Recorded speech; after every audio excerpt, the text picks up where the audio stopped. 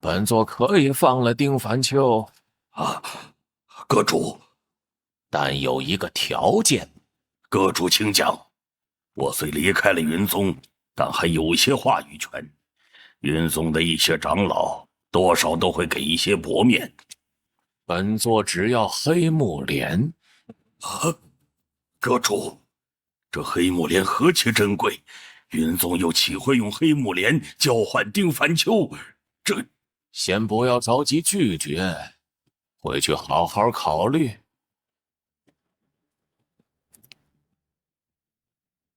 师父，这老东西有异心，要不……不必，再给他点时间。师父要这黑木莲干什么？你小师妹气海未通，黑木莲乃是天才地宝，最适合打通气海。师父修为高深，何须借助黑木莲？强行打开气海，效果不如黑木莲。哦，徒儿明白了。师父，孙师兄回来了！都已经到摩天阁了，磨磨蹭蹭的，信不信我打断你的腿，把你拎过去？别，我就是有些尿急。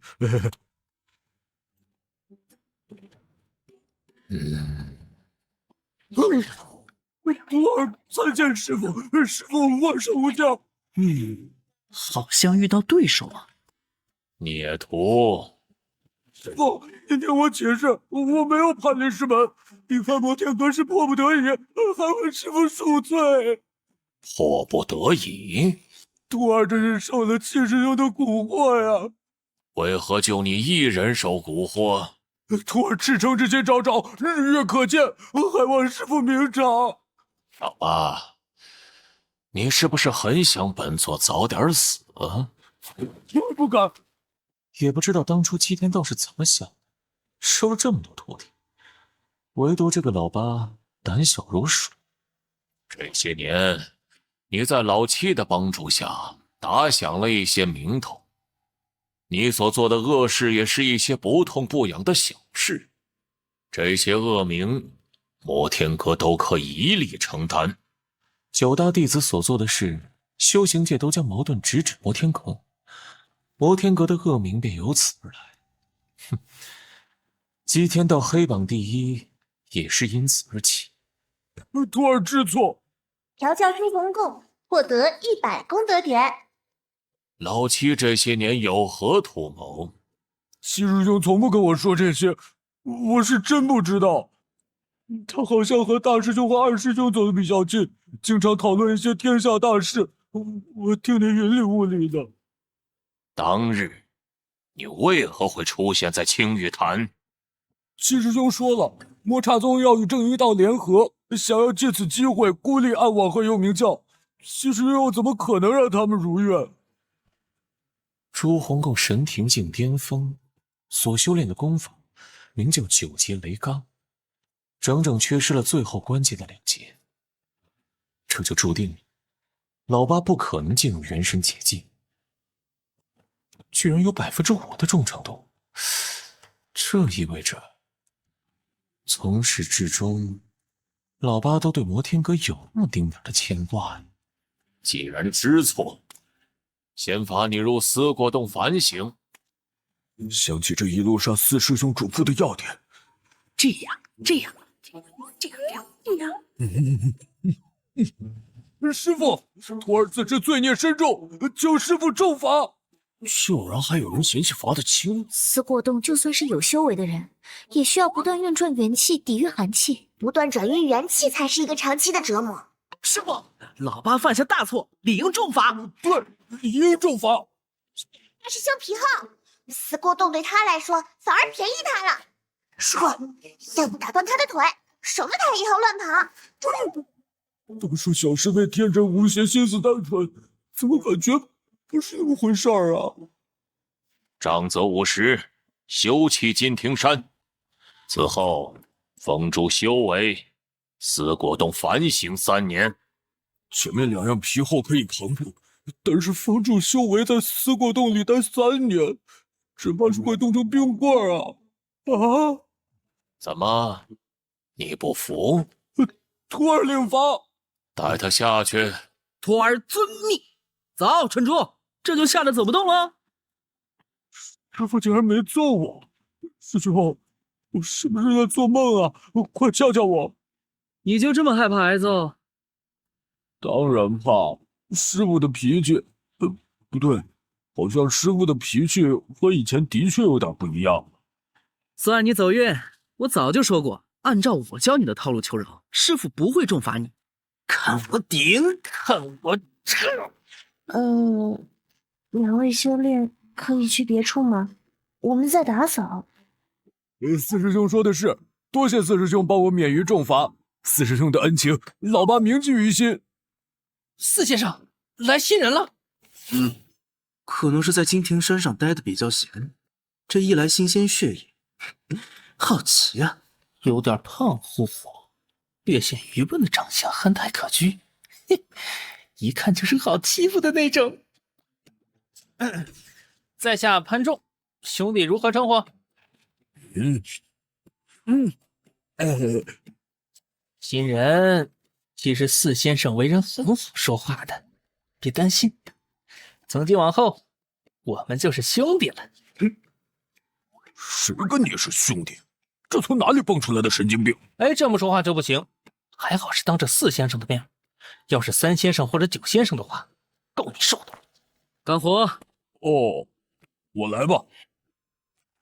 四先生，这新人有点意思，知道干活。何止干活，从今天开始没别的事情，他得在思过洞中待着。思过，摩天阁收一个新人不容易，阁主这么做，不怕寒了其他弟子的心？放心，他不仅不会烦，还会感激。我来。放心，他不仅不会烦，还会感激。我来。潘兄，我去修炼了，你一起吧。我待会儿。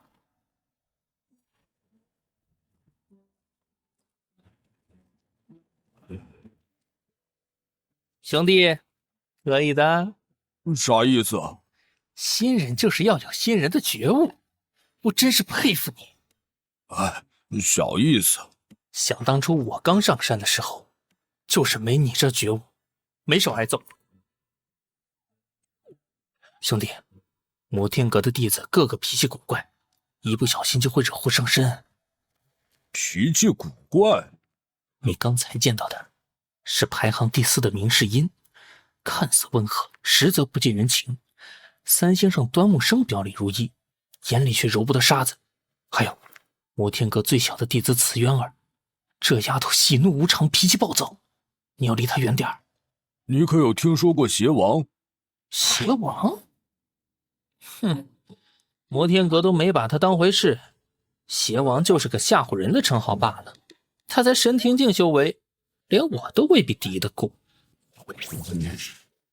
你好像看起来不太舒服啊。潘仲，四先生有何吩咐啊？将他的修为封住，入思过洞反省。四先生，他不过是新来的，这么做是不是太狠了？照做。是。来，兄弟抱歉了，忍忍。我倒是没什么意见。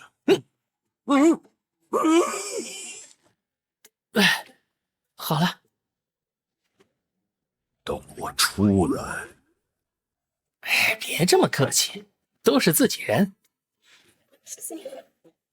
八师兄，小师妹，师傅有令，令我来监督正则，四师兄别忘了。老爸，别怪师兄，不过你放心，我尽量留手。橙之八徒弟朱红贡获得100点功德。打扫一下。潘兄，你怎么了？脸色如此难看，莫不是生病了？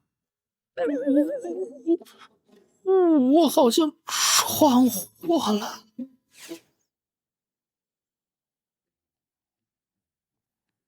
还差1000多，便可以购买7星闯魂。师傅，花无道求见。知道了，花无道，参见阁主。想清楚了？想清楚了。很好。我只是好奇，摩天阁宝贝众多，要这黑木莲作何用处？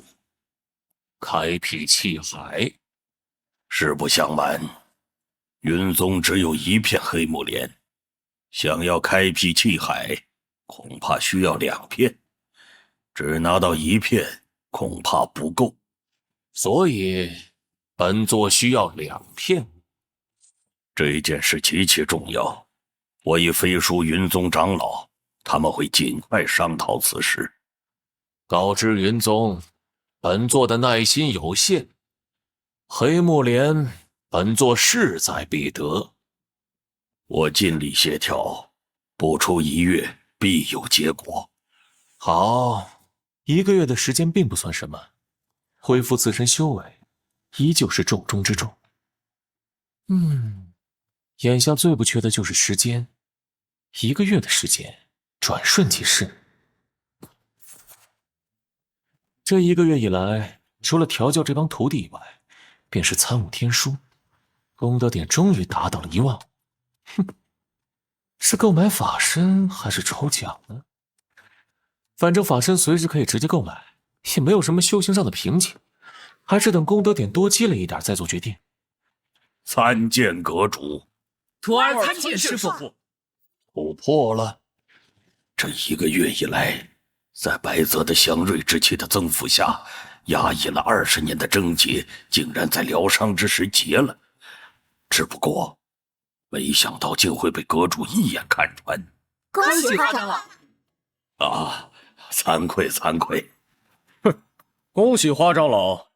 若非那白泽显圣，恐怕我这20年的症结也不可能解开。说到底，这件事我还是得感谢阁主。阁主，请受我一拜。可能是穿越的时间久了，已经完全能拿捏好摩天阁阁主的心态。起来说话。真实之眼只显示了境界，至于多少业，只能从气息判断。7业。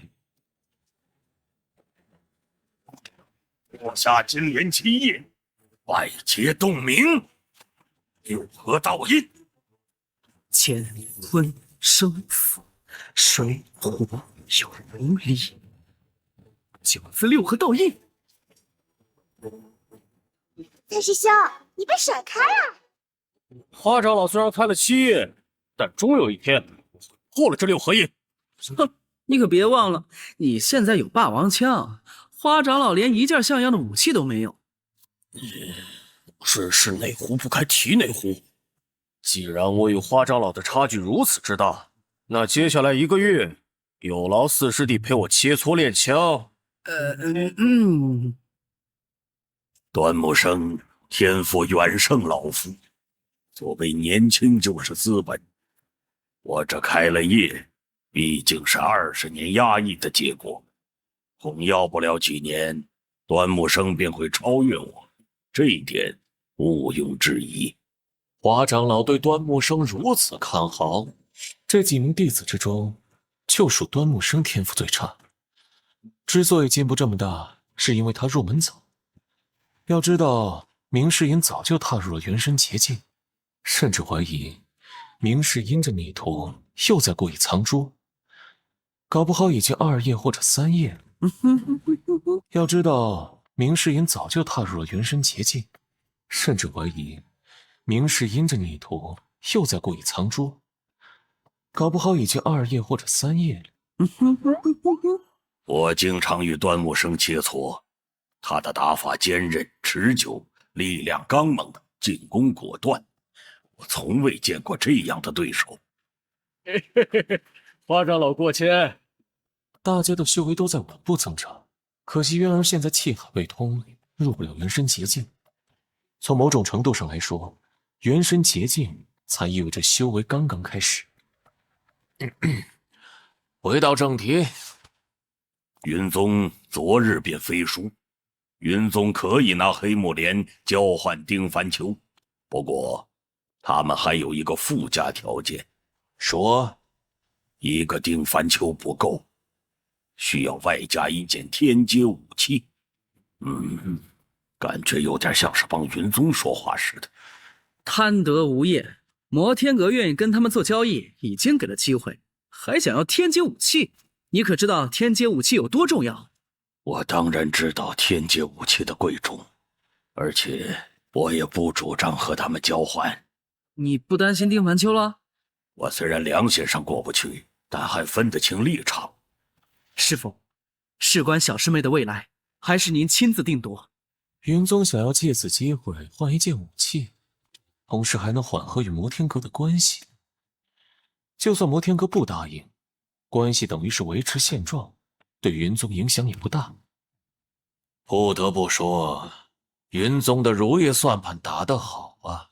本座手中的武器不少，但不意味着可以随意送人。我会尽快通知云宗。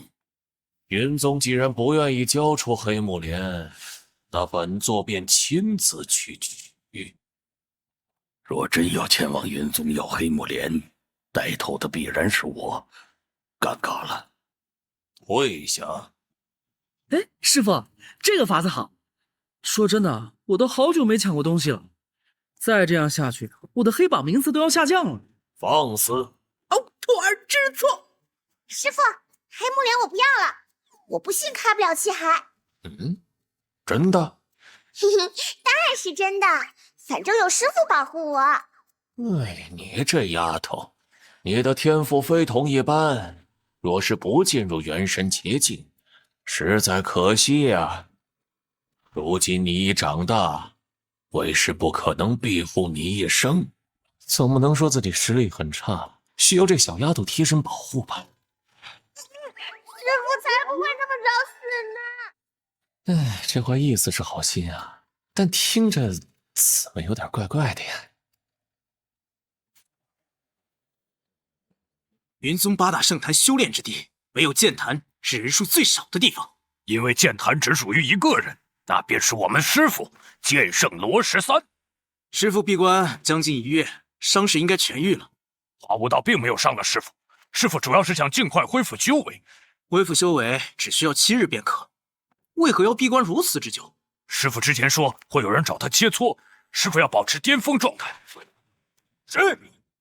各位不必惊慌，我与剑圣有约，还望通报一声。还好不是敌人，原来是家师的朋友。晚辈这就去通报，还望前辈稍等。有劳。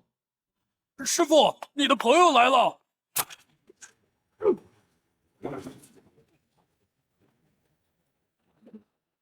来了。师父，现在的你还算可以，有趣。我本以为你不敢来，你就不怕我设下陷阱？那便换个时间再杀。想我纵横修行界多年，也不屑于用如此卑劣的手段。我始终和你们魔道不同，要打那便公平一战。如此更好。云宗剑坛大首座，罗13，请赐教。于尚荣。于尚荣，那个令人闻风丧胆的名字，喜欢挑战天下各路高手的剑道强者。怎么也没想到，这谦和有礼的青袍剑客，竟就是大名鼎鼎的摩天阁二弟子于尚荣。想不到啊！通知总坛，告知长老，拿下剑魔。我说过要公平一战，请示我。一画纸，石道殿服从命令，以毫无章法规则可言的方式是逼于尚荣的面门。笑了，他居然笑了！石道殿眨眼间来到了他的眼前，一股强大的元气力量形成的一堵墙，挡住了石道殿。你大意了！只我20。13不，师父最高能驾驭13道剑罡，有了武器便可以通过武器增加驾驭数量。20道剑砰砰砰刺在了那堵墙上，有排山倒海的气势，将所有的罡气贯穿了进去。于尚荣依旧未动，风轻云淡，不动如山。金刚越来越多，密密麻麻，如同海潮一样。终于，于尚荣连带着身前的罡气墙，被这刚猛的进攻逼退数步。尽管如此，于尚荣依旧抱着双臂没有动手。这波他撞到了。对于师傅一个强者，一个号称剑圣的强者，这无疑是巨大的耻辱。十合一，师傅放大招了，百劫洞明，剑心地狱。这是剑圣的成名剑技，剑心地狱，顾名思义就是很强。加上七叶纪年法身加持，这一招足有开天辟地之势。但愿你能让我买回。闪！剑心地狱这至强的一招全部落空，不可能！怎么回事？障眼法？我不相信于尚荣修剑道的同时，还能将障眼法练到这个地步。你打算永远不出手？我若出手，你便没有机会；我若出手，你便没有机会。我往往头气。你误会我了。你若真了解我，便会知道，刚才我很谦虚。是可忍，孰不可忍？满天都是师傅罗十三的影子，在法身百劫洞明的加持下，速度快如闪电。这一招像极了倒影之术，同时在漫天的影子周围，密密麻麻的剑罡形成，朝着于尚荣进攻而来。于尚荣面带微笑，轻轻地点了下头，似乎对这一招表示满意。他点头了，终于点头了，太好了！归去来兮，入三魂。于尚荣自离开摩天阁，一剑挑尽各路高手，唯有败境，因此他顺势登上黑榜第5。若不是他喜欢独来独往、自由自在，黑榜的名次只会更高。于尚荣的修为，没人知道有多深。传闻中，他与摩天阁大弟子于正海不相上下。于尚荣于大燕陪都上元城一战中成名天下，这一招归去来兮如三魂，便是他的成名剑技。高手不出手则已，一出手便已经知道结局，差距太大了。何为正？自然是超凡入圣，才可称之为圣。剑圣，则是他在剑道造诣上的最好赞美。然而，剑圣却被剑魔一招击败。为何不杀了我？世人都知道剑魔的原则，只要他开金口要杀的人，那便必须要杀，无论此人逃到何处，天涯海角。是因此，于尚荣竟然没有下杀手。这一剑之下，你本已是我剑下亡魂，但我可以破例一次，饶你性命。然后呢？2个选择：一，以你之命换取黑木莲；二，你有权拒绝第1条。3天后，我会再来杀你。我尊重每一位对手的选择。黑木莲乃贵重之物，哪怕是丹田气海被废之人，也可以使用此物恢复。堂堂剑魔也需要此物？你误会了。哦，我有一小师妹，名唤慈渊儿，天真无邪，待人谦和。黑木莲是为她所求。我有一事不明，请说。小师妹，此渊儿，待人谦和。你既离开摩天阁，那便不再是摩天阁的弟子。你为何要帮他？帮？罗13，帮与不帮，与你何干？人家爱怎么做就怎么做，我管得着？更何况，我还是手下败将。我虽与你素未相识，但这一战，你并非是十恶不赦之人。你为何要成为众矢之的的大魔头呢？你想教化我？我还记得上一次跟我说这话的是空明，不要步空明的后尘。空明，大空寺空明。传闻大空寺空明死于摩天阁第5位弟子昭月手中，没想到真正的幕后黑手居然是剑魔于尚荣。我一向信守原则，从不破例。既破了例，便好好珍惜。告辞。师傅，通知各位长老，我改主意了。丁凡秋乃是云宗核心弟子，黑木莲不过是身外之物，人命关天，同意交换。是。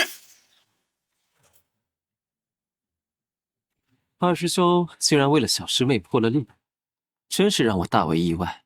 小师妹天赋极佳，若是不能冲破气海，实为憾事。规矩人定，人定胜天。此前我已得到消息，云宗拒绝拿黑木莲和摩天阁交换。二师兄此时火上浇油，会产生2个结果：一，云宗狗急跳墙，气急败坏，与摩天阁的矛盾一触即发；二，云宗乖乖就范，老老实实拿黑木莲交换。二师兄，你就不怕云宗会走第一条路？老七，你这么聪明，应该明白这世间最根本的道理。愿闻其详。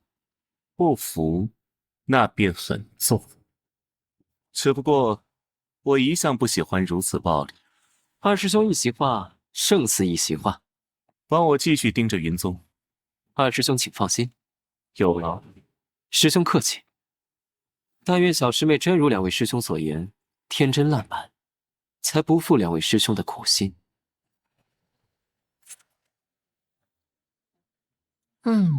如何与云宗交涉拿到黑木莲？云宗八坛强者如林呢。如今的摩天阁不同往日，若有大徒弟和二徒弟，这大言天下便无往不利，哪里都拦不住他们。现在就只有花无道的实力最强，所以想要驾临云宗，就不能用这么暴力的方法。他长老来了。阁主，云峰已经飞书答应用黑木莲交换丁凡秋，现已遣特使赶往摩天阁。改主意了？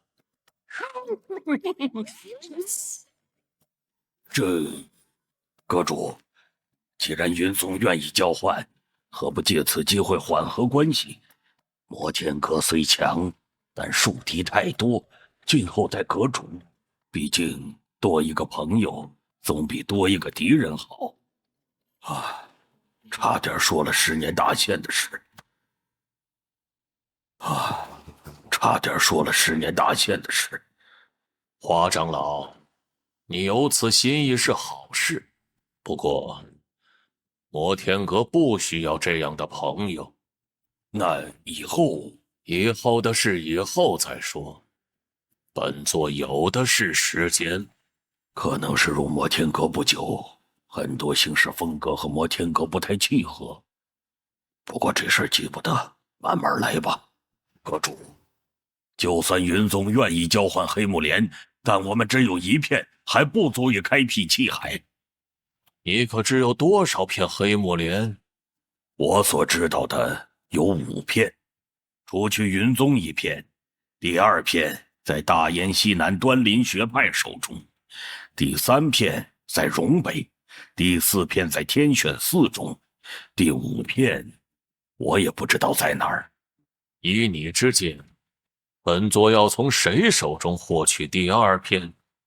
端林学派远在西南，荣北已在大岩之外，所以仅剩下天选寺。佛门向来不问正魔纷争，若好好交涉，可以拿下。师傅，徒儿倒是有一计。说。老爸向来与天选寺交好，可以命令他前往谈判。交好？老爸离开摩天阁这些年，为了寻求一个保命手段，没少在天选寺身上下功夫。他身上的宝禅衣，便是从天选寺所得。去，让他过来。我这边要脸。个把月过去，剩许多呀。徒儿拜见师傅，师傅千秋万代，万寿无疆。大师兄，吃饭没？还剩个头。谢谢小师妹。这猪的存在确实掩盖了自己在这块的光芒啊！老八，为师念你受人蛊惑，给你一个戴罪立功的机会。徒儿愿戴罪立功，上刀山下火海，两肋插刀，绝不皱眉。很好，那便由你前往天选寺，将黑木莲带回。天选寺？你不愿意？不，徒儿愿意，徒儿一定会将黑木莲带回。相信师兄不会害你，去吧。记住，你只是去交涉，随时飞书回来。这就出发。云宗特使何时抵达？还需3个时辰。虽然不太情愿前往天选寺，但师命难违，不得不从。八先生，谁？是我，潘仲。别招惹我，上次的事儿没跟你算账。别！我一看八先生就和别人不一样，怎么可能因为1、2句话介怀？拍马屁，不吃这一套。八先生，说句实话也算是拍马屁的话，那我以后见了您句句撒谎。这话还差不多。说吧，什么事儿啊？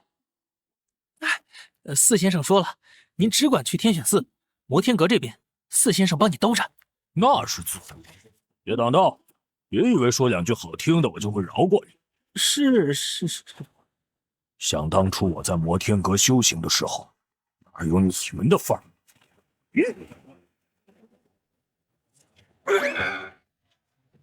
我的杀猪手！糟糕，忘记这事了，还没给八先生解封修为。阁主，云宗特使李云道求见，让他进来。云宗李云道拜见基老前辈。赐座。谢基老前辈赐座。都说这姬天道活不过10年，如今看来精神奕奕，怎的都不像那大限将至的样子呀。花无道，堂堂云宗长老，还真跨入了我们，可悲可叹呐！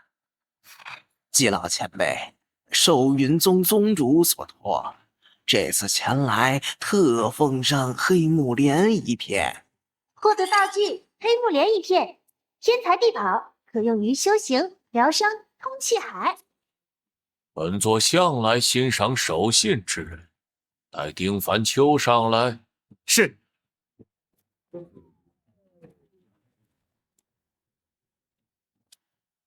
多谢。送客。我不远而来，凳子还没坐热就要撵人。季老前辈，晚辈还有话要说。何事？此前剑魔前辈前往剑坛，击败剑坛首座罗前辈，罗前辈让我带话，若是有机会，还请剑魔前辈赐教切磋。羽尚荣去了剑坛，季老前辈不知。难怪云宗突然改变了主意，这背后也有于尚荣给了压力。孽童，剑魔前辈剑道大成，一招归去来兮入3魂，令剑圣前辈赞不绝口。滚！当着师傅的面夸一个叛徒，你脑子进水了？带着丁凡秋赶紧滚！我这就滚。小小黑木莲竟有这般药性，师傅，这黑木莲真的能开通气海？黑木莲乃是天才地宝，别说是开通气海，只要人没死，吃了这东西都能把你救回来。谢谢师傅。不枉为师如此待你。徒儿定不负师傅期望。阁主，天选寺飞书。呈上来。胆子真大。天选寺还真是狮子大开口，要3件天阶武器，还要将八师弟的宝禅衣拿回。你不是说朱洪贡与天选寺交好？或许这头猪隐瞒了什么？师傅，老八现在已经被囚禁，天选四这是明摆着没把摩天阁放在眼里。天选四何来底气与摩天阁叫板？哼，大概是越无知越愚昧。天选四何来底气与摩天阁叫板？哼，大概是越无知越愚昧。天选四可不比大空寺，尤其是近几十年来，天选寺几乎没有出过一位佛门大师、元神结界的高手，所以天选寺何来的底气？只能说无知愚昧。师傅，徒儿愿与三师兄前往天选寺，杀光那帮秃驴，让他们知道摩天阁绝不是好惹的。八师弟毕竟是奉命行事，代表了摩天阁，徒儿愿同四师弟将那帮秃驴挫骨扬灰。昭月自知有错，愿戴罪立功，和两位师兄一同战斗，定要杀光天选寺，以解师父心头之恨。这样动不动就要杀人全家，是不是太暴力了一些？情急之下还是有点符合吉天道的老路。不过，若天选寺真是如此，那么一点都不远。天选寺与大空寺同属一脉，大空寺空远闭关多年，据说早已突破。若他们沆瀣一气，尔等恐怕有去无回。师父，徒儿岂是贪生怕死之辈？徒儿不义。既然如此，为师便走一趟天选寺。师父，你也去？有师父出马，什么狗屁秃驴，尽数一巴掌拍死。系统的任务界面触发了获取黑木莲的任务，奖励功德点1500点。若是能顺利拿到黑木莲，法身七星转魂便唾手可得。所以，黑木莲志在必得。穿云飞辇备好了。花长老年事已高，腿脚不便，留在摩天阁好生歇息。我的确老，可阁主你似乎更老。今后阁主佳音。三师兄，你可知掌舵有诸多好处？掌舵可以磨练元气的协调性，时间久了还能磨练韧性。除此之外，掌舵的位置绝佳，视野最好。有这么好？当然了，我哪敢欺骗三师兄啊？大师兄为什么这么强？10年的舵不是白长的。好像有点道理。师弟，你修为较弱，这般好事就交给你吧。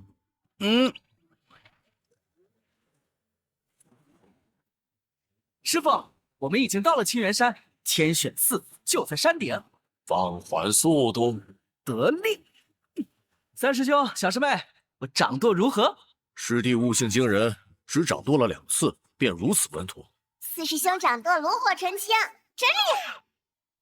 既然如此，今后便由你固定掌舵。啊，师傅，那个飞辇真的来了。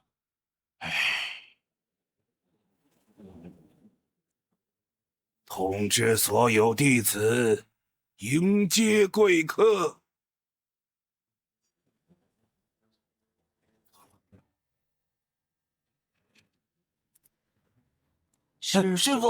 师傅，摩天阁来势汹汹，接下来怎么办？果然不出老衲所料，来者乃是世间第一魔头，除虚生、虚坟、虚海3人，其他人切不可胡言乱语。天选寺住持方丈虚静，恭迎各位施主。师傅，这帮贼秃驴忒虚伪，居然敢这般嘲讽摩天阁。老衲迫不得已出此下策。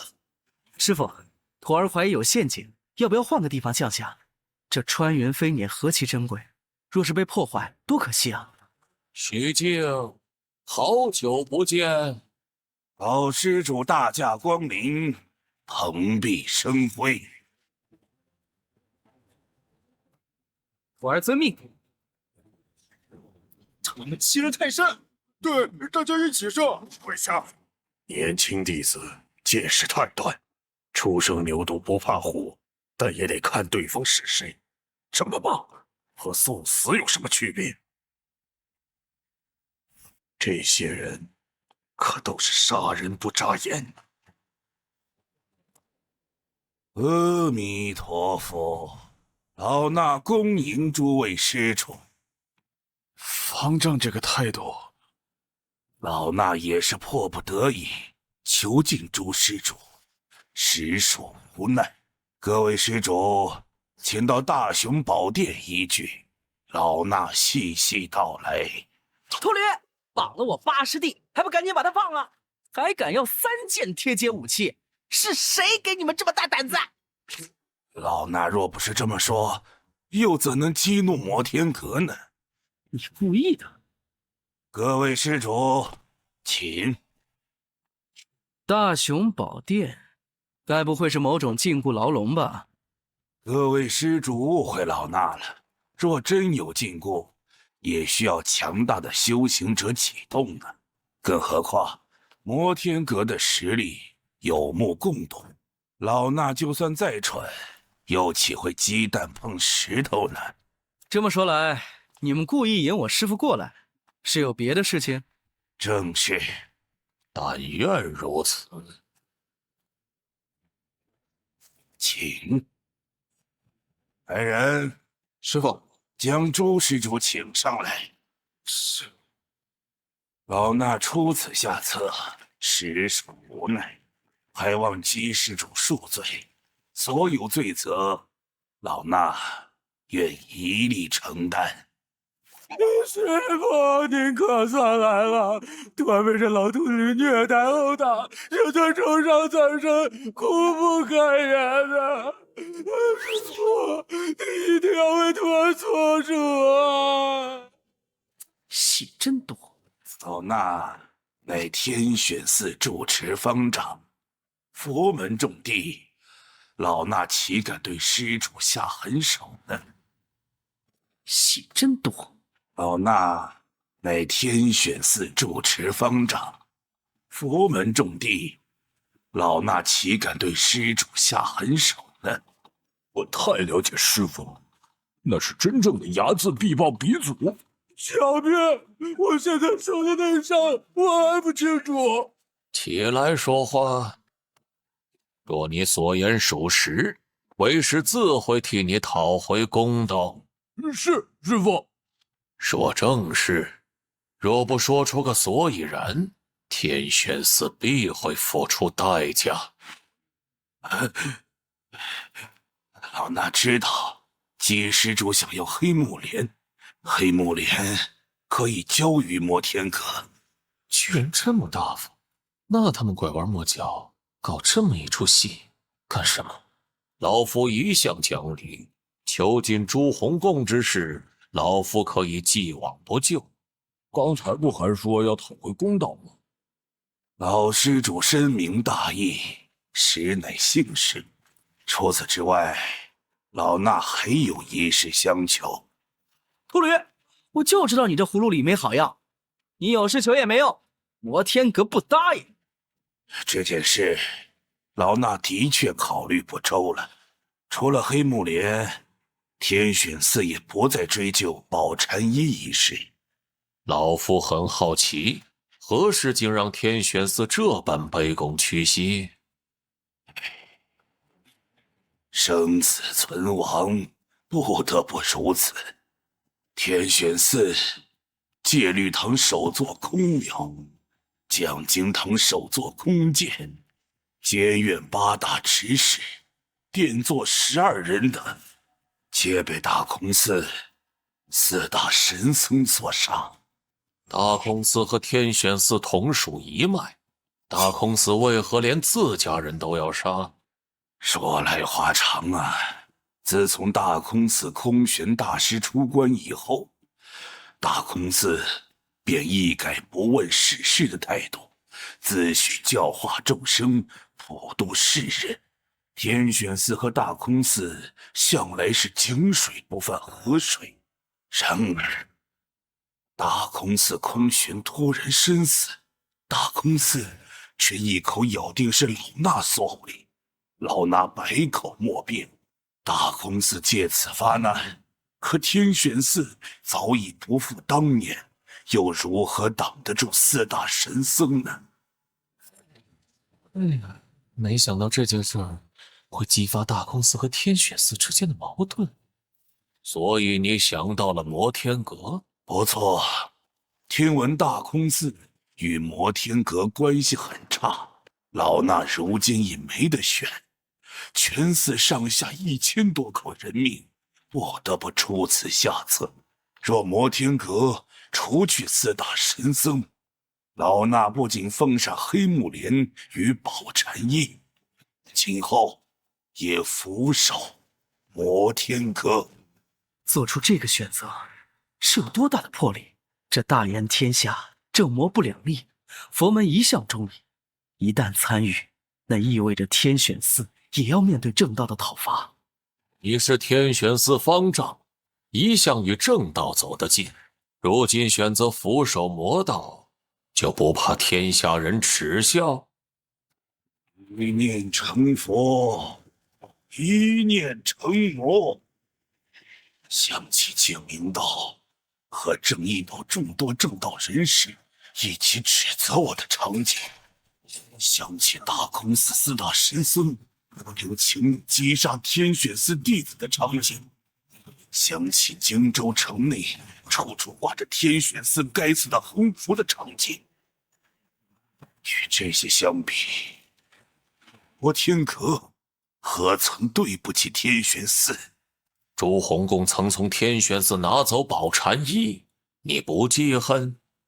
宝禅衣若是留在天选寺，恐怕早就被大空寺拿走。如今留在朱施主手中，实乃幸事。我说你们怎么没扒我衣服？原来是这样。天下名门正道未必都是净明道和正一道，你为何不向他们求助？天下正道众多，但真正能与大空寺相提并论的寥寥无几。即便如此，你又如何肯定摩天阁会插手？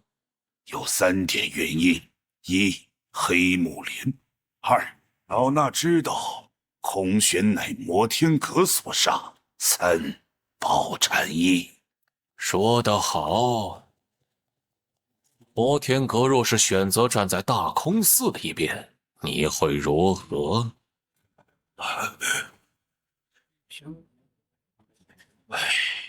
若真如此，老衲便是天选寺千古罪人，自当第一个到佛祖面前忏悔。方丈，别紧张，老施主，能不紧张吗？天选寺愿意奉上黑木莲、宝禅衣，甚至还愿意俯首摩天阁，有几回错过这样的机会呢？老夫就欣赏识趣之人，大空寺何在？施主这是……师傅，空寺给了3日时间，今天是最后一天，明日一早，大空寺4大神僧便会驾临天选寺。明世音，徒儿在。将飞年引匿。徒儿领命。快安排厢房。是。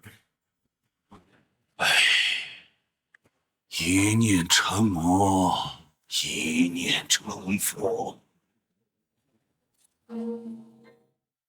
一旦大公司的飞辇出现，立刻汇报。是。姬施主，请。方丈，大空寺的飞辇已经出现。哟，大空寺这阵仗看起来就比你们天选寺有钱多了。还行，就是小了点。徐静，还不快快出来迎接！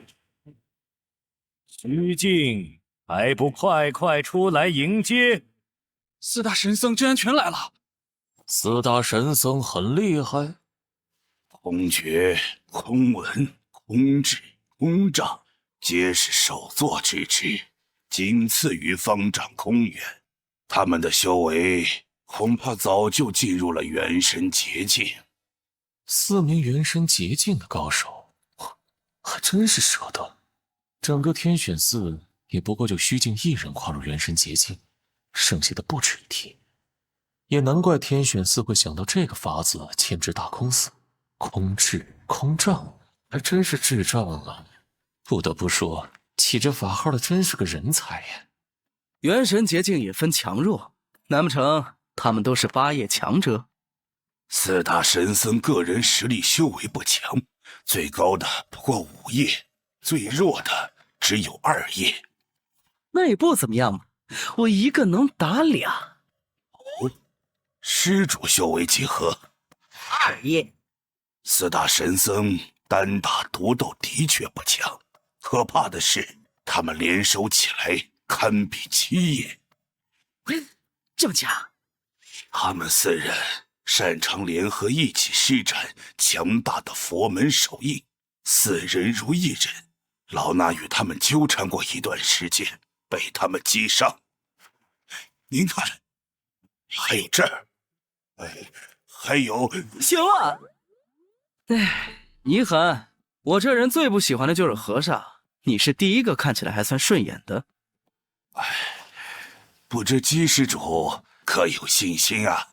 虽然也听说过摩天阁姬天道乃是当世第1魔头，可问题是如今千年大限已至，家师的修为深不可测，你大可放心，也许不需要家师出手，我与3师兄便可解决。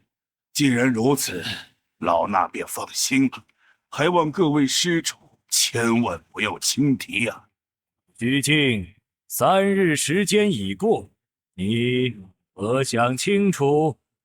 徐了、徐凡、徐海，方丈师兄，天选寺众弟子的安全便交给你们了。方丈师兄，请放心，我3人虽为神庭，但一定会竭尽全力保护弟子们的安全。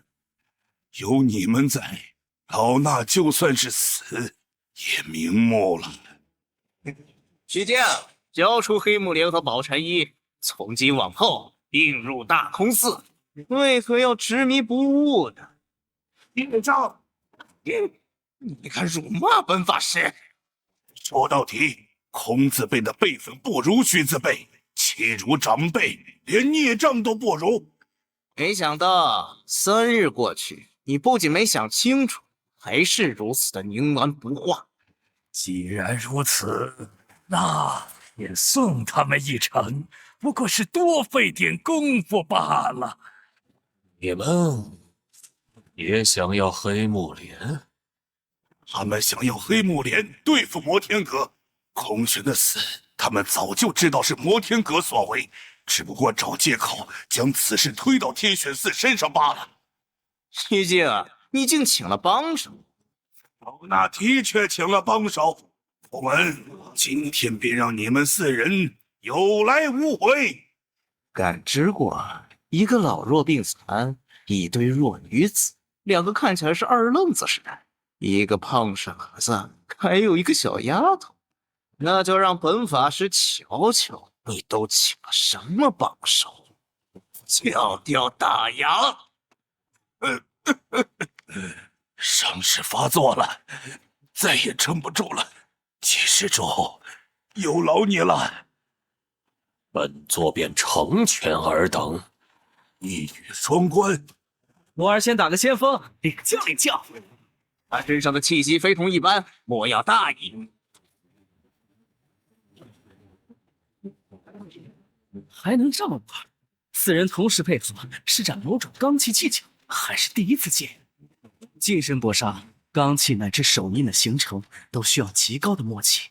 他们4人抬手间便可施展这样的罡气，着实有些意外。善哉善哉，施主修为不低，为何要助纣为虐？我最讨厌你们这帮秃驴讲什么大道理，目瞪四海。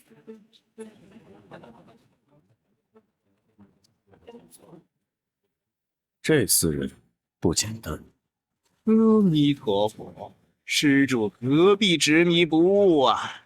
施执迷不悟的是你！天阶武器伤害，完了！帮我全上！施主，本法师好生劝你，你却不听。放弃吧，你不是我们的对手。没想到用了天阶武器，依然不是四大神僧的对手。看到无数个漏洞，却又像是陷阱。虚静，本以为你挡住了那一招，没想到你还是受了重伤。直到现在，实属不易呀。老施主，他给了你什么，让你这么棒的？虚境方丈许老夫黑木莲、宝禅衣，如此诚意，老夫岂会不帮？黑木莲，虚静，你疯了！这般贵重之物，你竟然给外人，你不给本法师？业障！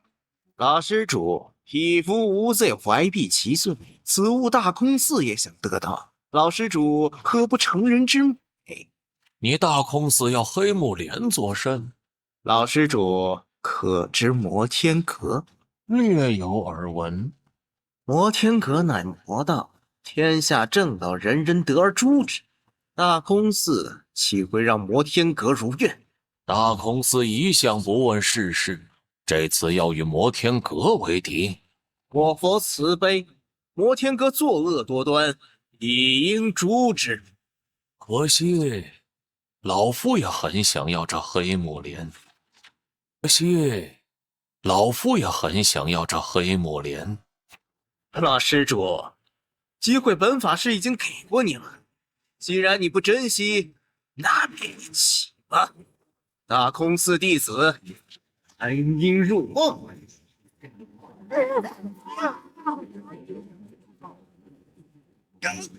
这一幕和当初在汝南圣坛上的何其相似！天书的非凡之力在这时候发挥了奇效，丝毫不容有泄露。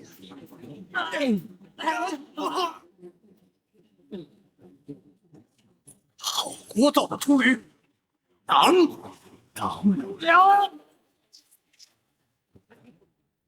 怎么回事？居然挡不住！端木生和花无道千百次切磋的效果体现出来了。这一招破六合道印还差了一点，但破这一招罡气墙不成问题。还有我来对付智障。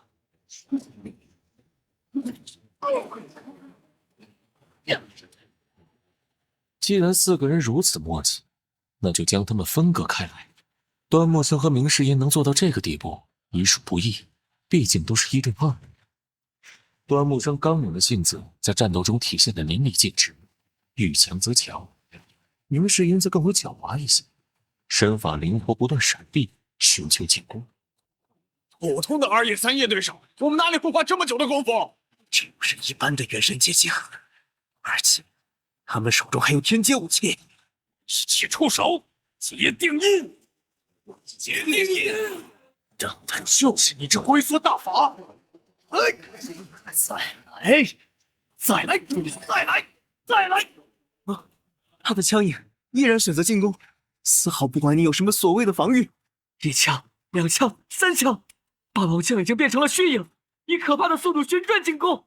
正他就是你这龟缩大法！你等我看吧！剑影合一，落在了结定印上。端木生居然破了结定印！空诀之后，结定印那是禅宗中防御极强的一招，不过再强的结定印又如何比得上花无道的六合印？和花无道切磋了这么久，若是一点长进都没有，那岂不是要笑掉大牙了？小心！小心！目前来看，局势都在摩天阁的掌控之中，有这2名徒弟控场，甚至觉得都不需要浪费道具卡了。出招吧！好，坐下。仇浑然，仇不至诚。生少一心者，必不过岁也。大眼咒，这波人居然还能掌握大眼咒，这要是大开杀戒，大眼周点阴功，这像是放大版的梵音入梦，只此蹊跷。明白虚静为什么要说小心二字。再这样下去，天选寺的弟子全都得死。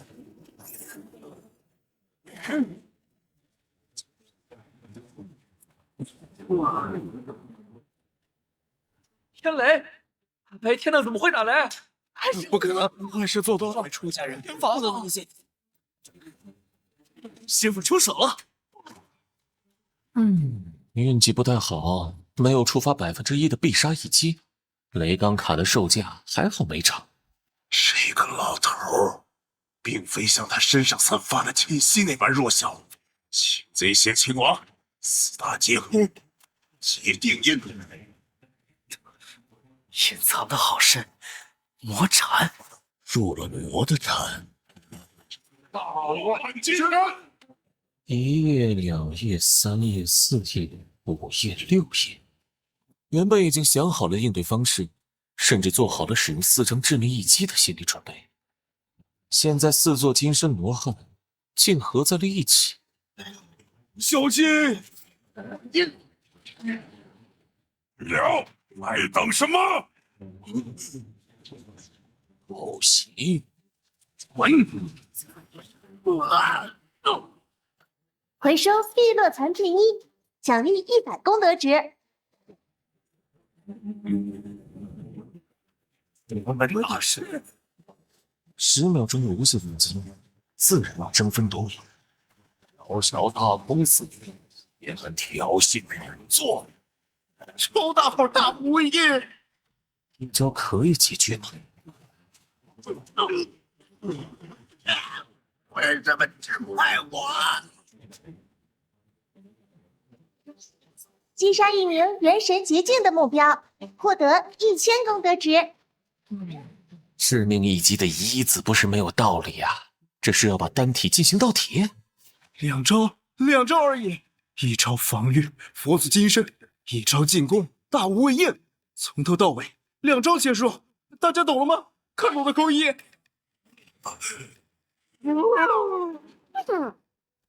这是师傅，我完全不敢相信眼前的一切。端木生、明世英，团菜饭，剩下3人交给你们了。无二遵命。慢着，安抚了，大家饶命！你才大侠，你全家都大侠。空文尚且在的时候，端木生和明世英还能战斗，又何况空文已死？小渊儿、赵月，徒儿在。清理一下。徒儿遵命。师傅，还有我老爸定大发神威，为师傅排忧解难。哼哼，我早就忍不住，看我不打死你们！兄弟们，留我2个！兄弟2人胖子咬人了。为何偷袭老夫？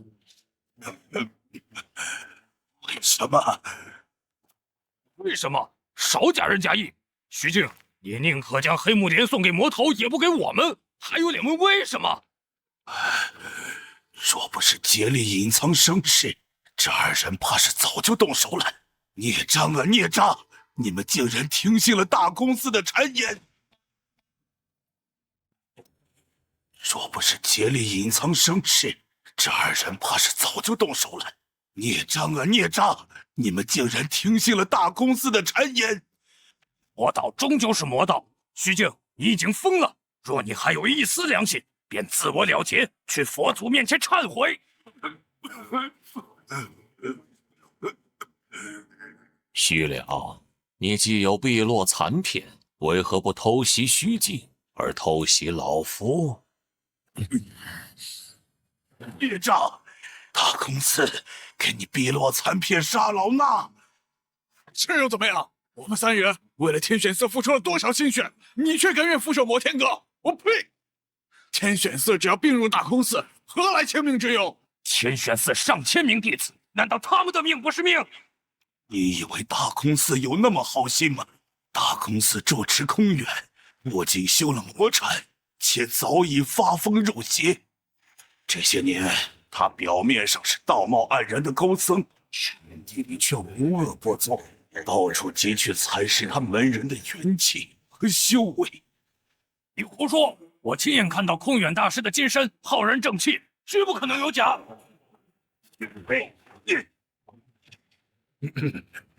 让老施主见笑了，家丑不可外扬。此事结束以后，老衲定会亲自解决二人，给老施主一个满意的交代。碧落残篇乃是大空寺给你的。是。你可知其他的碧落残篇现在何处？不知道。真不知道？想来也是，他不过是小人物，又怎么可能知道碧落残篇的下落呢？师傅，这些个和尚都不禁打，我还没说全力就不行了。不过泛海而已。击杀一名元神捷径的目标，获得元神捷径的目标，击杀获得元神捷径的目标，获得1000功德值。徒儿谢不辱命，你将目标击杀。很好。不过修行青木心法，最忌修炼其他法门。师傅，徒儿只是好奇，心痒难耐，就学了地遁之术，绝没有其他想法。今后专心修行青木心法，不可再三心二意。徒儿遵命。谁说魔不能成佛？谁说魔一定是邪恶的呢？我们亲眼看到了佛祖金身，天玄寺没事了。多谢姬施主出手相助。获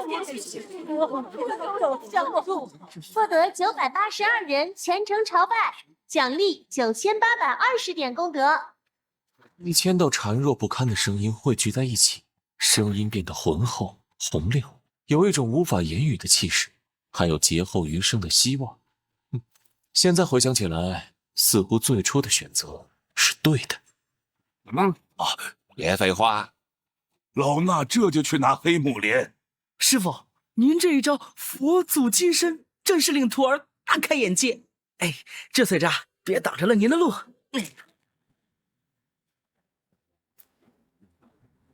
获得黑木莲一片，完成获取黑木莲任务，奖励1500功德。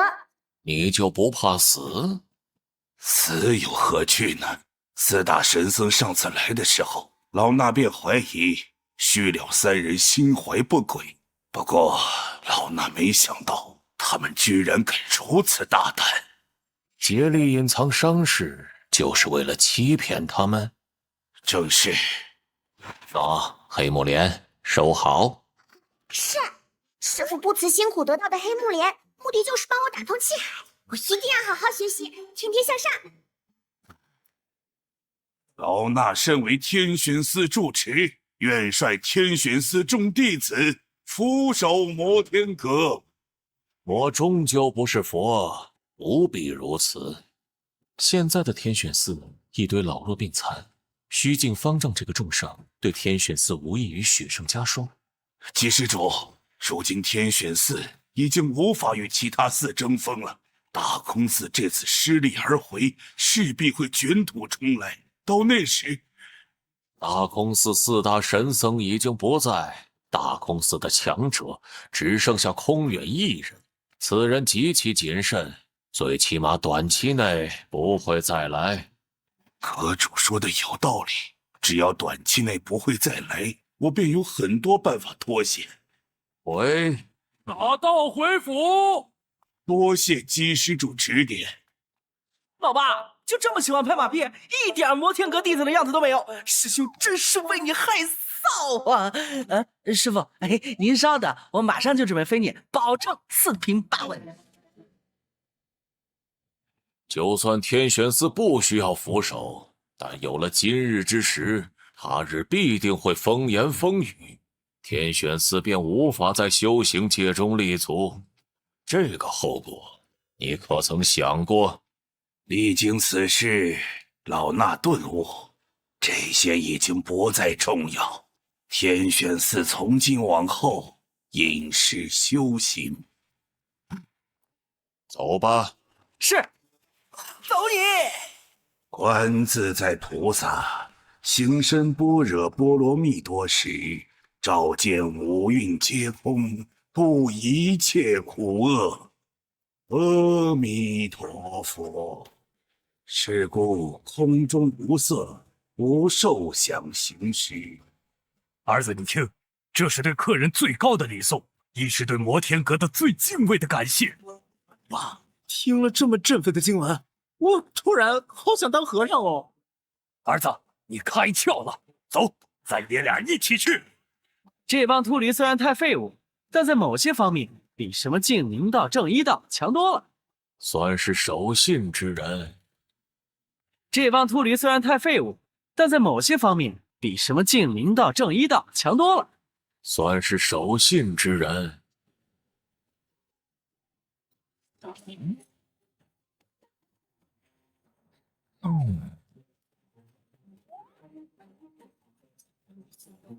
功德点29320点，没想到天选寺众弟子的虔诚叩拜比杀了4大神僧奖励的还多呀！要怎么换呢？抽波奖7星转魂卖15000，还能剩下14000。或许这就是大赚之后必有大亏吧。60次，浪费了3000点功德，一次没中，全部谢谢惠顾。习惯了，购买了法身7星转魂。获得法身7星转魂，请问是否使用？使用。师兄，有人跨入神庭境了。不必惊慌，师傅他老人家经常这样。想到天选寺之时的场景，哪里敢怀疑师傅的修为和本事？四师兄，师傅什么时候赐你的武器啊？你想看看？你什么时候能有一件像样的武器就好了。你不是有宝禅衣了？哦，对啊，八师弟，走。干嘛？陪我练练。啊，四师兄，别开玩笑了，我只是神庭境，哪里是你元神劫境的对手？师兄，等。各方面都达到了神庭境速道境界的水准，只可惜寿命已经在击天道时期达到极限，所以当前只不过是修为恢复，而无法再次增加寿命。5955天，购买一张逆转卡，使用。感觉上没有太明显的变化，毕竟只逆转了不到1年的寿命，17年对于1000年时间而言，始终差得远。碧落残片，这不是当初击天道丢出去的破烂货吗？碧落残片能够轻易划开护体罡气，几乎是杀人利器，但残片终究是残片。击天道不知道用什么手段获取到了8个残片，后来觉得没什么用处，残片便当成破烂丢了。摩天阁的破烂货放在外面自然是好东西，一些有心人便在暗中收集摩天阁的宝贝，碧落残片便是其中之一。这任务就尴尬了呀！满世界去找碧落残片，和大海捞针没什么区别啊，这要怎么完成啊？师傅，小师妹他又到处惹事了？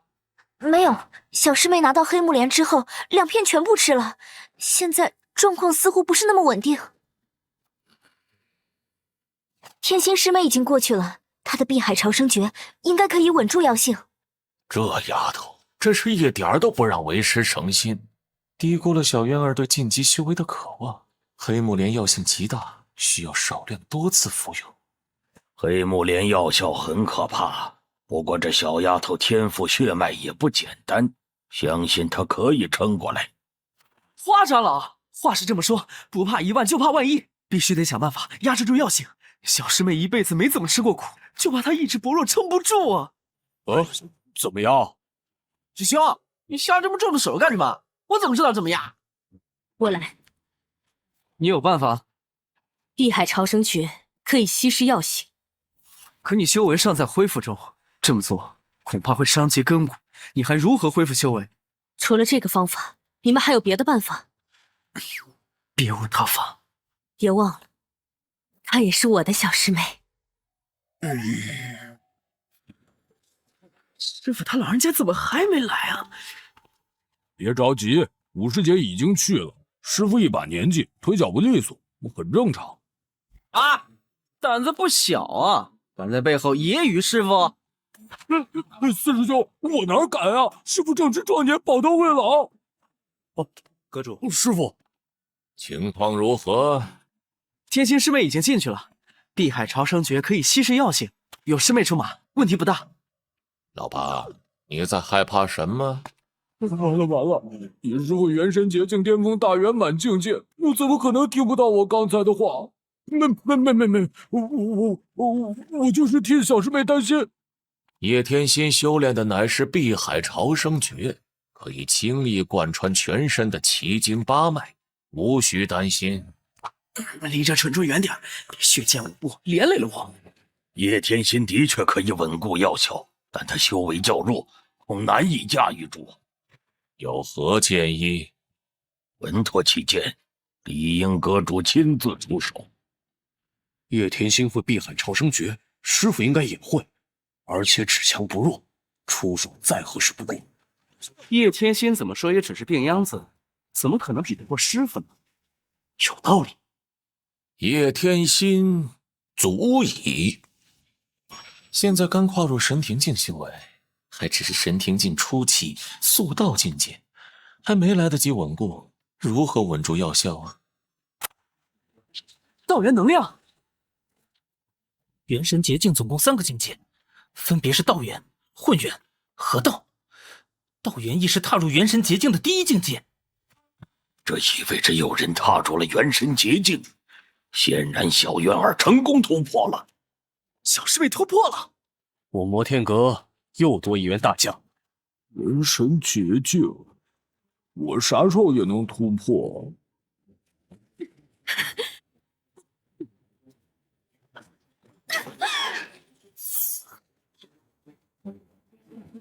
师傅，师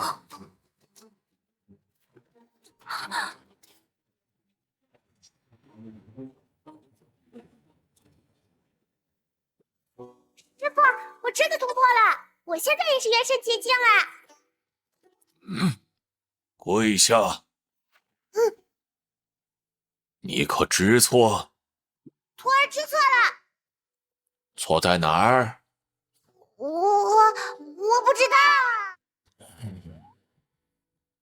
小师妹，你擅自服用黑木莲，若不是天心师妹冒着危险稳住药效，哪能这么容易突破？天心师姐，小师妹，你擅自服用黑木莲，若不是天心师妹冒着危险稳住药效，哪能这么容易突破？天心师姐，她受了点伤，问题不大，回去休养几日便好。徒儿知错，请师傅重罚。知错能改，善莫大焉。起来说话。老八，你搞什么鬼？没，我只是一时没习惯。我警告你，离我远点！这蠢货别连累我。你刚跨入元神洁净，需要好好稳固。还有，太清玉简，按照补全以后的功法从头修炼。徒儿一定不负师傅期望，师傅对我最好了。没个正形。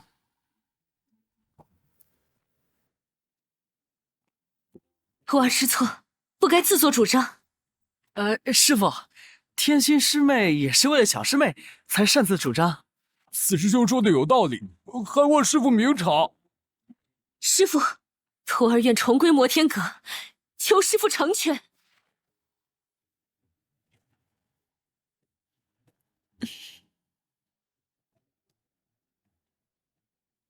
韩忠，晚辈在。若你想重新回净明道，净明道会答应吗？阁主，晚辈既然入了摩天阁，便绝无二心。若非阁主赠晚辈6阳功，恐怕晚辈还在受苦寒之痛。晚辈生是摩天阁的人，死是摩天阁的鬼。本座说的是假如。假如？莫说是回去，恐怕连大门还没迈过去，就被长老们大卸8块。你小子犯了什么浑，连悔改的机会都没有？这不是悔改的事啊！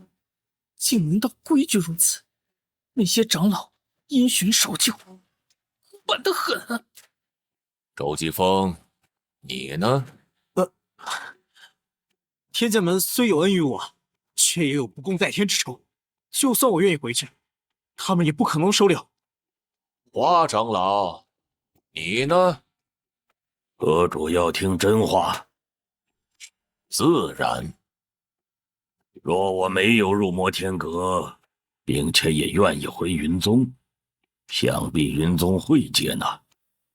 花无道这样的人才到哪都吃香，但他始终是入了摩天阁，再回云宗几乎不可能。能够下跪，便已经是替叶天心求情了。叶天心听得最清楚，周启峰和潘仲的回答，让他更加难受。叛离师门，欺师灭祖，他与潘仲和周启峰有什么区别？他毕竟不是花无道。玉龙村之事已经调查清楚，陷害本座的魏卓言已死，你还有何话可说？徒儿自知罪孽深重，无法饶恕。你我师徒情分已了。走吧。公主，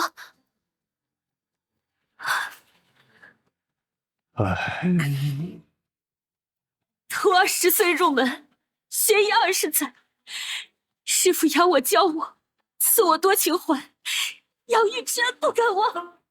徒儿犯下大错，重归摩天阁不过是妄想。师父以德报怨，查清鱼龙村真相，杀了魏卓言，恩同再造。徒儿拜别师父。念你救小渊儿有功，赐你多情环，好自为之。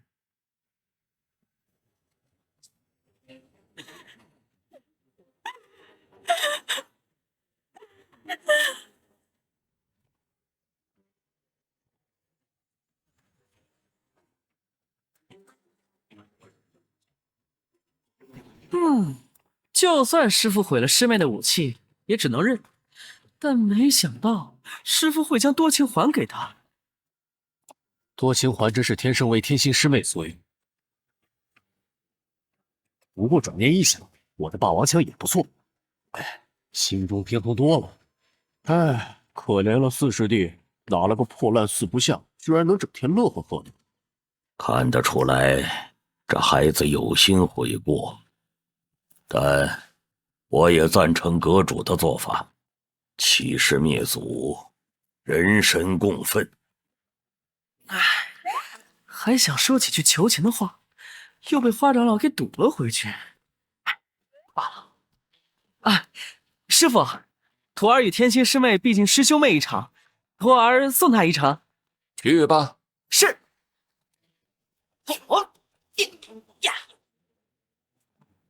你们在干什么啊？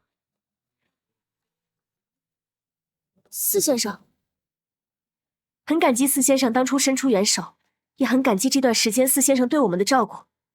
我们姐妹追随公主多年，公主去哪，我们便去哪。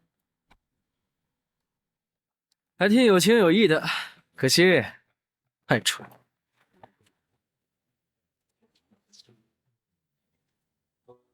四师兄，师妹，你也别怪师父心狠。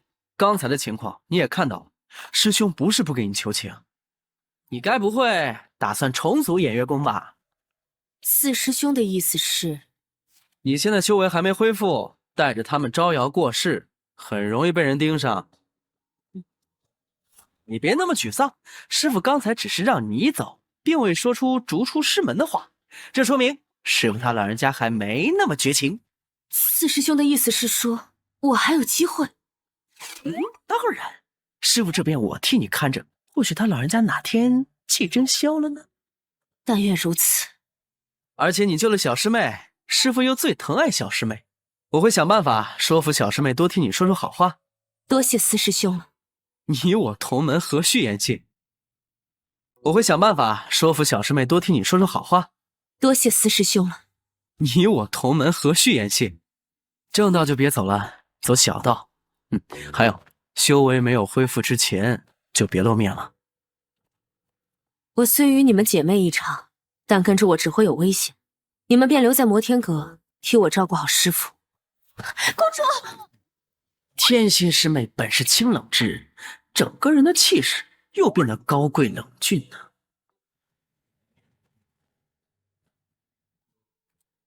说你们蠢，还真蠢。该干嘛干嘛去。看得出来，这孩子有心悔过，可惜呀，可惜。师傅，6师妹修为刚恢复，为了帮助小师妹又遭到反噬，就这么离开金庭山，怕是有危险。那是他的造化。诚如他们所言，现在的叶天心还很弱小。不过若是连入室隐匿的手段都没有，那他枉为摩天阁的弟子。连老八朱红贡不过神庭境的修为，都能在猛虎山寨立下山头，至今没有出事。他叶天心如此精明，岂会有事？照看好小渊儿。徒儿遵命。打开天书界面，参悟天书。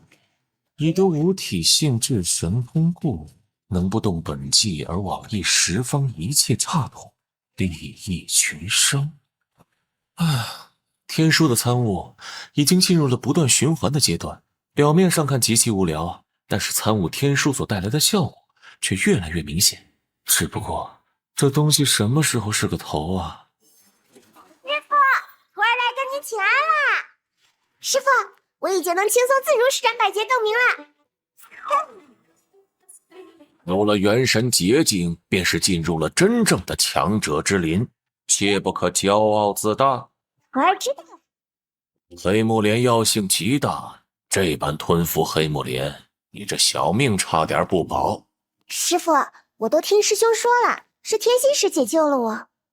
休要再提，为师对他仁至义尽。见过阁主。这帮女修隶属偃月宫，叶天心走了，他们居然还愿意留下来。我帮师傅您捶背，我帮师傅您捏捏债。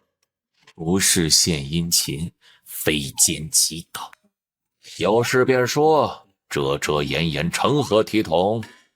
师傅，你是不是有什么事情给忘记了？你这丫头，当初承诺过小渊儿，只要她步入元神结境，便赐她武器。说来也巧，若不是之前购买了现实宝箱，还真不知道送她什么武器。不管是斩命刀，又或者是密室中那一堆破烂玩意儿，似乎都跟小渊儿不太契合。师傅，这是什么？梵天灵，树体之宝，可长可短，随修为变化。你不喜欢？全是师傅给的，徒儿都喜欢。那为师便赐你梵天灵。梵天灵认主成功，激活品阶天阶，奖励1000功德点。感谢师傅，徒儿一定不负师傅期望。梵天灵已认了主，你要趁早熟悉，不可偷懒。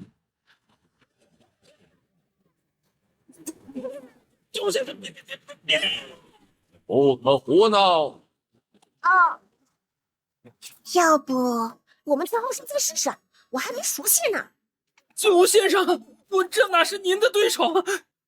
你这人真无聊。九先生，周兄弟最近在研习剑法，而且小有成就。他在哪儿？后山。兄，对不住了。韩仲，你这是怎么了？见过司先生，我没什么，走路不小心摔着了。摔能摔成这样？我家小师妹人呢？啊，九先生得了天阶武器梵天灵，正愁着没人试手，这会儿应该去找周继风了。啥？天阶武器梵天灵？我怎么忘了？4先生和3先生都有天阶武器傍身，给九先生试试武技，最合适不过。找三师兄没问题，若是见了小师妹，就跟他说：“我的妈！哦，救命啊！”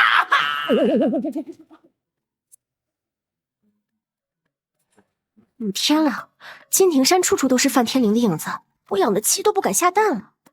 听说那位周少侠已经……嘘，小声点。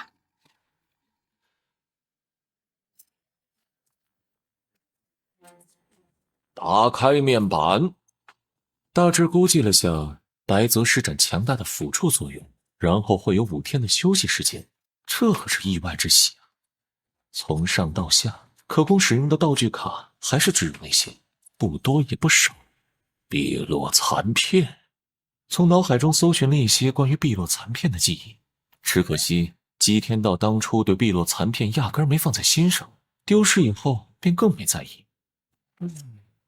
毫无线索，或许花长老应该知道一些。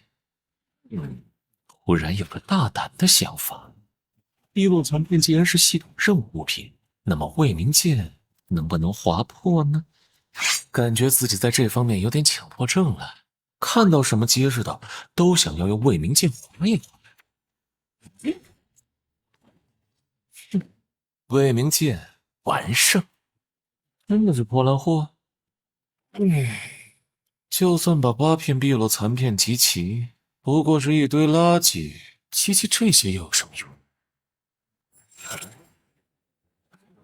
还能这样自我修复？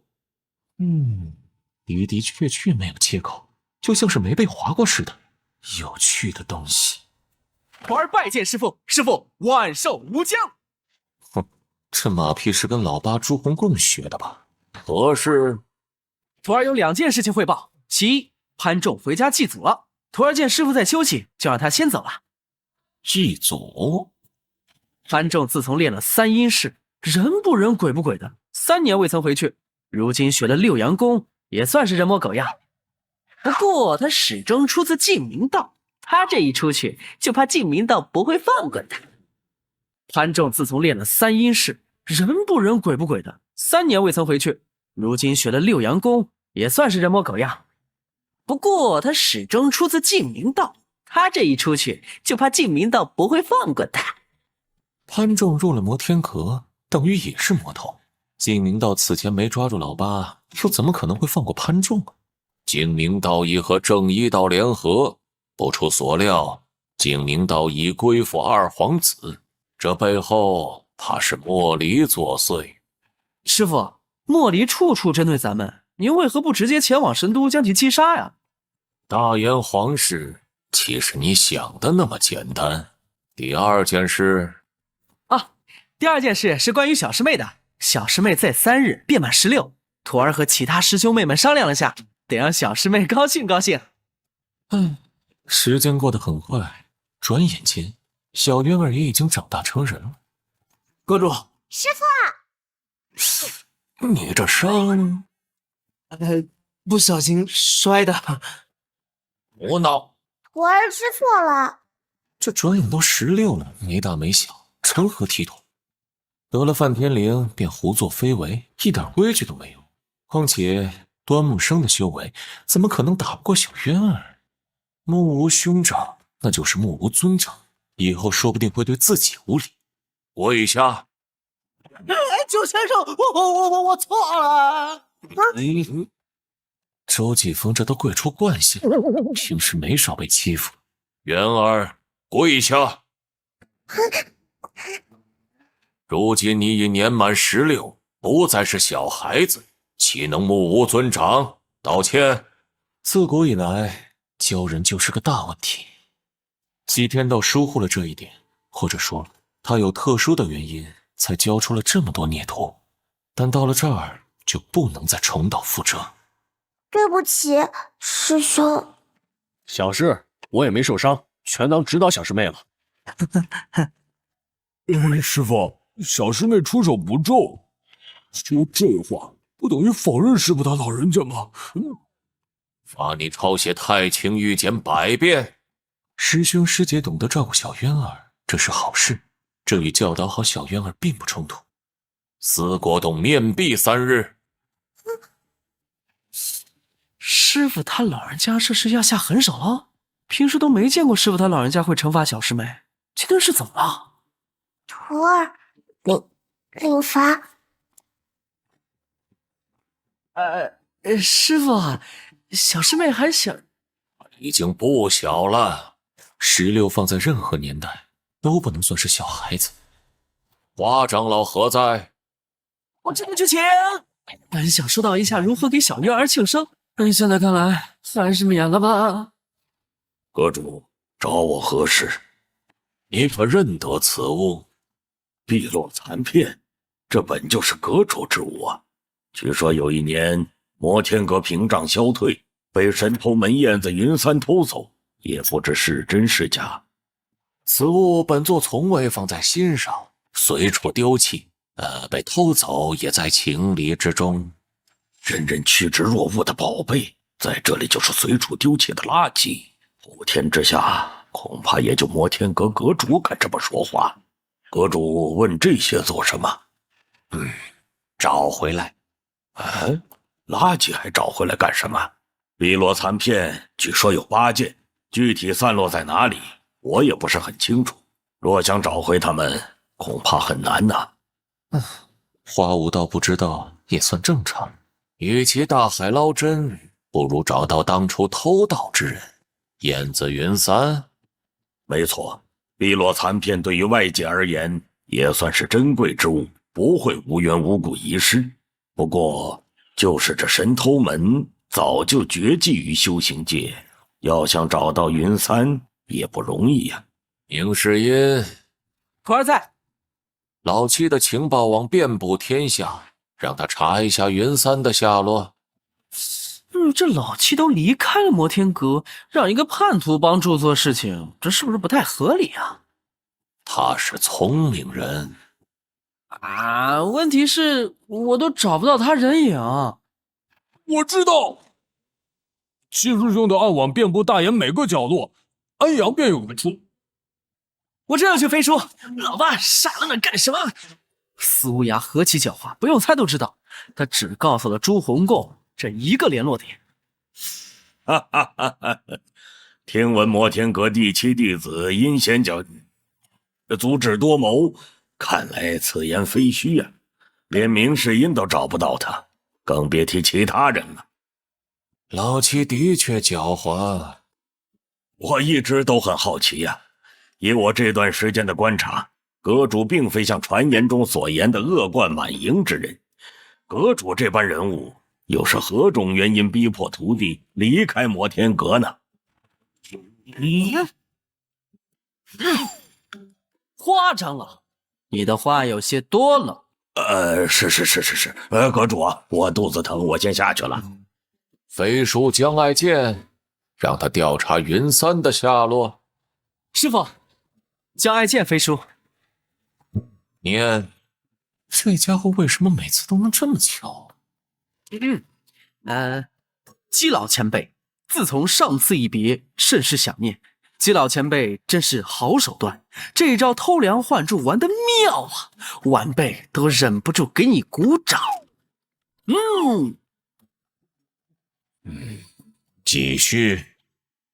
3日后，魏卓言奉命前往安阳平乱，莫离与玉妃诸多势力企图插手，风云际会，许多事信中说不明白。晚辈想和老前辈见上一面，盼复。切，这个江爱剑也太把自己当根葱了。师傅也是他想见人就见的。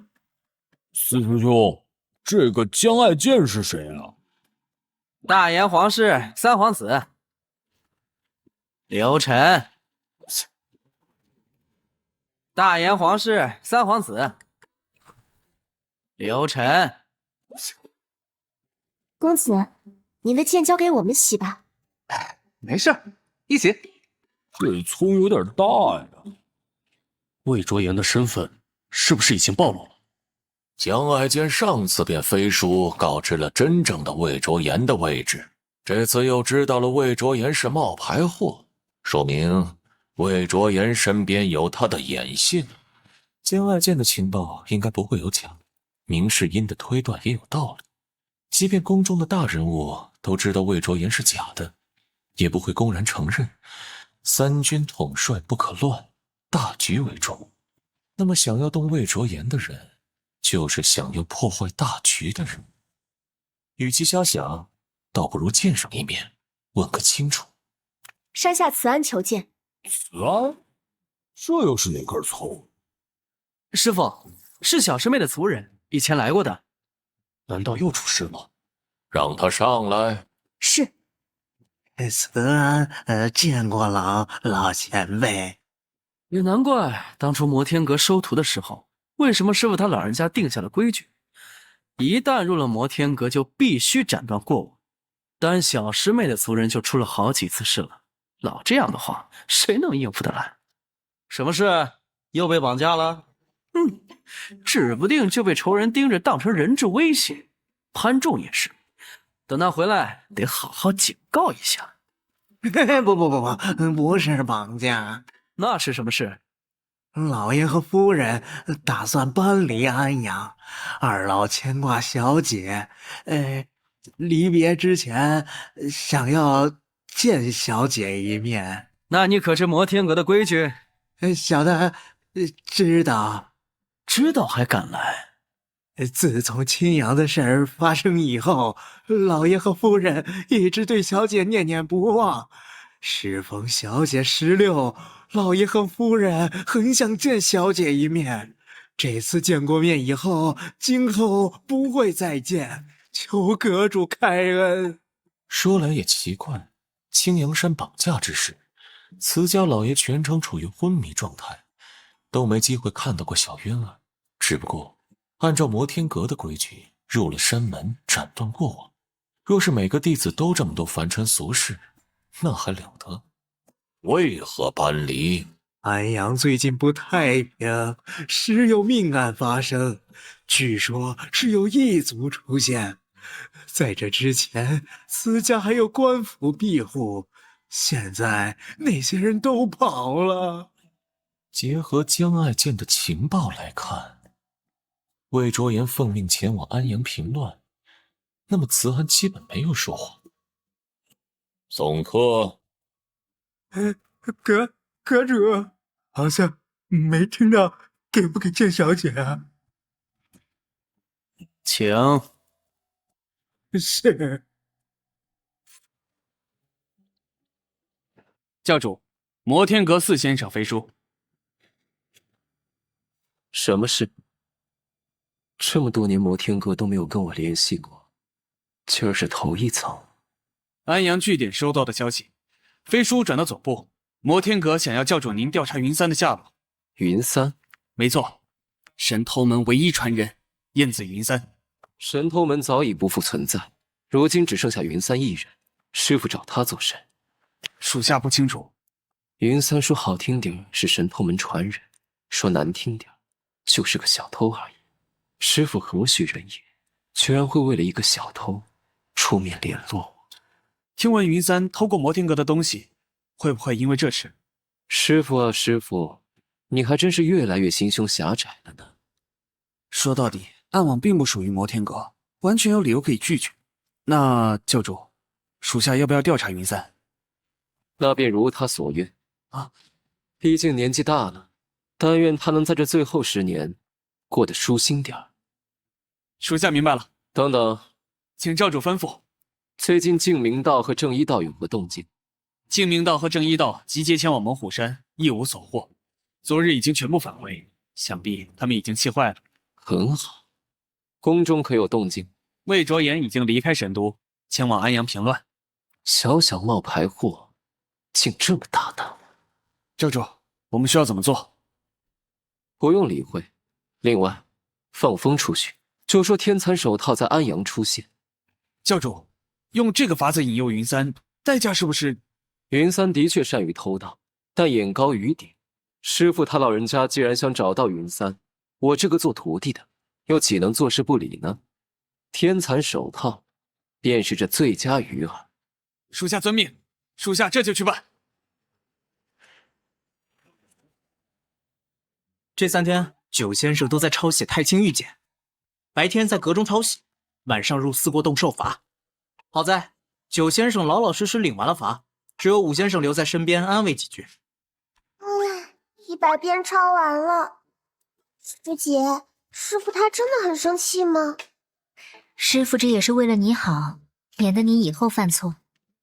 那我以后怎么练习翻天绫？练习归练习，可你总不能出手没个分寸。你连师兄师姐也舍得下狠手，师傅能不生气吗？不对，下次我出手轻点。去吧。师姐，等我回来，我翻天绫用的可熟了。快给师傅起来！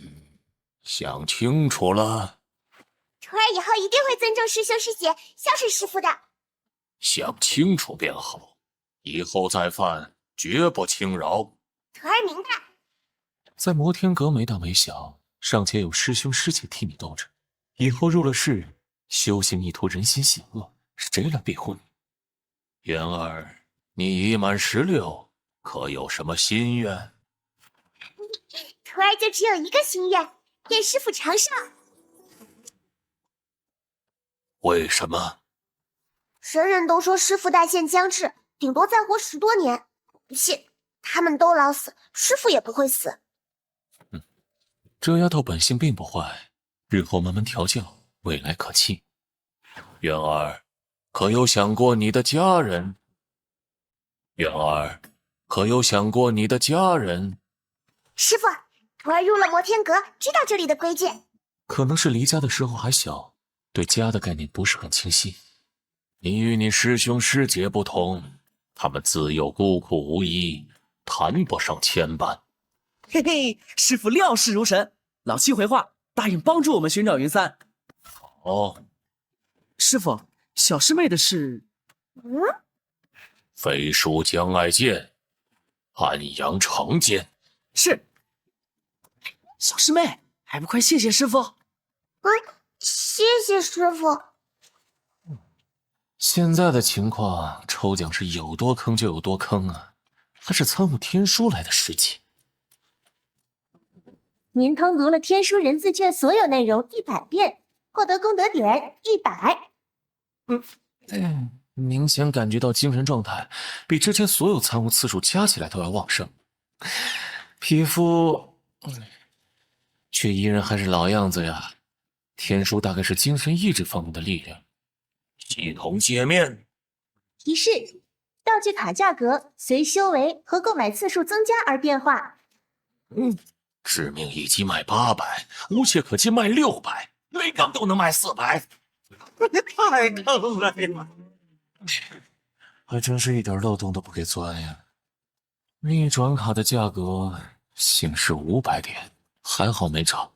这波参悟天书真是血亏啊！吃一堑长一智，每次参悟天书前，先投资买一部分道具卡存着。师傅，飞辇已经准备好。知道了。拜见阁主师傅。此行前往安阳，低调处理，不必使用飞辇。师傅，这么多人啊！所以不宜人数过多。有预感，连江爱见都要见面再说的事情，去太多人反而太过招摇。摩天阁的实力尚且欠缺，和辉煌之时相差甚远。大弟子于正海单独创下幽冥教，成第1大魔教，二弟子于尚荣未尝败绩。这2人若在，也不可能有10大高手围攻金庭山的劫难出现。偌大摩天阁总得留点人坐镇，只待小渊儿、明世英和端木生前往安阳。昭月和朱红贡实力修为较弱，更适合留在摩天阁。师傅他老人家又到哪儿驯服的这坐骑啊？一般的坐骑都只能去异域或者森林地带捕捉，像这种掌握了某种本领的坐骑，只有翰林。据说大先生曾前往迷雾森林，驯服了一头传说角鹰兽当坐骑，但没人见过。活腻了，在摩天阁议论大弟子于正海，若是让师傅听见了，那还得了？哦，到了。师傅，要不要抓个人问问？不必了。嗯，摆摊的商贩和上次来的时候相比，减少了一半。师傅，我去敲门。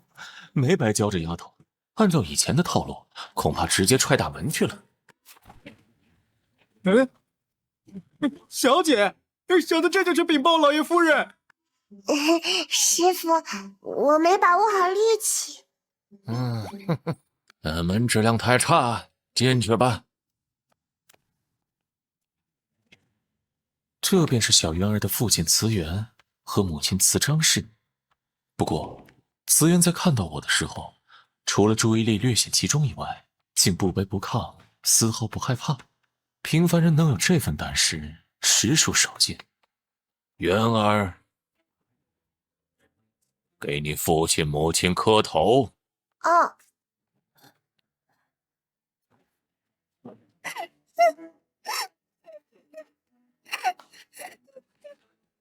谢谢。毕竟6年没怎么见了，多少有点陌生感。为师累了，请老先生入屋了。当日老先生救慈父上下于危难之际，老先生竟受我一拜。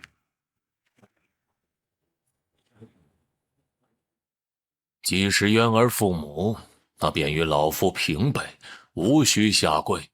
老夫有话要问，望你们想好回答。老先生，请问，安阳出了何事？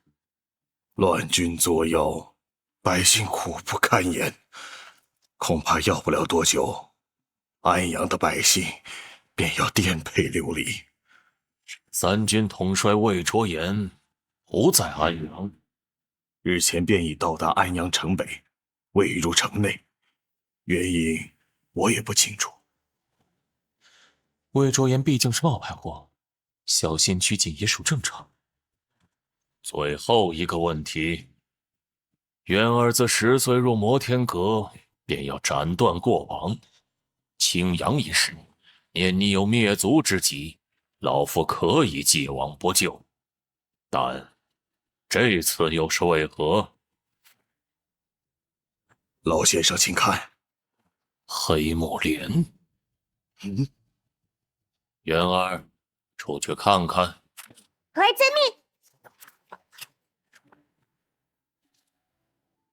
时间还早，师兄飞行的速度很慢，一时半会儿怕是赶不到。苏府的人都好无聊啊。谁？你好。你谁啊？和我想的一样。什么跟你想的一样？不许看！再看戳瞎！师父不让说，我警告你，不准跟着我。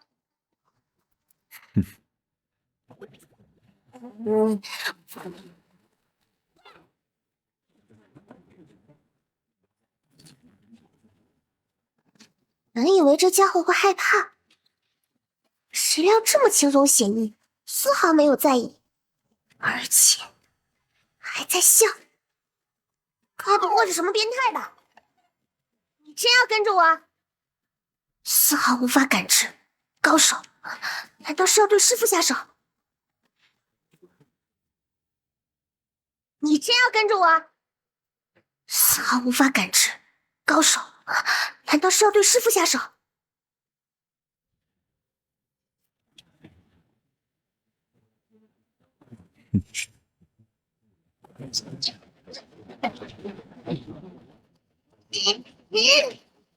外界共鸣，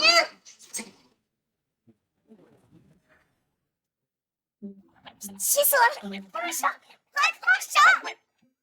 有趣。好吧，你赢了。你好。不好。小师妹，你也应该说你好。我是你二师兄。二师兄？记忆里并没有太多关于大师兄和二师兄的印象。听到没？他们俩人好像从未见过，不会是骗子吧？别那么多事，继续做个合格的乞丐。眼前这位青袍剑客，就是我的二师兄于胜荣。刚才还一脸怪笑。红色的剑，长生剑。啊，是二师兄，不对，叛徒。小师妹，你也觉得我是叛徒？不知道，师傅说是，那就一定是。不提这些了。你来安阳干什么？看看你，你怎么知道的？七师弟说的。七师兄也来了吗？不知道。二师兄呢？不知道。二师兄，你的剑能给我看看吗？一个敢问，一个敢答，确定师兄妹无疑。别多管闲事儿。对于一名剑客而言，剑就是命，剑不离身。好。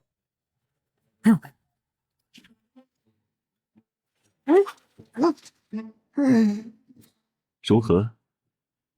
说不出来，是觉得好，但不趁手。小师妹不适合使剑。我有梵天铃，师兄，你要看看吗？不了。小师妹，二师兄有份礼物送你。真的？这是什么？但愿小师妹喜欢。很高兴见到你，我还有事，再会。二师兄，谢谢二师兄的礼物。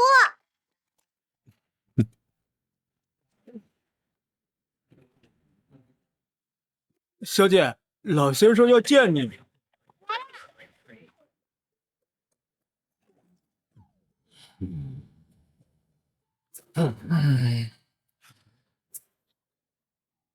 师傅，不是我抢的，二师兄给的。师傅，真的是二师兄送我的一件衣服。云长羽衣。云长羽衣？据说云长羽衣可以削减大部分罡气伤害，属于和宝钗衣同样属性的宝贝，等级上可能还略高于宝钗衣。没想到于尚龙会这般舍得，如此宝物丢了可就可惜了。收下吧。我可以收下。若没其他的事，退下吧。小渊儿自幼大病一场，高人诊断小渊儿气海不通，慈元一直惦记此事，如今寻获黑木莲，这才有了慈安去摩天阁请求一剑的事。只不过让人奇怪的是，以慈元的本事和身份，应该接触不到黑木莲才对。三师兄、四师兄，你们好慢啊！吃饭啦！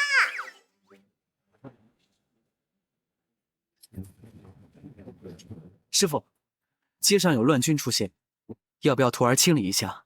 此府以外，无需理会。徒儿明白。平定叛乱，那是魏卓言的事，摩天阁没有这个义务。叛军！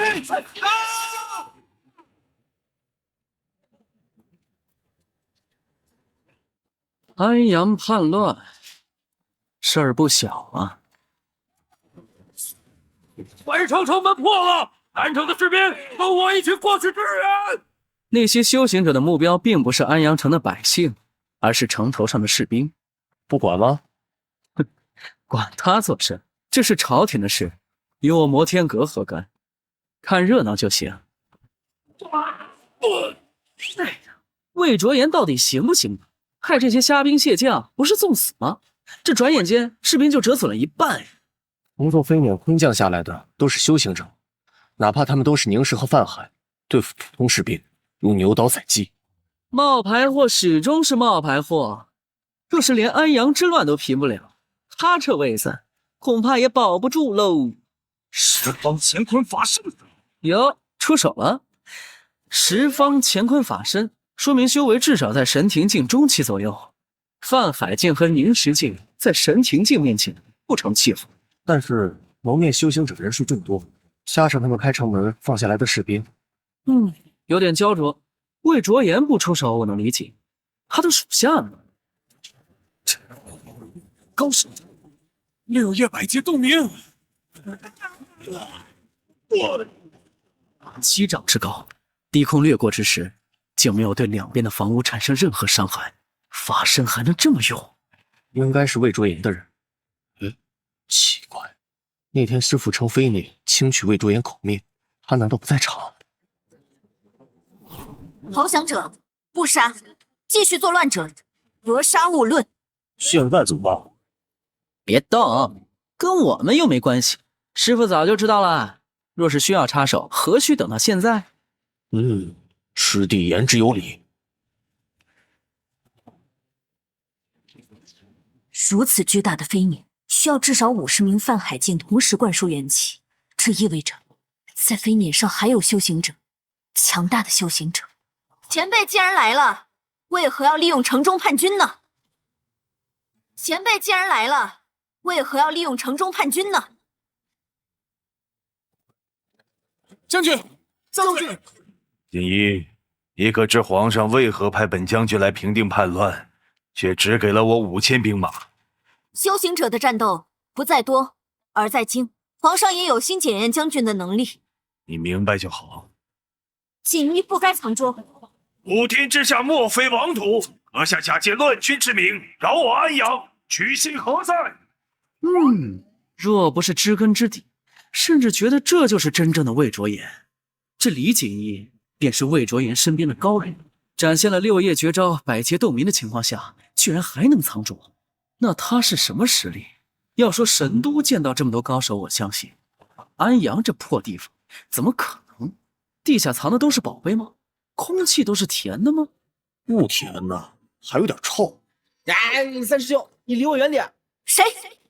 糟糕，忘记传音了，还好隐藏了气息。你们继续，我就一普通小老百姓。闲杂人等避让。我退。这2个人的气息像是刚踏入修行的菜鸟。魏卓言必须死！玄天星芒，幽冥教，好撤！大师兄的玄天星芒！大师兄，不对，不对，我去禀报师傅，拿下孽徒。大师兄一向刀不离身，这巨剑虽然像刀，却不是刀。玄天星芒的威力也不够，以大师兄的手段，这些人还能活着？你的意思是，有人冒充大师兄？没错，像，太像了。我说大师兄怎么这么差劲，原来是个冒牌货。冒牌货对上冒牌魏卓言，你不觉得有意思吗？若是不仔细看，真假难辨。哎呦，这人不赖。能将大师兄的玄天星芒耍得有模有样，实力岂会弱？玄天星芒，将军退！本将军相信你的能力。斗鸡的战斗，属下恐护不了你周全。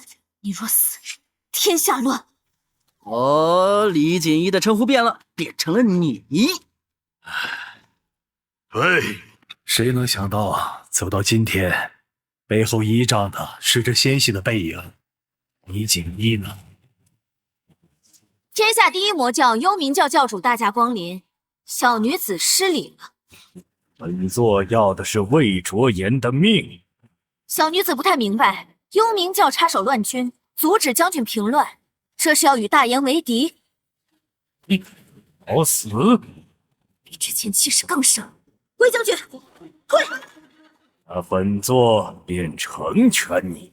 小女子自知不是于大教主的对手，但绝不会退让。没想到这锦衣女子居然有这等武器，哪怕上面的修行者是冒牌货，但她的修为是实打实的强啊！难不成不是真的隐藏着实力？能和如此强大的对手一决高下？慈府那边来人了，小师妹，云长羽翼的效果。的确是云长羽翼。师傅也太偏心了吧！一件梵天灵还不够，还要给云长羽翼。师傅说了，李锦衣和魏卓言不能死。要管？江爱剑飞书肯定由师傅出手。师傅还真是心软。只不过江爱剑为什么要帮李锦衣啊？那些是什么人？能有云长羽翼这样的宝贝，又岂会是一般人物？丫头何人？师傅说，谁也不能动李锦衣和魏卓言。多谢小妹妹仗义直言，不过这种事你们最好还是别插手，自保吧。你就是李锦衣？是我，小妹妹。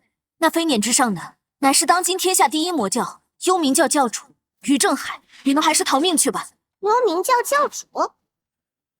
小师妹还没见过大师兄，二师兄也没见过。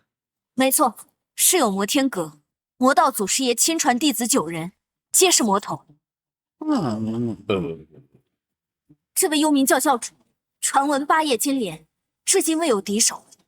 既然知道本座的名头，还不束手就擒？于教主何须明知故问？我岂能退？这话何其讽刺！安阳城乃至大元安危，竟系于一女人身上。那便去死吧！防御屏障，拿下那丫头！得令。就连4大护法亦是冒误。家师说了，锦衣不能死，你们就不一定了。小妹妹快逃！看我像是这么怂的人吗？不过如此嘛。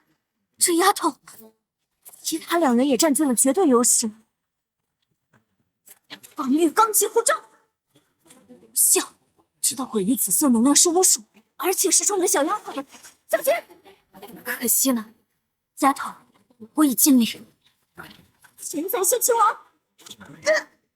小师妹，山田，说着。我没事。月儿危险，还请老先生出手。脑海中好像有一股力蠢蠢欲动，越来越深。面对梵音和巫术的时候，都是被动触发，这次不同，一种玄妙的感觉，仿佛能控制这股神奇的力量。不能停下，一旦停下，将会很难再次找到这种感觉。完了！这阴功，李锦衣万道钢印还没成型，便被可怕的阴功震碎，好强的阴功！三师兄，别留手了！化身！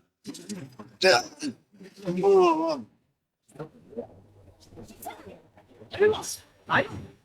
啊！在这里！正合我意。玄天章，走开！干嘛？师傅交代的事，必须得做到。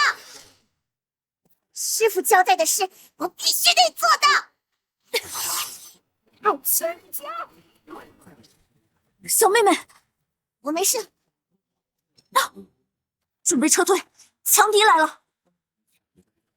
冒牌飞辇出现了明显的元气波动。哼，那当然是正主来了。大人，幽冥教教主于正海出现了，准备撤离。是。丫头坏我好事，你跑不了。想抓我小师妹，也得看我答不答应。没用，这是巫术。幽冥教的飞辇上爆发出一道雄浑的能量，同时4道身影跳下飞辇，闪烁而来。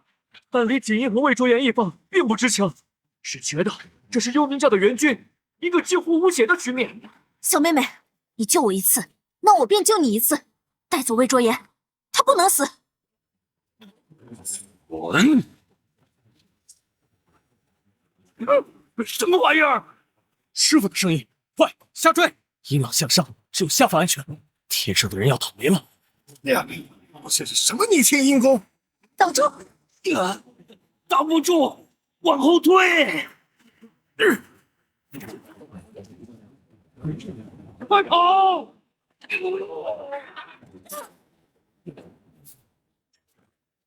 徒儿拜见师傅。师傅，这出场好像不够拉风哦，元气所剩无几，不知道为什么能爆发出如此非凡之力，连带神庭境积累的元气消耗了七七八八。请老前辈出手，击退幽冥教4大护法。李锦衣，小女子便是李锦衣，那一声惊雷式的滚字大神通，便出自这位老者。这位老者也是那3名高手的师傅。我是谁？我在哪儿？仿佛忘记了来到这里的目的。要不要下去？这个其貌不扬的老者，就是教主大人的师傅。刚才那一声可怕的滚字，太惊骇了。教主大人说过，摩天阁祖师爷寿命大限将至，实力修为会在10年内急剧下降。若真是如此，又怎么能发出那一声惊雷式的大神通？孽童，孽徒，快滚下来！这普天之下，敢这么跟幽冥教教主说话的，还能有谁？能够以如此姿态训斥教主大人的，只有摩天阁的主人，那位纵横天下的魔道祖师爷。齐天道，一切明了。这位从慈府中缓缓走出来的老者，便是当世第1大魔头。万位幽冥教师爷，万岁前辈！那凌空跪拜的，可是幽冥教4大护法青龙、白虎、朱雀、玄武4殿首座，竟如此惧怕这位老者。大师兄别躲了，快下来！无需害怕。想起当初在青阳湖心的那一幕，摩天阁的穿云飞年驶过，将军便不再是那位将军。这位老者便是摩天阁中的那位老者。抱歉，老前辈，教主并不在飞辇上。不在。教主知道老前辈驾临此地，特派晚辈4人前来。哎呀，都说你们教主威震天下，所向披靡，胆子居然这么小，怕师傅吃了他？这……于正海和于尚荣一样，既是得了老七的消息，得知师傅他老人家驾临此地，他怎么敢亲自来？派下属来，两全其美。哼，4大护法实力、修为和地位等同教主，也算是摆足了场面。我们来之前信心满满，凑巧碰到安阳城乱，也凑巧遇到了冒牌货幽冥教飞辇。只不过没想到的是，集4人之力，竟丝毫挡不住祖师爷一个滚字，即便是教主也做不到啊！凡人醒悟，为什么教主不来了？我们就这样老老实实、小心翼翼悬浮在半空中，大不了扭头逃走。还望老前辈相信晚辈所言。教主听闻今日乃九先生生辰，特令晚辈奉上礼物，仅此而已。我来。小师妹，万一里面是害人的东西，师兄还能替你挡挡。谢谢师兄。此物名为踏云靴，九先生身法和步法一绝，有此物加身，如虎添翼。师兄，我的。师傅，这靴子我不能要。踏云靴和云长雨衣一样，都不是凡物。据说穿上之后，身轻如燕，可翱翔天际。制作踏云靴的材料是由极其珍贵的双飞灵和火纹构成，熔炼之后，再由大师级的裁缝制作。回去告诉于正海，若想认错，便亲自来。晚辈一定将话带到。走。 4大护法果然高手风范，不急不慢。多谢老前辈。多谢老前辈。江爱剑何在？云雀楼。他在云雀楼干什么？钓鱼。钓鱼？他说他喜欢钓鱼，这几天便在云雀楼钓鱼，其他的小女子便不知道了。 他便去云雀楼。别说你们搞不定这帮废物。废物指的是那帮乱军。考虑一下，加入摩天阁吗？姐姐，听我一句劝，千万要和江爱谢断绝关系。那家伙特别不要脸。多谢小妹妹，我跟他并不熟。那就好，再见。哦，对了，你是我第一个看着顺眼的陌生人。嘿嘿。告辞。能让江爱剑开口要救人，又岂会是普通关系？起来！也不知道他为什么会生气，只有无能的人才会将怒火发泄给身边的人。你认识江爱剑？正是。听说此人的风评很差，与你何干？别忘了，即便我是假的，我终究是三军统帅。别忘了，即便我是假的，我终究是三军统帅。作乱者，格杀勿论。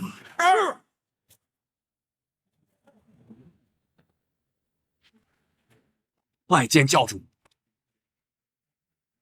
事办得如何？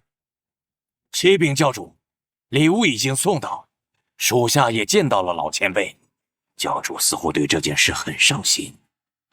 哦，老前辈手段通天，属下4人联手不是对手。将所有的细节说来，不可遗漏。从未见过教主会如此慎重看待一件事。当时的情况是这样。哦，还有这样。接着就这样。最后是这样。擅长阴功的人不少，但是能将阴功发挥到大神通境界的少之又少。阴功大神通，记忆中从未见过师父施展什么阴功类的大神通术。难道师父他老人家真的在尝试修行其他门派的法门？说是换个人，都不会相信能够将其他法门修到极致。但此人是师父，所见之人，确信是师父他老人家。我等离得有些远，虽未见老前辈全貌，但可以确定，所见之人必定是老前辈。何以见得？我等看见九先生身着云长羽衣。云长羽衣？二师弟，本座真是小看了你。教主，我等抵达安阳，并未见到二先生。二师弟一向喜欢独来独往，以你们的本事，切不可招惹他。谨遵教主谕令。二师弟，教主好像不太高兴。九先生也很喜欢踏云轩。是吗？属下不敢撒谎。云长羽衣不过是抗奏的护具，小师妹更喜欢踏云靴，乃是必然。教主英明。现在他们人在何处？属下回来之时，已从青龙殿获得到线索，七先生已经赶往云雀楼。据说云雀9重楼，一重便是一重阵，踏上9重楼者便可获得一件宝贝，不知是真是假。以前也只知道教主是摩天阁的首席大弟子，实力深不可测，其他的一概不知。教主，老前辈让属下带话。说。若您想认错，便亲自去。大业未成，岂能半途而废？属下誓死追随教主。可曾知道是何人假冒幽冥教？从飞撵到施展手段，都与我们相似。除飞撵之上的那名神秘强者以外，其他人较弱。对方擅长魔法，连玄天星王都与教主的手段相似。而且属下赶到之时发现，他们使用的有巫术手段，应该是很强的巫术修行者。净明道门主默契。净明道默契的确其百家之长，但默契似乎并不擅长巫术。听说大燕宫中有一位强大的巫术修行者，还有一种可能，净明道默契已飞破宫中，飞撵之上不止一位高手。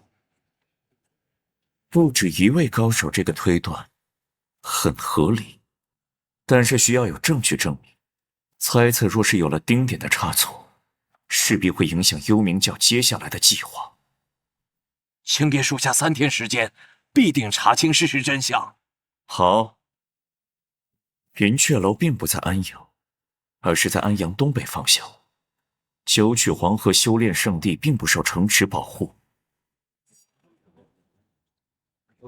九曲河河水湍流浑浊，一年四季没有鱼。江爱见这家伙是不是撒谎？他敢？转念一想，师傅他老人家也来了，何须害怕？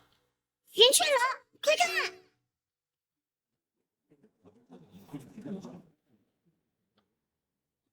不愧是云雀楼，竟如此之高。哼，我倒是来过不少次，准确来说是姬天道来过，只不过很多影像都记不清了。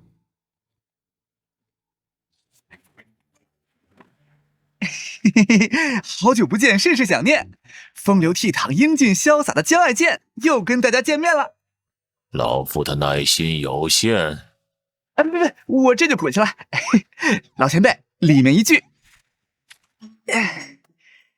老前辈，请坐。老前辈，别这么看着我呀，怪不好意思的。说吧。首先感谢老前辈出手帮助李锦衣。李锦衣是你的人？朋友。所以你打算如何还老夫这个人情？被看得心中发毛。老前辈打开看看。今天还真是奇了怪的，人人都喜欢送锦盒。碧落残片。江爱剑居然有这个本事！这是我从皇宫内库中寻获的。第一次去内库的时候，我便发现了碧落残片。听闻老前辈需要，我就再去了一次。碧落残片虽然是残片，倒也是奇特的武器，可以轻松划破罡气，趁人不备的时候，很容易伤敌。能在内库中找到一块残片，算是意外之喜，收获还不错。加上在安阳城之乱，明世英和端木生击杀的目标，已经获得了1900功德点。云三会在云雀楼出现。云三会在云雀楼出现。司务衙散播出风声，云雀楼会有一样宝物出现，名为天蚕手套。恰巧的是，这天蚕手套是云三最爱之物。天蚕手套本是云天罗三宗的东西，云三自诩神偷门唯一传人，却始终无法偷到此物。老前辈，他故意这么做，该不是您授意的吧？你约老夫前来，只是这事儿？不，当然不是啦。老前辈，我很想知道，您选择了哪一方？这家伙说了半天，这才要说正事。这是5位皇子。不，这个不算，还有玉妃。继续。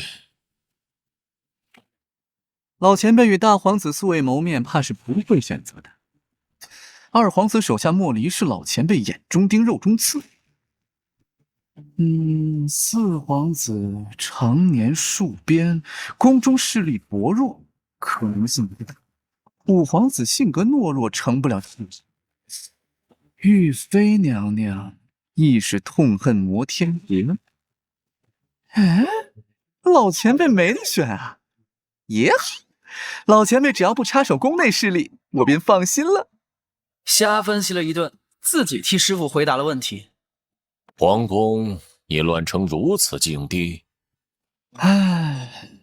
宫中的勾心斗角，早晚有一天会蔓延至宫外。安阳便是个例子。你既已离开了宫中，为何要插手安阳之事？这诚如之前所言，李锦衣是我的朋友，我怎么可能看着他死啊？李锦衣若死，魏卓言也会死。三军群龙无首，二子震怒，皇室乱，天下乱。你有如此胸怀，倒很适合当这个皇帝。我可没那志向，我的追求很简单，活着，耍剑。这家伙的确是够贱的。龙吟，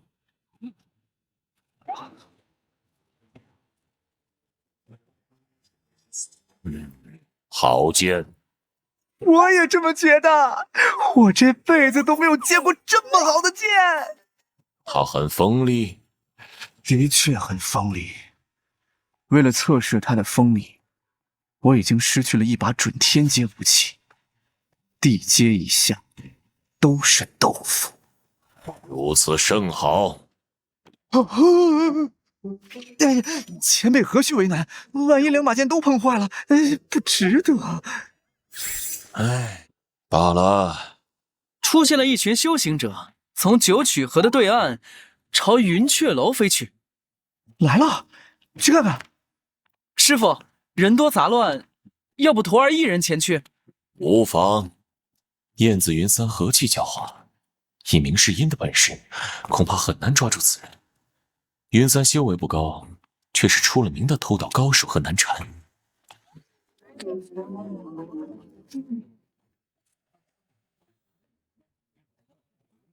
云雀楼的酒楼上似乎放着一把短剑，不知道谁会拿到。各凭本事，这九重阵靠的是脑子，而不是蛮力。听说前天有一位来自神都的元神捷径高手，到了第7层就被弹了出去。啊，第3层又失败一个。我们上就上，就上。老前辈，偷偷告诉您一个秘密，这云雀楼上放着的不是什么短剑，而是碧落残片2片。碧落残片虽不比天阶武器，但2片一起便可重新铸造。若是铸造得当，必是天阶。哼，难怪这么多人不要命也要往上闯。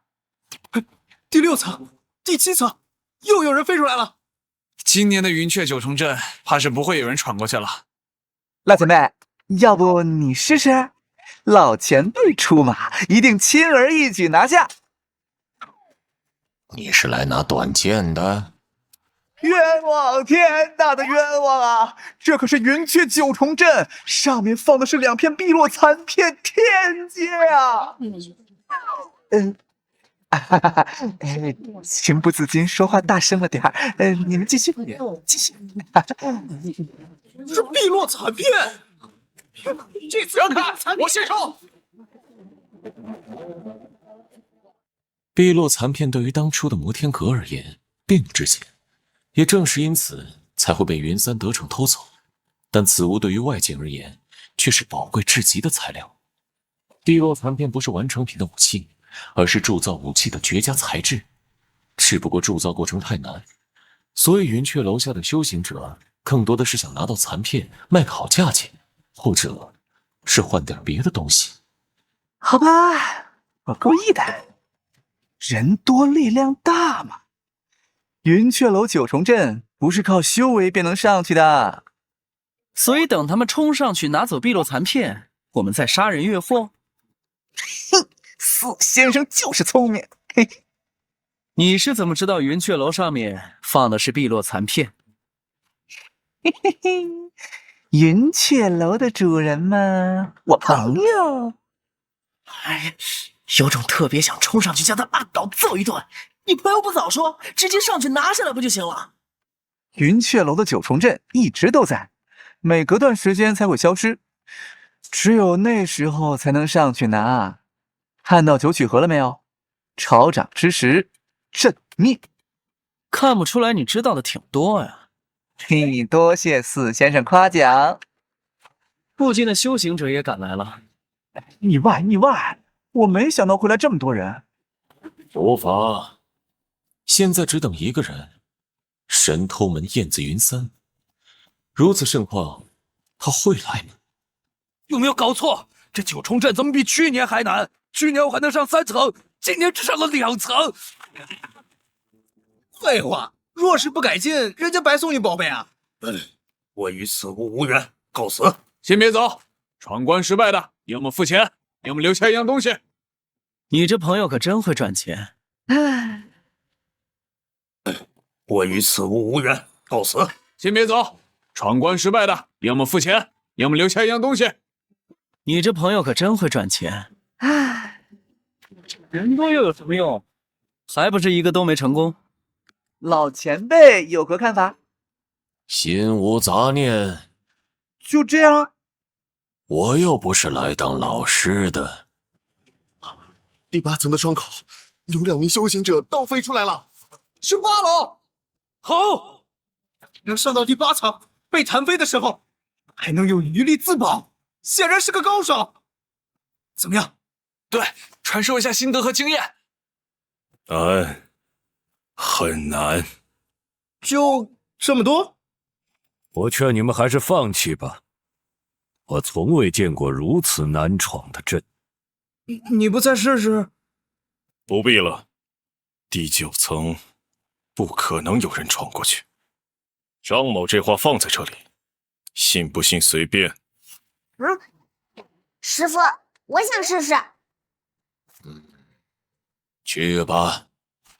谢谢师傅，看我的！小丫头，祝你好运！闭嘴，叫谁丫头呢？乖乖，还是跟以前一样，不好惹呀。老前辈，这丫头，我奉劝你最好别招惹她，你现在可不一定是她的对手。姑奶奶加油！请让让。这姑娘生得俊俏，看穿着和装扮，不像是平凡人家。哦，大概是安阳城中的富家千金，这般知书达理的女修少见啊。行，老前辈，您就一点都不担心？为何要担心？若是过不去，会被阵法弹飞，轻则元气紊乱数日，重则受伤半载。无妨。他这毫不关心的样子。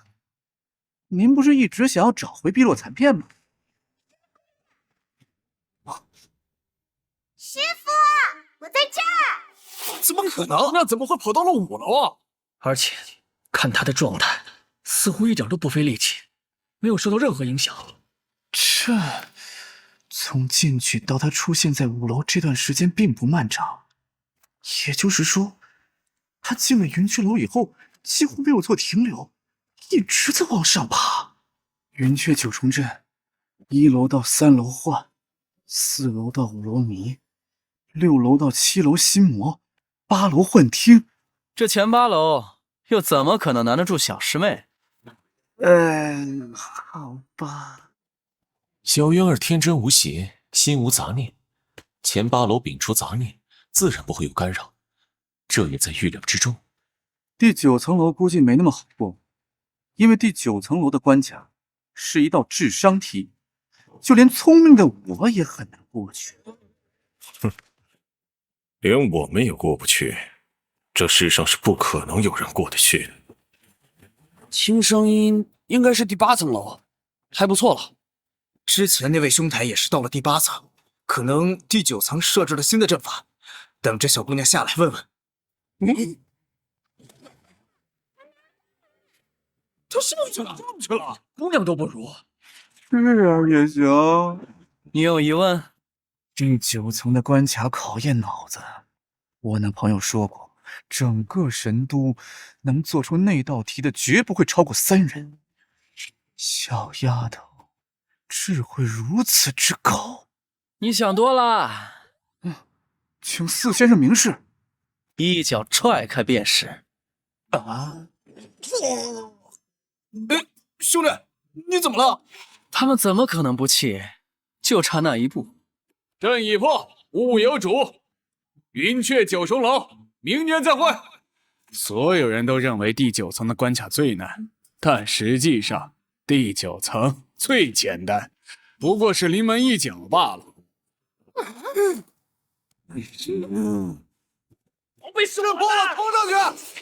罪夫无罪，怀璧其罪啊！丫头，碧落残片不是你该拿的。半天灵。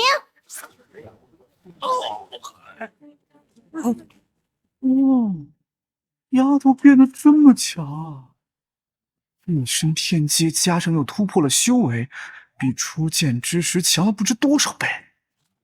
九曲河的上方出现了一座幽灵似的飞辇，悬浮在云雀9重楼数百米的高空上，速度如流云。师傅，徒儿去帮师妹。不必，直觉告诉我，燕子云三很可能要出现，有可能现在就躲在某个阴暗的角落中，窥视着这一切，又或者就站在这群修行者之中。恭贺九先生生辰，奉教主之命，奉上礼物一份。来者是高手，感知不到确切的修为。这小姑娘到底什么身份还差？一定比这一修行者如此功效。哎呀，别起！摩天阁司无涯果然名不虚传，那锦盒中的宝贝应该就是天蚕手套。大师兄送的是踏云靴，二师兄送的是云长羽衣，七师兄送的会是什么呢？想高了，3大元神结晶的高手船上没人，让开！我去水底看看。我去，良心也有。燕子云三要想得到天蚕手套，不会只准备了钩索这么简单的东西。这个师妹亦是有可能成为云三的目标。百劫斗明法身，大神封术，手里也有机关。我呢？三师兄，云三不在这儿。不在云雀楼，那会在哪儿？小师妹，小心！水里还有机关，带着罡气的弓弩。不必担心小云儿会受伤，有梵天绫、云长羽衣加持他原生极境的修为，可以瞬间做到六合道义的防御。擅长机关，不必担心小云儿会受伤，有梵天绫、云长羽衣加持他原生极境的修为，可以瞬间做到六合道义的防御。擅长机关，我挡得住！梵天绫！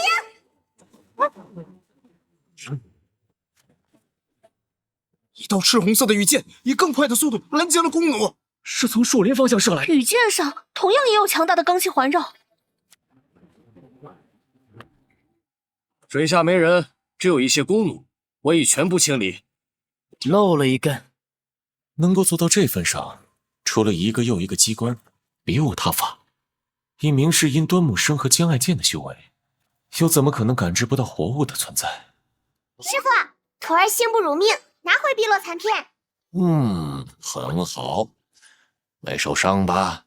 没呢，回收碧落残片乘2，奖励200功德值。剩下的4片残片，要到何处寻找呢？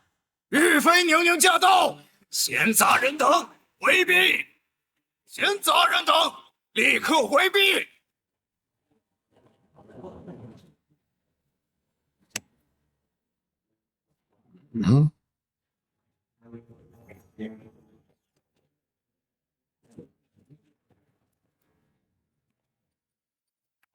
妾身有礼了。你认得本座？连玉妃都要以礼相待的老者，这是何人？何不上楼一叙？二位请。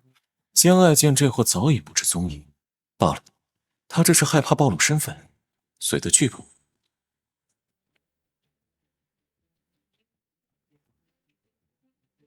神都3大神射手之一，花月行。刚才那惊天一剑，将九曲河中的黑色弓弩挡住，令人叹为观止。前辈竟然知道晚辈的名字。若老夫没记错，你本是罗宗门下。哎呀，翰离师门并不是值得炫耀的事啊！阁主老前辈何须嘲笑晚辈？花月行乃是弓箭好手，为朝廷效力，正是他的归宿。人各有志，勉强不得。说吧，何事？啊，妾身此行有几个误会，想要跟阁主老前辈解释清楚。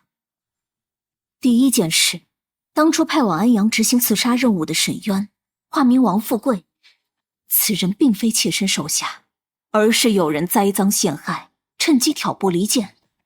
妾身的确来自西域，妾身的姐妹也的确因摩天阁2先生而死。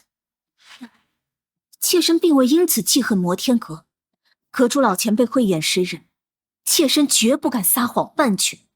当初我击杀王富贵的时候，的确怀疑过是否有人从中挑拨。人死不能复生，单凭一面之词，不信他。第二件事，沈渊死后，摩天阁与宫中多次摩擦，皆与妾身毫无关系。此事，花月行可以作证。老夫为何要信花月行？这，妾身所言句句属实。阁主老前辈曾与宫中高人交过手，是真是假，很容易分辨。玉妃的身上毫无巫术的波动，若她真的敢与摩天阁作对，又岂会孤身一人出现在云雀楼？只不过，你是如何得知老夫会在这里？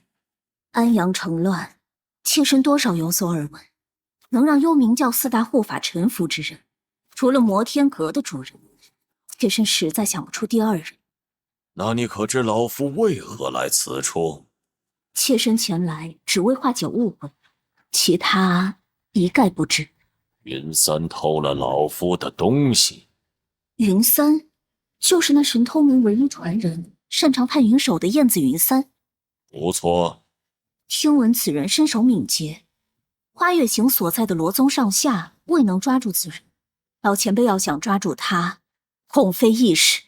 阴暗中的鼠辈罢了，老夫出手，他便逃不了。师傅出手了。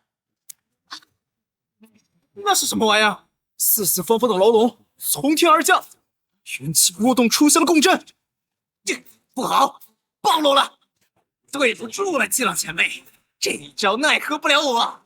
从今往后，燕子云三的大名将传遍整个大野。这家伙突然就弹射出去，好快！他从方头变成了圆头。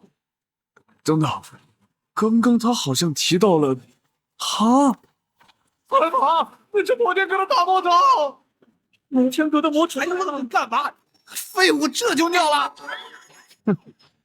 偷老夫东西，老夫一定不记仇。这么远的距离，是什么进攻手段？巫术，或者某种法术，又或者是神射手才会的手段？我身为神都三大神射手之一，想破了脑袋，也没有想到神射手的何种手段是这样的。你们既然想和摩天阁解释清楚，那为何刚才你没出手？哦，晚辈一时出神，还望前辈见谅。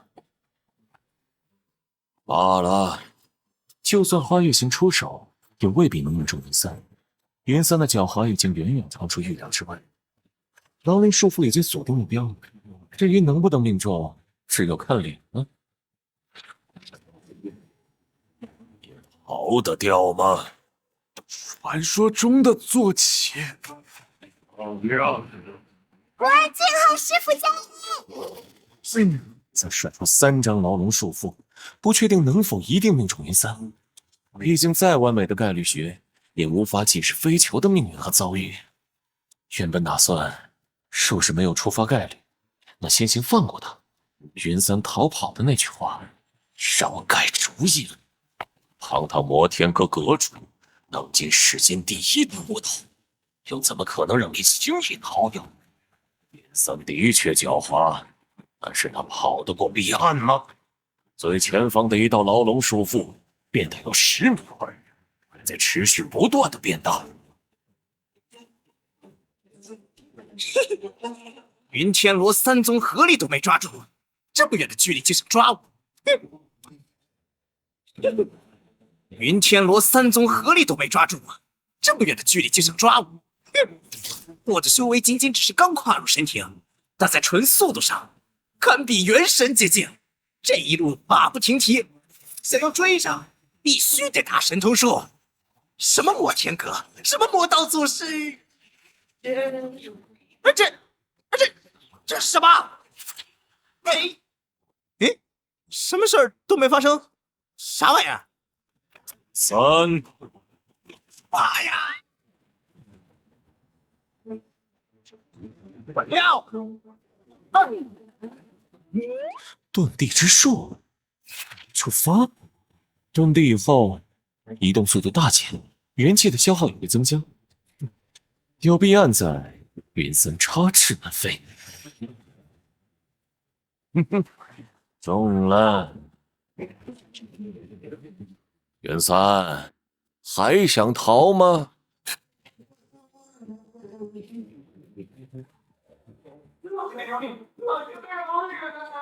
被牢笼束缚命中之后的修行者会被束缚修为，这一点在范修文的身上已经得到验证。带走。老前辈年事已高，孤身一人去抓那云三，是不是？无需你操心，师傅他老人家神威盖世，云三若是能逃掉，那才是邪门。妾身并无恶意，还望各位见谅。云三被抓住了，神头门唯一传人被抓了。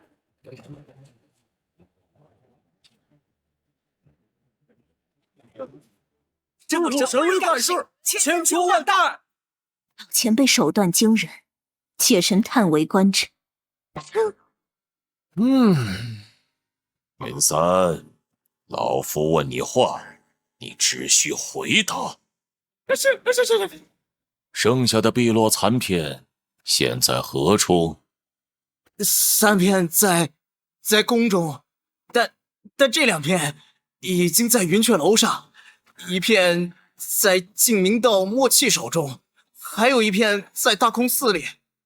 大空寺的碧落残片应该是北斗天选寺虚了和尚手中的那片。至于宫中的3片，云雀楼和小渊儿拿走了2片，江爱剑从内库拿走了1片，还有3片不知道在哪。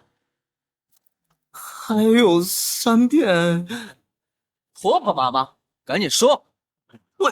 我到底该不该说啊？什么该说，什么不该说？难道你不清楚？你可知老夫为何知道他便是云三？妾身一介女流之辈，不懂修行，妾身哪里知道？我儿也明白了。正好也懒得多费口舌，说说看。云雀楼周围的钩索、风筝以及水下的机关术需要提前布置。既然云雀楼的主人来自神都，便和宫中最容易扯上关系。云三一个人做不到这一点，这说明云三的背后另有其人。有道理。如果是这样的话，会是谁呢？对摩天阁有仇之人，对云雀楼熟悉之人。想逃？这次我不会给你机会。师父，我厉害吧？云三的修为被束缚，这么跳下去也不可能逃走。那么他为什么还要做出逃跑的行为？杀人灭口！晚辈不敢，晚辈只想帮老前辈。你以为不说，老夫便不知道？老前辈，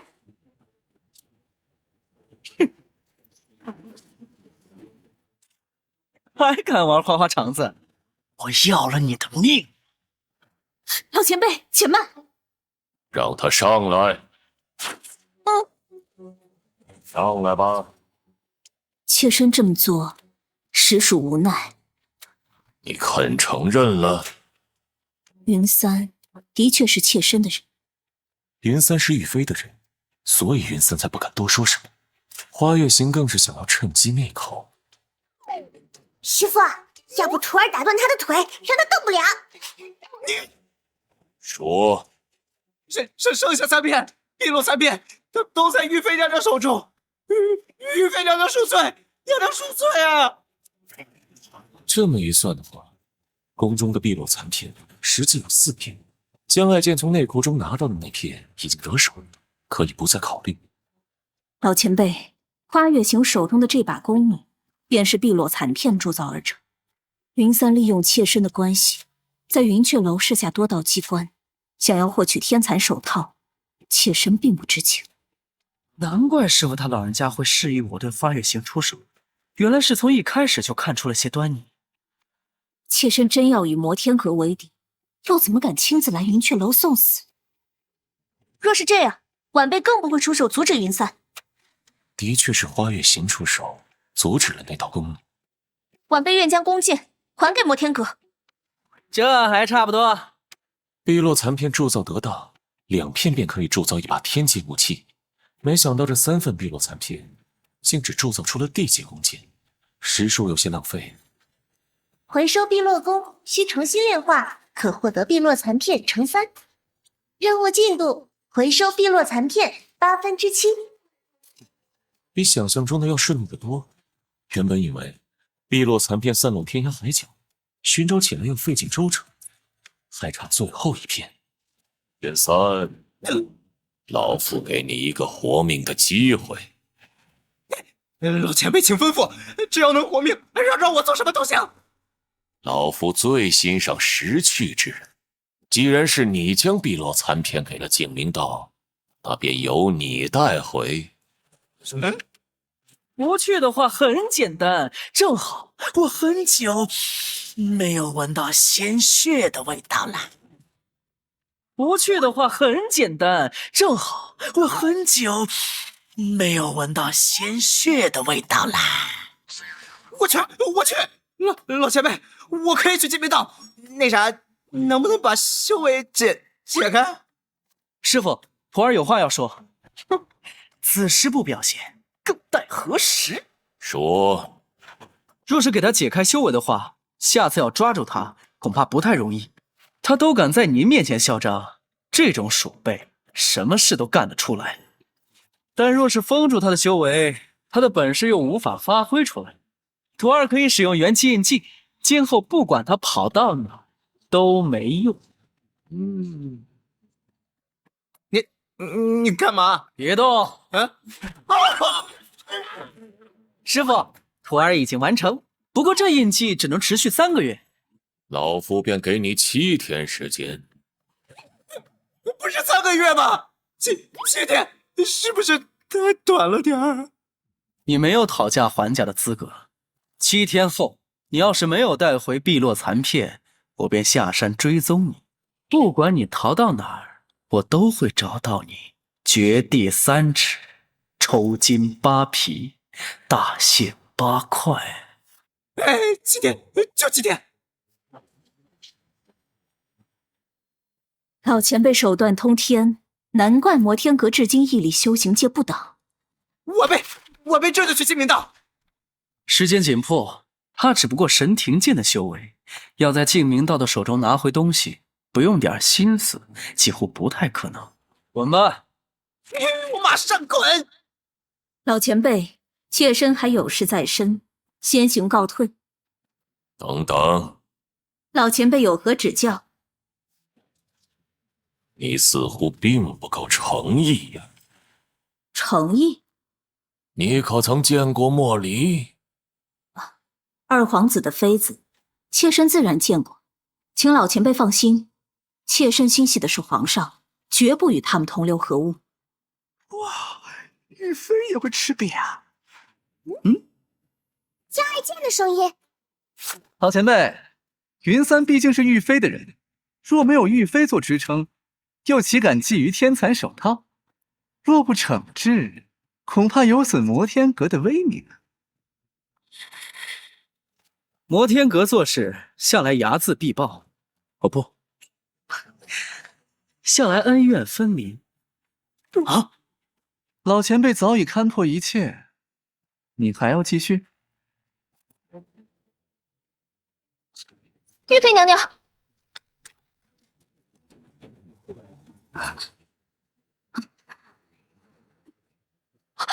这是……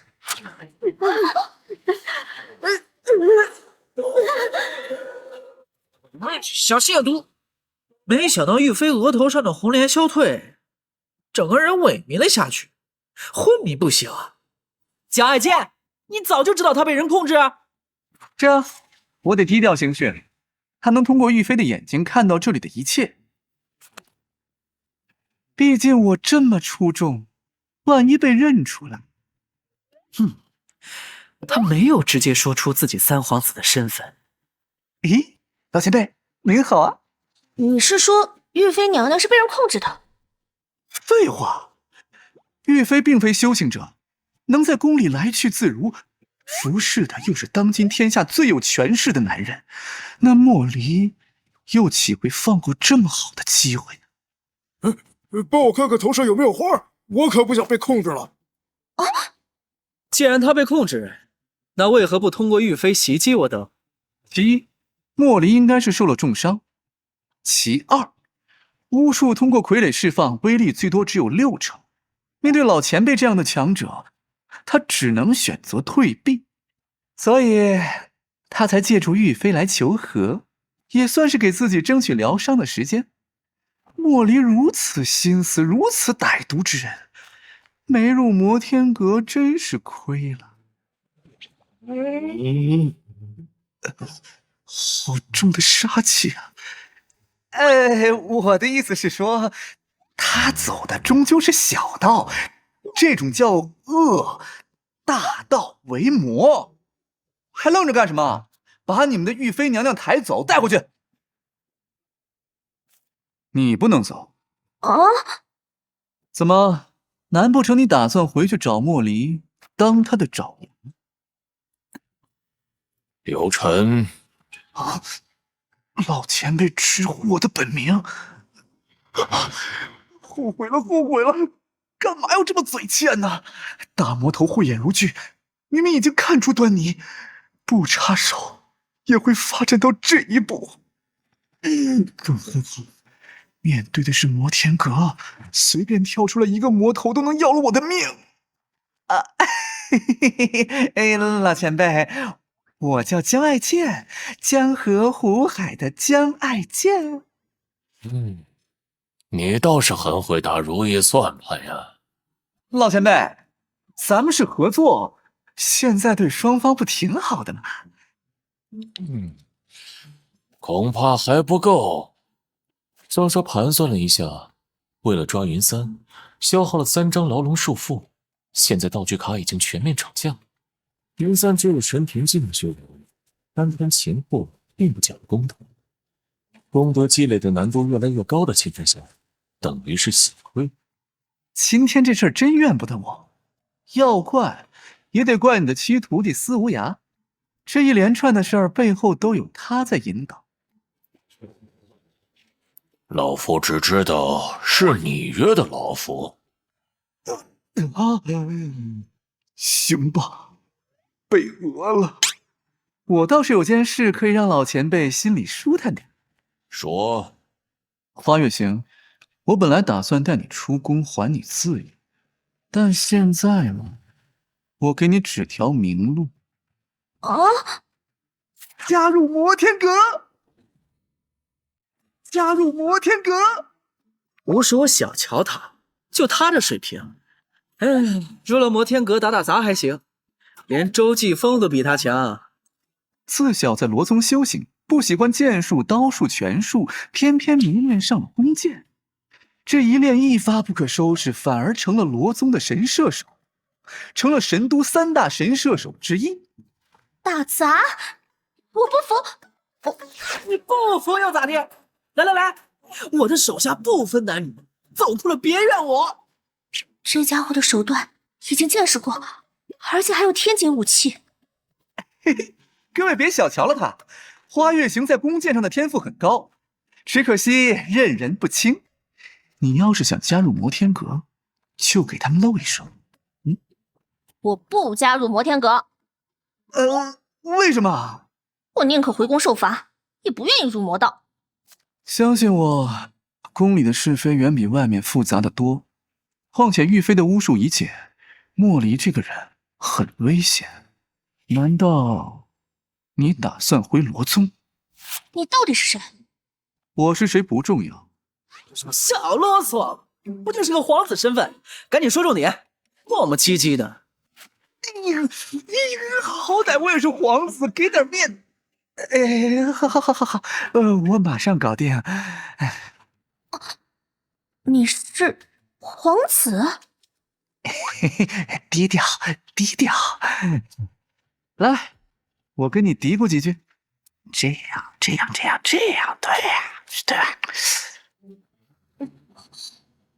晚辈花月行，愿意加入摩天阁，求老前辈收留。你还没这个资格。不需要武器，徒手便可凝结成钢。第一次见。太弱。请将晚辈武器一用。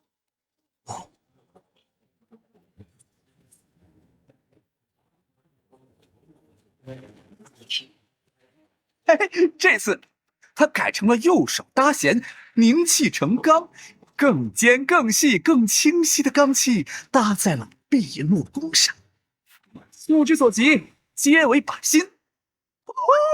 十几箭齐发，全中。讲道理，这手是射得好吗？真正的剑术，无不经历沙场。你天赋不错，但锐气不够，想入摩天阁还差得远。有道理。江爱剑，念你拿回一片碧落残片，老夫不与你计较。别忘了你我的约定。恭送老前辈。又得自己飞了，心好累。哎呀，赶紧追呀！你没别的去处。记住我说的话，这世间皆容不下你，唯有摩天阁。家师已经说了，你还没有资格入摩天阁。我要证明我有。好，你就不怕我杀了你？哼！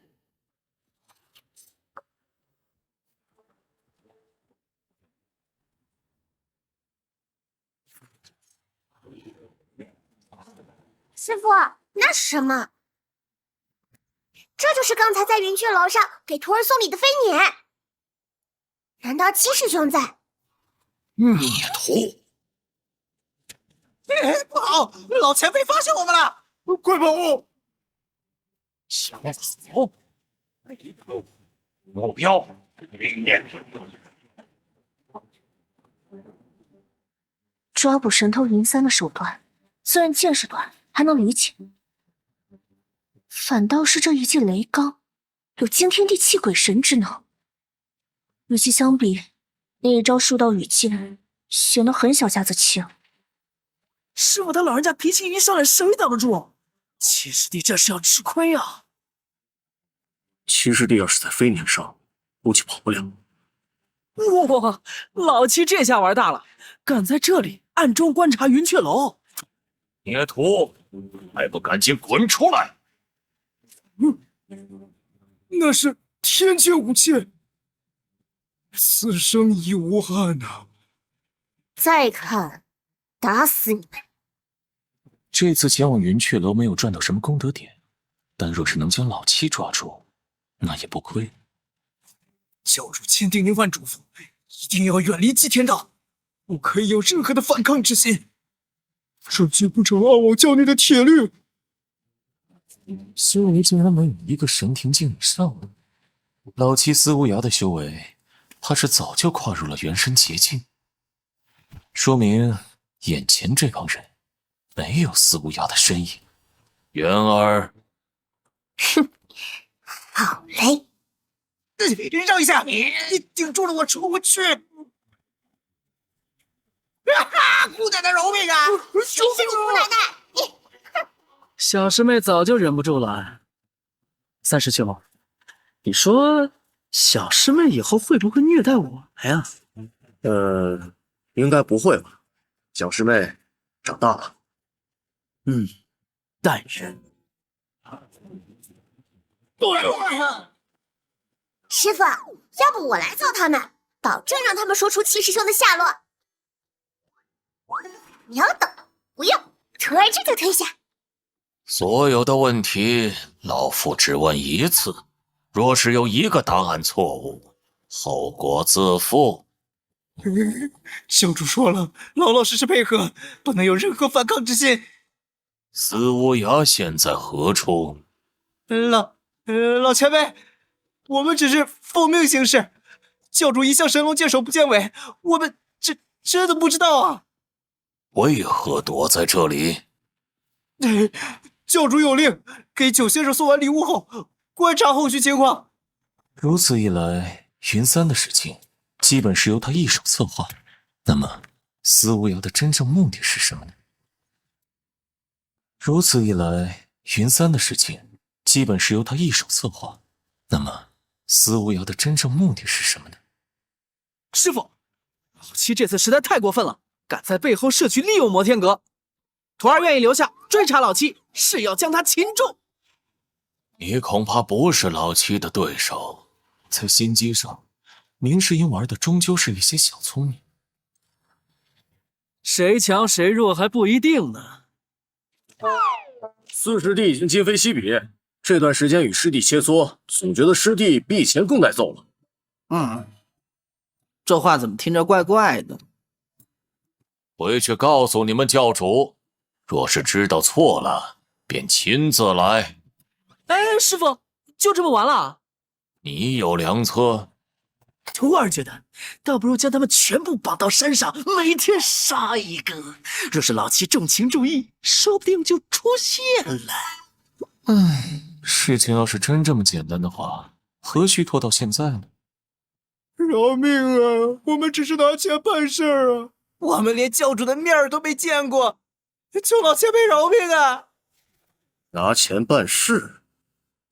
真正的暗网，并不是特定组成的帮众，而是遍及每个角落的人。他们可能是渔夫，可能是伙夫，也可能是宫中身居要职的大官。暗网成立至今，得罪的人很多，又怎么可能专门把教众收拢在一起，被人一网打尽？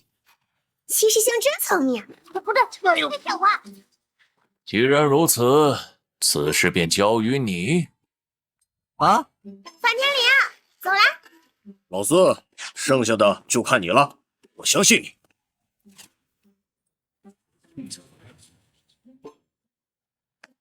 没有我们什么事儿了吧？让你嘴欠！他抽自己耳光，这么狠？毕竟是个魔头，有点不良嗜好可以理解。老子心情不好，只能拿你们出气了。救命啊！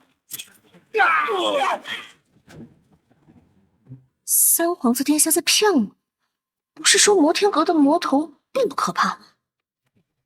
这个明世英的脾气喜怒无常不说，甚至有点失控。还是三先生最正常。七师弟，你这么做，就不怕师父他老人家迁怒于你？大师兄，安阳城乱跟我没有半点关系，我只不过顺手传递一下消息。师父若是生气，那便生气好了。我一直很好奇，是什么样的阴功，可以在瞬间逼退四大护法？若是连大师兄都不知道，那我就更不知道了。不过，师父他老人家毕竟活了1000年，有点保命手段也属正常。言之有理。听闻穿云飞辇重现，于汤子镇大败石屋先贤大阵，依你之见，师父此举何意？按照我的想法，年纪大了，应该好好待在摩天阁，把晚年过得舒服点。这般高调不太合理。暗网的确遍及天下，但唯独摩天阁中没有我的人。老八，不过大师兄无需担心，师父这次插手安阳城乱，应该是无心之举，真正的目的依旧是云散。无涯师弟，连你也觉得我会对魏卓言下手？师兄此言差矣，大师兄的确最有动机对魏卓言下手。魏卓言一死，就算大言不乱，短期内皇室必定掀起争权夺利的浪潮。皇帝还在，这5位皇子便翻不出什么花来。大师兄向来做事稳重，绝不可能犯这种低级错误。这番话甚合我意。大师兄过奖。师弟，师父为了所谓的碧落残片，不惜离开摩天阁，你可知此物有何特殊之处？碧落残片能够轻易划开罡气护盾，也可以成为铸造天阶武器的最佳材料。除此之外，并无特别之处。这不合理。若是没有特别之处，那摩天阁为何要费这么大的劲寻找碧落残片呢？我们也是为你好。来人，下在，传我命令，安阳一乱之中，凡是骚扰此家的，一律按照幽冥教的规矩处置。谨遵教主谕令。小师妹能有大师兄这般照顾，真是三生有幸。小师妹修为不高，却敢与二师弟动手，单论这份勇气，值得嘉奖。大师兄言之有理。师弟明事理。两位上月湖锤的实力，值得教主学习。青龙殿大首所求见。让他进来。教主，安阳之事已经查明。说，冒充幽冥教的，乃是净明道门主莫契。他们似乎对这个消息一点都不感到意外，反而露出了一抹笑意。恭喜大师兄，这可是天赐良机。传令下去，1个月内拿下净明道。遵命。净明道门主莫契已受了重伤，净明道高手潘离天不知所踪，仅剩下一名七叶高手游红衣。以四大护法的本事，拿下净明道指日可待。不过，大师兄并非是鲁莽之人。潘离天，我倒是希望他能出现。没人知道潘离天在哪里。传闻潘离天是和黑旗范修文属于同一时代的人，后来不知为何离开了净明道，四处云游。毫无疑问，潘离天是净明道最为年长的高手。大师兄纵横天下以来，很想有一名旗鼓相当的对手。二师兄亦是如此，也希望潘离天是一名合格的对手。当然，师傅除外。在安阳将所有的天书非凡之力耗尽，体质也差了，得闭关，好好参悟天书了。在安阳将所有的天书非凡之力耗尽，体质也差了，得闭关，好好参悟天书了。还有14170点功德，先囤点卡吧。购买3张致命一击，2400点。果不其然，致命一击再次涨到了1000点一张。换言之，击杀4叶以下的修行者已经不赚了。购买3张无懈可击，1800点。牢笼束缚买了3张，1500点。雷钢卡，算了，先不买了。绝地疗杀补充3张，1500点。功德剩余点数6970。这个点数，想要购买价值2万的8法运通，就有些异想天开了。舒服。关闭系统界面，进入参悟天书状态。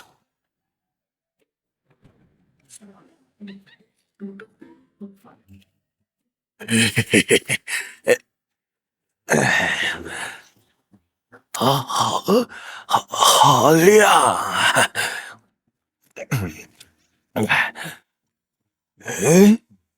姑娘，你为什么跪在这里？老头，这里是摩天阁，想活命的话，早点离开。这摩天阁，你怎么不害怕呀？我为什么要怕？反正早晚我都会加入摩天阁。这天底下，人人都对摩天阁畏惧3分，巴不得远离摩天阁。你倒好啊，还要往里贴。大言天下，没有我容身之所。你还是赶紧走吧，一会儿山上的人下来把你杀了，可别怨我。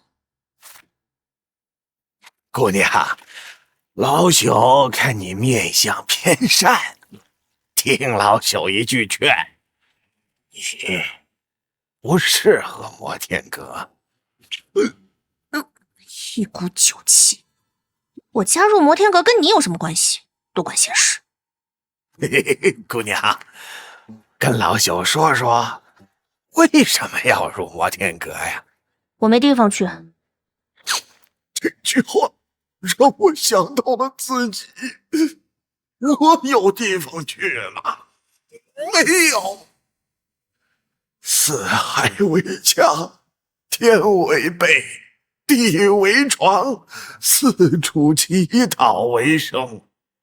但是人家是年轻小姑娘，又怎么能像老头这般拉下脸，四海为家，像无根浮萍一样？哎呀，姑娘，这里是金庭山。老头，我拜托你，能不能别打岔？要走赶紧走。哎，老朽不走。哎呀，没有酒，这人生就失去了色彩，无聊。这不仅是个乞丐，还是个嗜酒如命的酒鬼。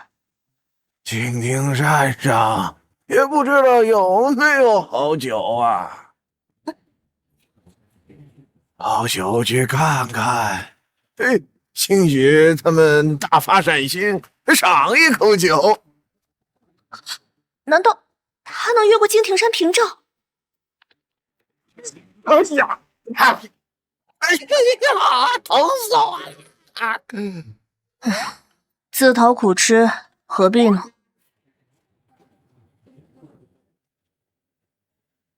三先生说了，老前辈正在闭关，不会见你，你还是走吧。繁星姐姐帮忙带话，就说花月行一日不入摩天阁，一日不离开。你这是何必呢？求姐姐帮忙。唉，你等等，老朽想讨口酒喝。没酒，快滚！哎呀，好凶的丫头！还有你，别赖着了。师傅说不收你，那就不收你。我愿意等。那你等着好了，我们走。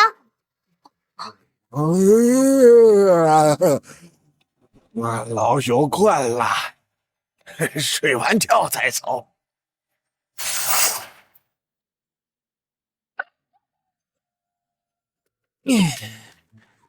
天书的非凡之力回来了。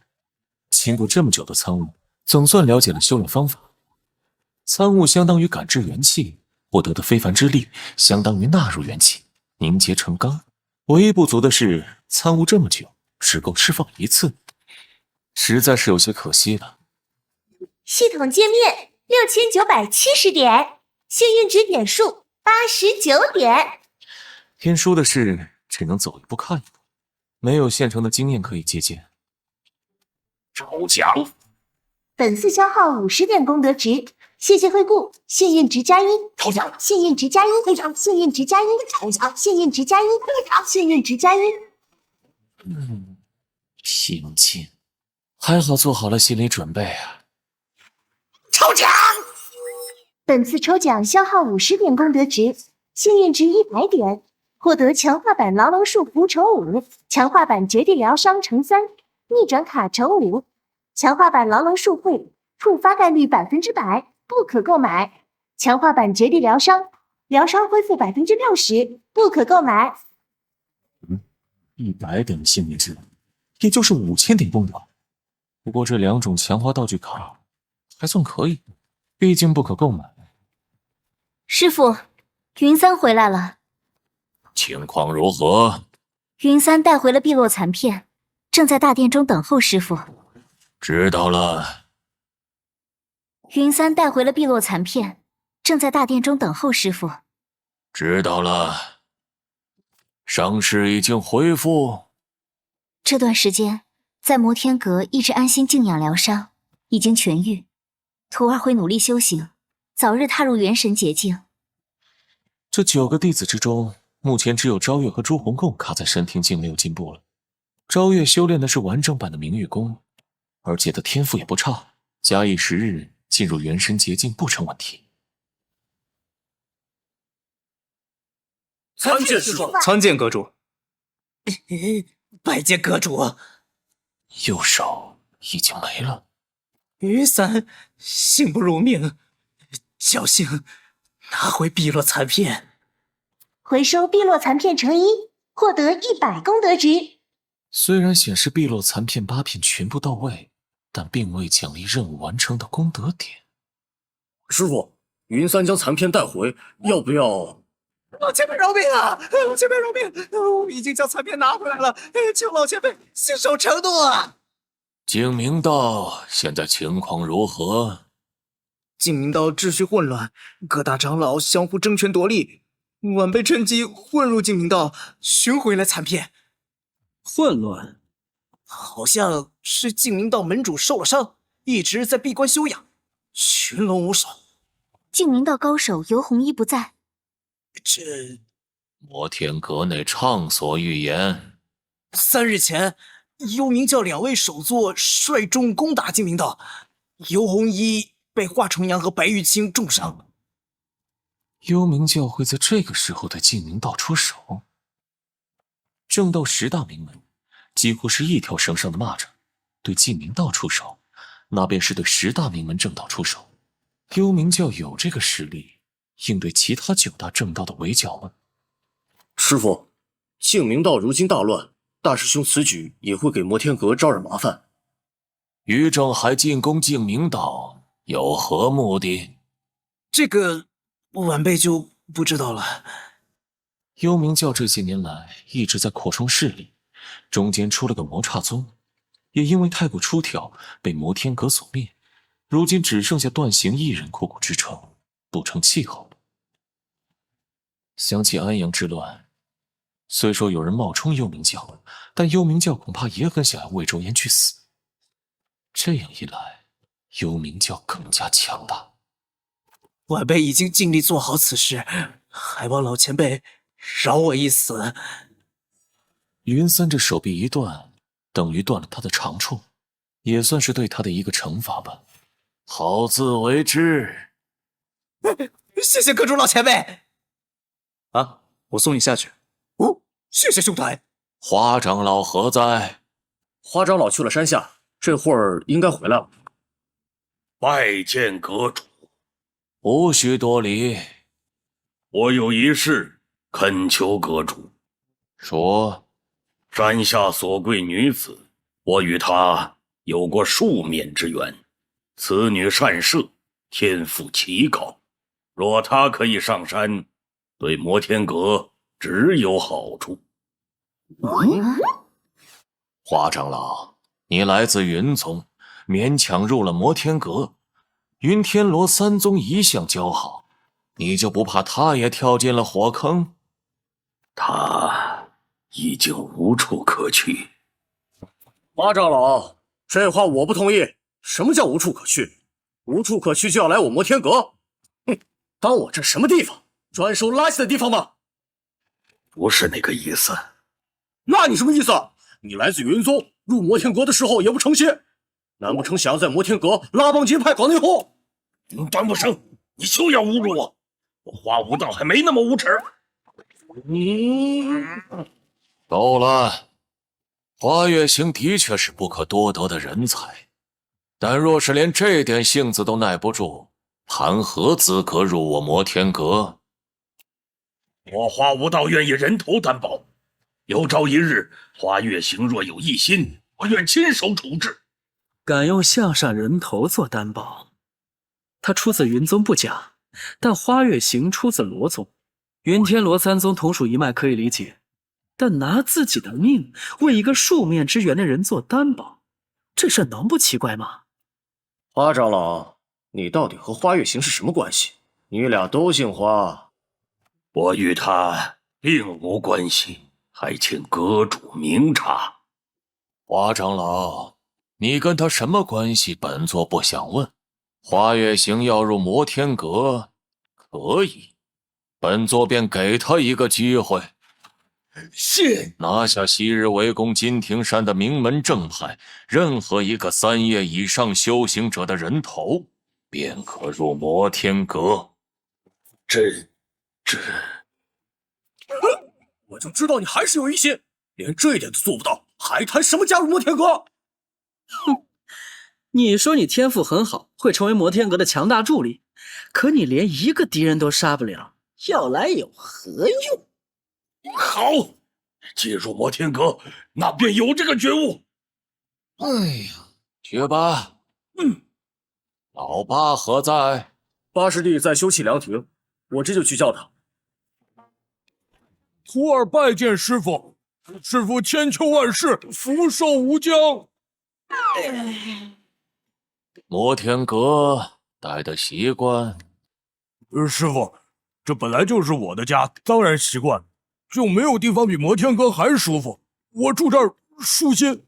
真的？徒儿句句属实，不敢有半点谎言。和大家相处如何？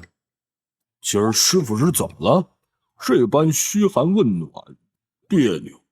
师兄师姐都很照顾我。小师妹，小师妹温柔可人，大家待我都像家人一样。和老七相处的如何呀？很好，特别好。老七一直对我很照。老七，师傅冤枉，徒儿跟七师兄没关系啊！那你说说看，七是如何得知为师的行踪的？老七是如何得知为师的行踪的？老七的眼线遍及唐园每个角落，都当然知道。那你觉得摩天阁中谁会是老七的眼线？没大师弟，原来是你！师傅，请听徒儿解释，师兄我快撒手！为师就听你如何解释。乌鸦师兄，叛徒！他向我发誓，绝对不做不利于摩天阁的事，甚至还说要帮摩天阁，所以徒儿才不小心透露了师傅的行踪。他这么说，你就信了？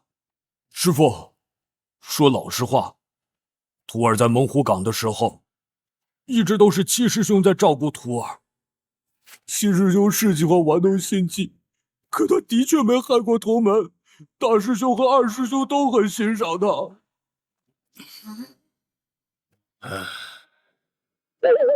我在说啥呀？这下完了，轻则处处失本，重则半身不遂啊！他说的的确是事实。这些孽徒除了叶天心勾结正道修行者以外，其他人的确没有对摩天阁做过不利的事。不过，这种孽徒必须得严加调教，将他押入思过洞，今后每日杖责50，束缚修为。徒儿领命。徒儿谢师傅开恩。严家管教周鸿贡获得200功德值。老八，刚刚没伤着你吧？没事儿，谢谢三师兄手下留情。那就好，下次我就不留手了。瓜都吃完了，是时候研究一下碧落残片了。师傅，何事？这个宁死不走，花月行都走了，他非要他口酒喝。小师妹，金庭山可不是阿猫阿狗随便进的，快把他丢出去。我丢了，可他自己走进来了。自己走进来？我觉得奇怪，就带他上来面见师傅。金庭山的屏障是由特殊的阵法组成，岂会被一名老乞丐走进来？这种事马虎不得。就是他。酒，老兄要喝酒。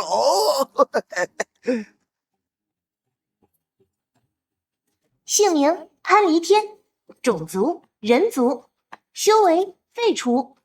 晋宁道门主莫契和高手游弘一被幽冥教重创，要不了多久，晋宁道就会从这个世界上消失。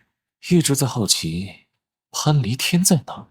晋宁道最神秘的高手和范修文同一时代的强者，却在一夜之间消失，不知所踪。没想到会出现在摩天阁。快！老朽等了好久的酒。老东西，信不信我现在就把你丢出去？哎呀，小丫头，这么凶，不好！把酒来。徒儿这就去。师傅对一个陌生老乞丐态度竟这么好。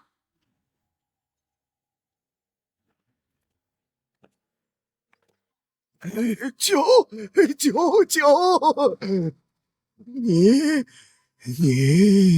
你就是摩天阁的主人？摩天阁的酒，100年陈酿。好酒啊！真是好酒啊！想喝吗？想，老朽太想了。如此甚好。你既然知道这里是摩天阁，还敢闯进来？哎呀，知道，老朽烂命一条，不在乎。烂命？你没有修为，如何避开的屏障？老朽也糊涂，老朽就是一普通乞丐，哪里懂什么屏障？堂堂净明道第一高手，竟落得这般田地，本座不知该不该高兴。哼，蓬头垢面，浑身气息全无，潦倒衰老的老乞丐，会是净明道第一高手？老朽听不懂你在说什么，老朽只想喝好酒，睡个好觉。真不打算承认？老朽就是一乞丐，哎呀，真不懂你在说什么。师傅，他不肯承认，徒儿可以揍他。并不指望他第一时间承认自己的身份，毕竟谁也不知道这些年来潘离天经历了什么。若他是伪装潜入摩天阁，那他这一身修为又如何解释？没了修为却敢来摩天阁，那和送死有什么区别？你承不承认不重要，本座能告诉你的是，净明道如今危机四伏，要不了多久便会从这个世界中永远消失。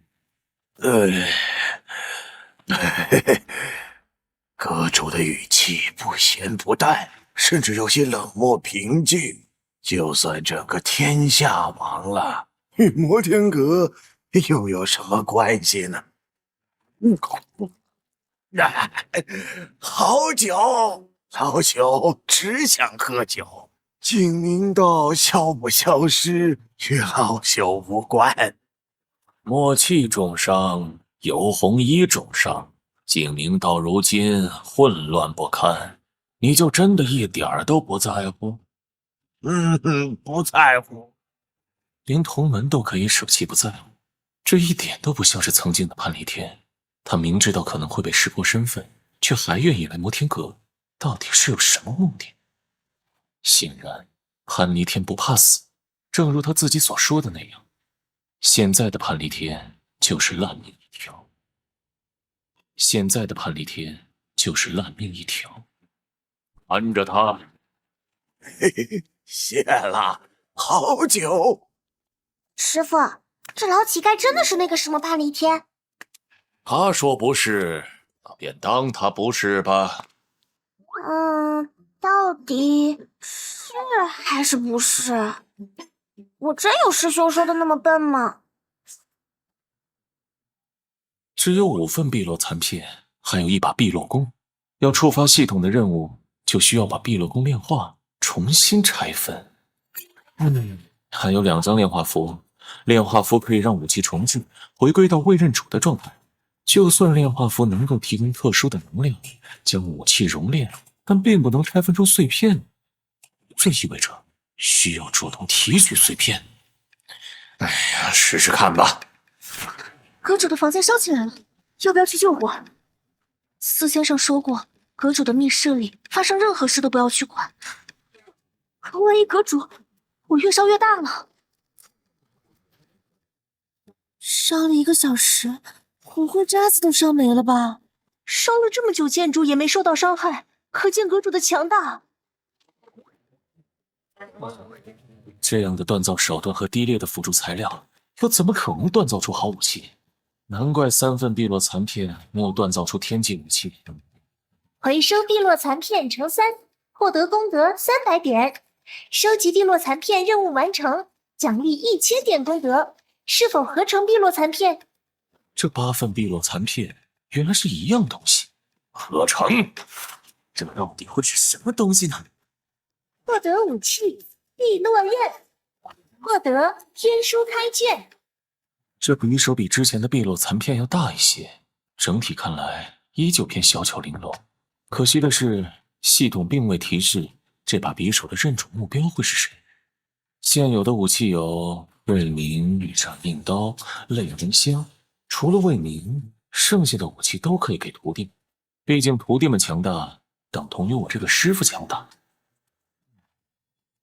现在就只有5徒弟昭月和8徒弟朱红贡没有武器，要怎么分配呢？昭月是女孩子，斩命刀比较大，不太雅观。泪痕香化成拳头以后，似乎更不雅观。这2样武器乍一看更适合老8朱红贡使，但是朱红贡刚会魔天阁，性子还需磨练，在他没有一心之前，不打算给他武器用。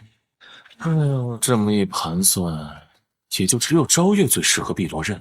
只不过昭月现在的修为还没有到元神级境，无法驾驭天阶武器。魏明试一下碧螺刃。神主，这碧螺刃起码也是天阶，要是被毁掉就太可惜了。天书开卷上，难道是和3卷天书有关？人字卷天书处于点亮的状态，至于地字卷和天字卷依旧是暗淡无光。打开人字卷天书，众生眼阴神通，暗阳城之乱。脑海中蹦出来的天书便是这行字。天书开卷的目的是什么呢？继续参悟天书试试。入一记法内禁止神通，以得灭禁止通过。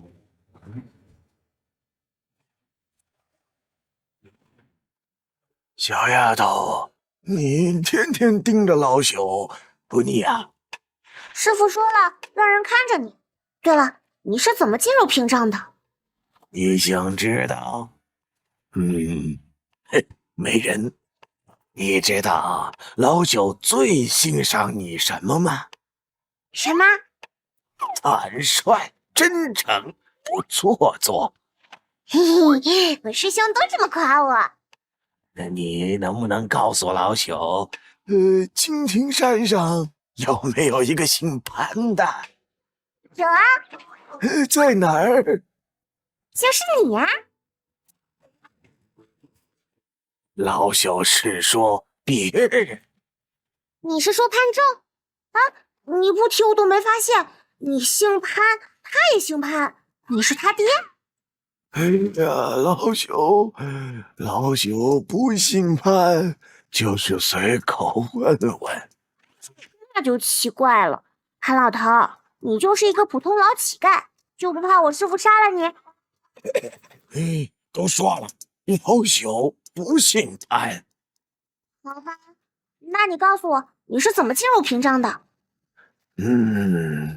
再精密的渔网也有缝隙。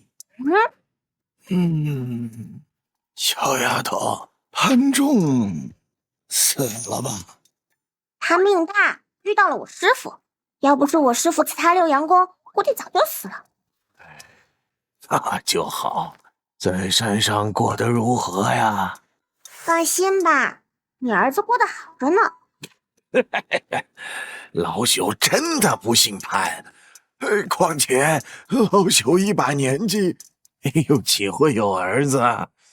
丫头，再给老朽续点酒，百年的陈酿，好不好？好吧，看在你孙子的份上，给你续点。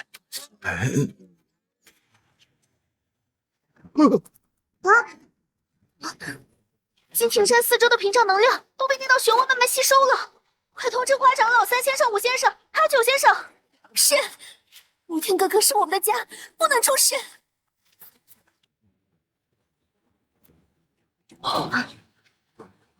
难道老魔头打算汲取屏障的力量，强行维持修为？阵眼，在摩天阁顶尖处的漩涡，便是金庭山屏障的阵眼。这个阵眼可以控制整个金庭山的屏障，同样，阵眼也是修复阵法、灌输能量的地方。但是眼下能量正在被吸收，是什么情况？这是要削弱金庭山的屏障，减弱防御力量。天河这是在做什么？这样下去，屏障一旦消失，名门正道再次联手进攻，摩天阁如何抵挡？漩涡带来的震动越来越强烈，过去看看。当前阶段，摩天阁是我唯一的容身之处。摩天阁若是出了事情，我也无处可去。当前阶段，摩天阁是我唯一的容身之处。摩天阁若是出了事情，我也无处可去。怎么有一个老乞丐？你是何人？这人怎么感觉曾经长得很丑很吓人？老朽讨口酒，好酒，要不要来一口？你还没有回答在下的问题。老朽是谁不重要，你好像受了很重的伤啊。与你无关。老朽走南闯北，阅人无数。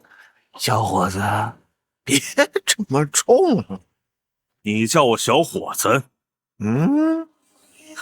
哈哈哈哈！小小后生晚辈，有眼无珠，我不与你计较。老朽也不与你计较。岁月是把杀猪刀，把人杀变了模样。华长老，你见多识广，这到底是怎么回事？阵眼出事了。自从上次正一道和天剑门来捣乱，师傅凭借一己之力将阵眼修复，按理说不应该出事才对。当日我也在场，曾亲眼目睹阁主修复阵法。不怕不怕，阵法就算散了，那些正道也不敢过来。师傅还在闭关，这样下去不行。可惜老四不在，不然让他想想办法。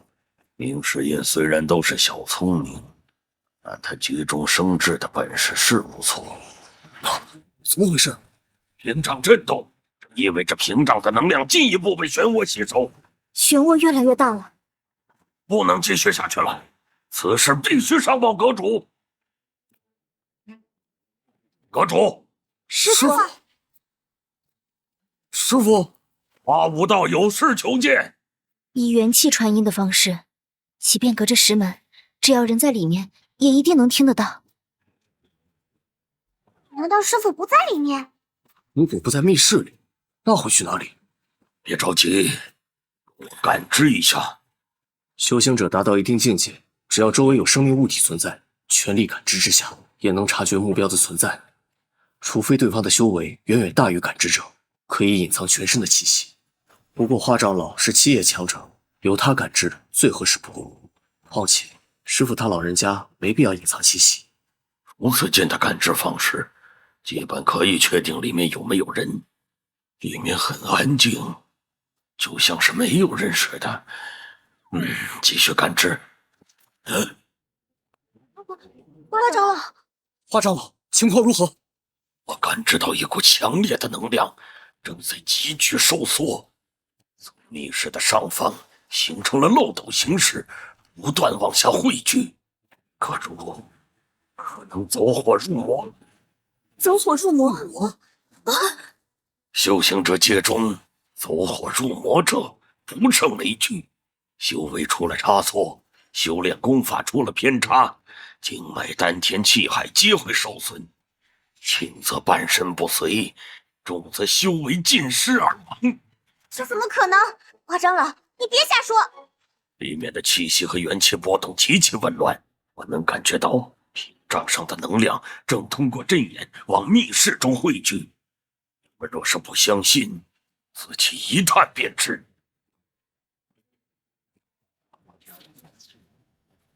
果然像花长老说的那样，里面的元气混乱不堪，这的确是走火入魔的征兆。三师兄，快想想办法，这样下去不行。有2个办法。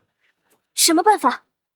一，我们强行破开密室，由大家共同联手将混乱的元气稳定下来。但混乱的元气会形成反噬，由我们共同承担。第2种办法，那就是等。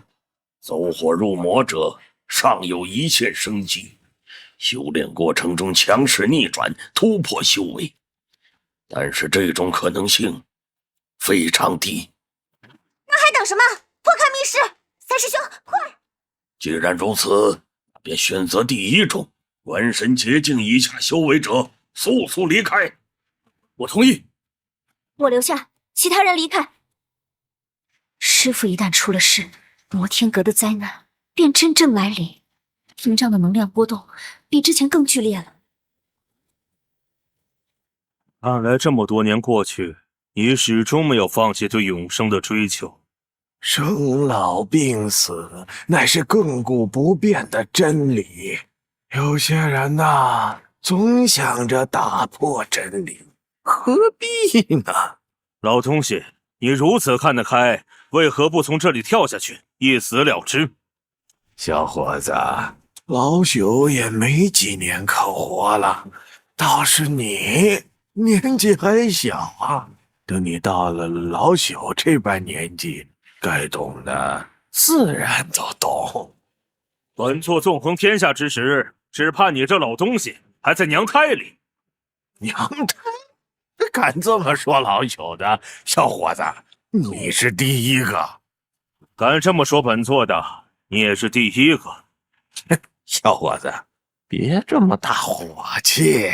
哎，喝口酒，百年陈酿。屏障的力量正在削弱，收拢的元气却极其混乱。摩天阁内怕是有人走火入魔。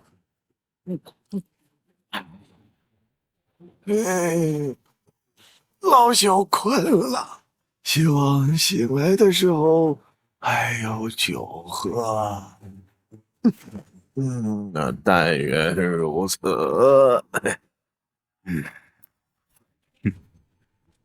动手吧！我虽是七叶高手，但在进攻方面不如端木生。没想到这木门如此诡异，竟能扛得住你这一击。毕竟这是师父常年闭关的地方，加上这里的构造以及细微的阵法布置，一般的修行者很难破开。一击不成，那就2次；一击不成，那就2次。再来！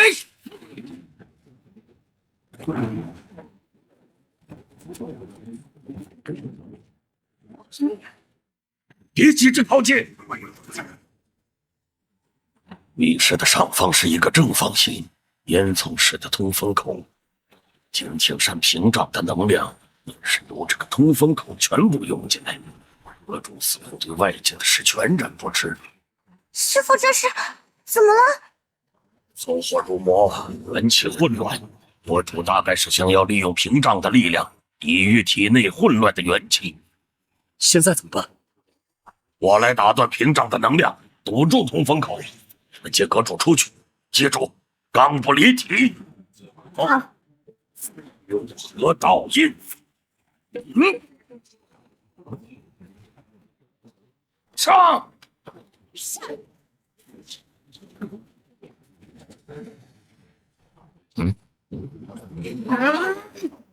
放肆！这蓝色海水一样的能量瞬间成钢，宛若蓝莲盛开，向四周倒逼。好可怕的能量！结冻冥法身！这一声放肆并非是阴功，虽然和安阳城慈父那一声滚字大神通不可同日而语，但也蕴含着元气的能量。那是什么？身边瞬间凝结绽放的蓝莲。不好！蓝莲一开，似有刚起道理的力量顷刻间增加了数倍，他们扛不住。六合照印，七叶法阵。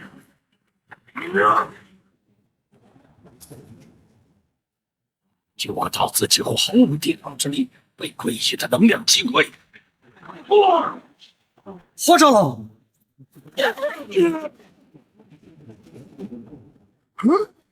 失败了，还是突破了？哎呀，跟老朽有什么关系呢？无心研究了20年的防御道印，没想到一招雷罡便破了六合道印。显现大阵之后，我也颇得领悟，逆境中突破8字变9字。这段时间也在找机会向阁主讨教几招，可是现在机会还没找到，就已经败了，败得如此彻底，败得毫无悬念。这样的力量，修行者本身绝不可能产生这么强大的力量，那么就只有一种可能了，是金庭山屏障力量的灌入所致。阁主，师父，阁主，好大的胆子！阁主息怒。师父息怒，金庭山屏障能量道观，阵眼已开。徒儿以为师父走火入魔，这才擅闯密室，还望师父恕罪。分明记得自己一直在参悟天书，获得天书开卷以后，参悟状态也和以前有所不同，可以说是更投入、更沉浸。可是睁开眼的瞬间，看到了3名徒弟擅闯密室，本能之下触动了天书的非凡之力。金庭山屏障和之前相比的确减弱了不少，我一直在好好参悟天书，怎么就会把屏障的能量汲取了进来？这波参悟实属有些可惜啊！屏障的力量和天书的力量相冲，密室也毁了。擅闯密室，该罚。花无道、端木生杖责30，饶月杖责20。徒儿领罚。半个月内将密室修复。徒儿遵命。阁主在修行上可有不舒服之处？你在质疑本座？花无道不敢。刚才情形的确危急，想必是阁主神威盖世，造成走火入魔的假象。没必要在这方面上做过多的解释，毕竟天书的事我自己也搞不清楚。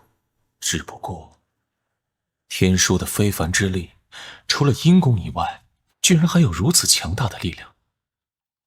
一招击退4人，六合道印如同脆豆腐一样被碾压粉碎。走火入魔？老夫在这里参悟的好好的，怎么就走火入魔了？是我等判断失误。屏障情况如何？还未来得及查看。刚刚那道奇观你看到了吗？万一阁主有什么事，要么生，要么死，没什么大不了。摩天阁要出事了，就没有酒给你喝。有道理。老朽希望啊，摩天阁平安无事，阵眼四周平静如常，之前的屏障就没能挡住我，现在的就更不可能了。拜见阁主。摩天阁的辉煌将一去不复返喽。收拾一下。是。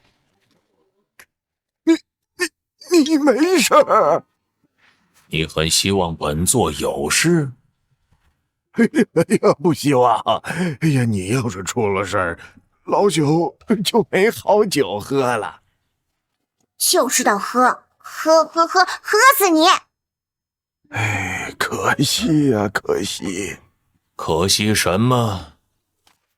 这么大动静，老朽还怕睡不安稳。本座可以让你睡得更安稳。老朽现在睡得就挺安稳。是吗？师傅，您以前说不要欺负老弱病残，徒儿揍他合适吗？为师有说过这话？没有，是徒儿记错了。小丫头，别过来！别怕，我打人不疼的。小丫头，别过来！别怕，我打人不疼的。老朽服了，老朽服了。这还差不多。你以前是修行者，普通人的身体素质再怎么强横，也不可能挡得住小渊儿的这顿揍。但经过淬体的修行者，却完全可以挡住。修行者修为被废除以后，淬体的强度还在，身体的强度、抗击打性都要比真正的普通人强很多。这一揍显出了原形。哎呀，哪有什么修行者呀！老朽皮厚，一年四季皆是如此。哎呀，几拳而已，受得住。到这会儿还装，那要不要再给你松松筋骨？想在摩天阁睡得安稳，便要遵守摩天阁的规矩。老朽最守规矩。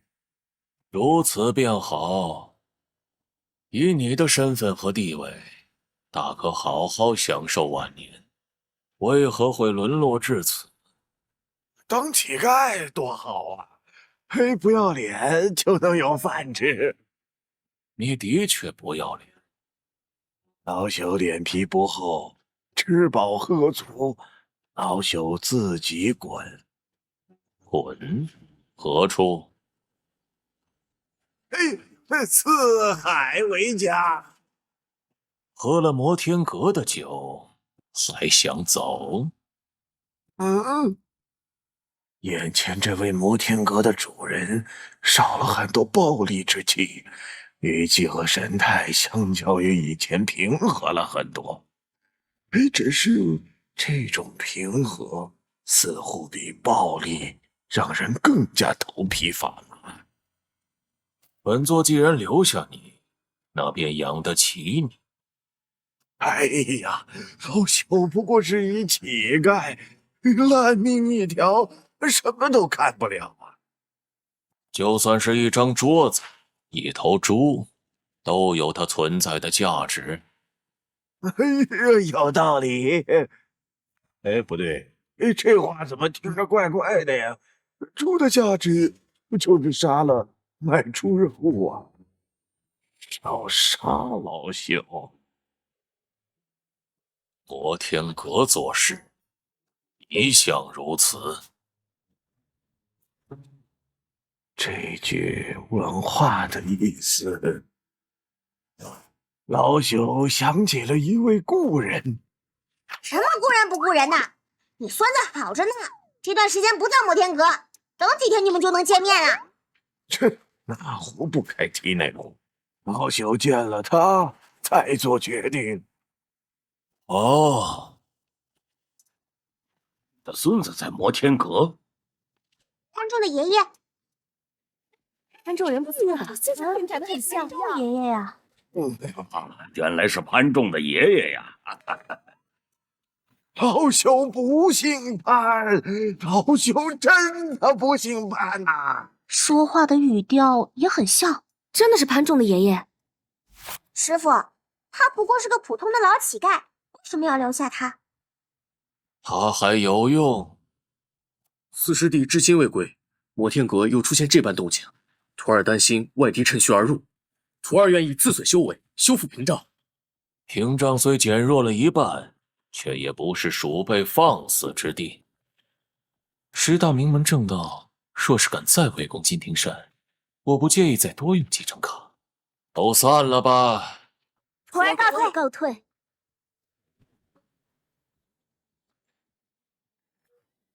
参悟的时候到底发生了什么？天书的非凡之力的确很强大，但为什么会引动屏障的能量倒灌？根据参悟的感觉来看，威力会随着参悟的推移逐渐增强。也就是说，天书开卷是开启参悟神通的条件。圣人寿命5236天，少1000天。青庭山的屏障力量强行灌输体内的时候，需要极其强大的身体和修为才可以承受得住。想来，寿命是被屏障的力量消化了一部分。这波参悟真是血亏呀！用逆转卡。师傅又出事了！啊？难道真的走火入魔了？哎，不用管，吃一堑长一智。师傅他老人家搞出的动静还少吗？继续参悟天书，和密室中的参悟感觉已经完全不同。这大概也是参悟天书得到的提升之一吧。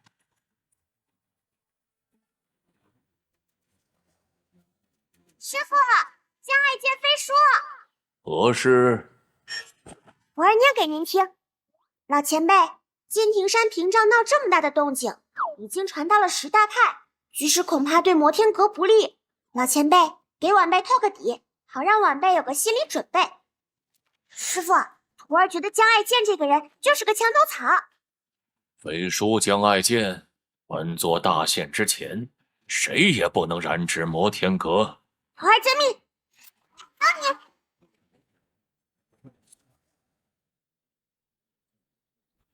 七师弟，你是说金庭山的屏障力量削减了一半？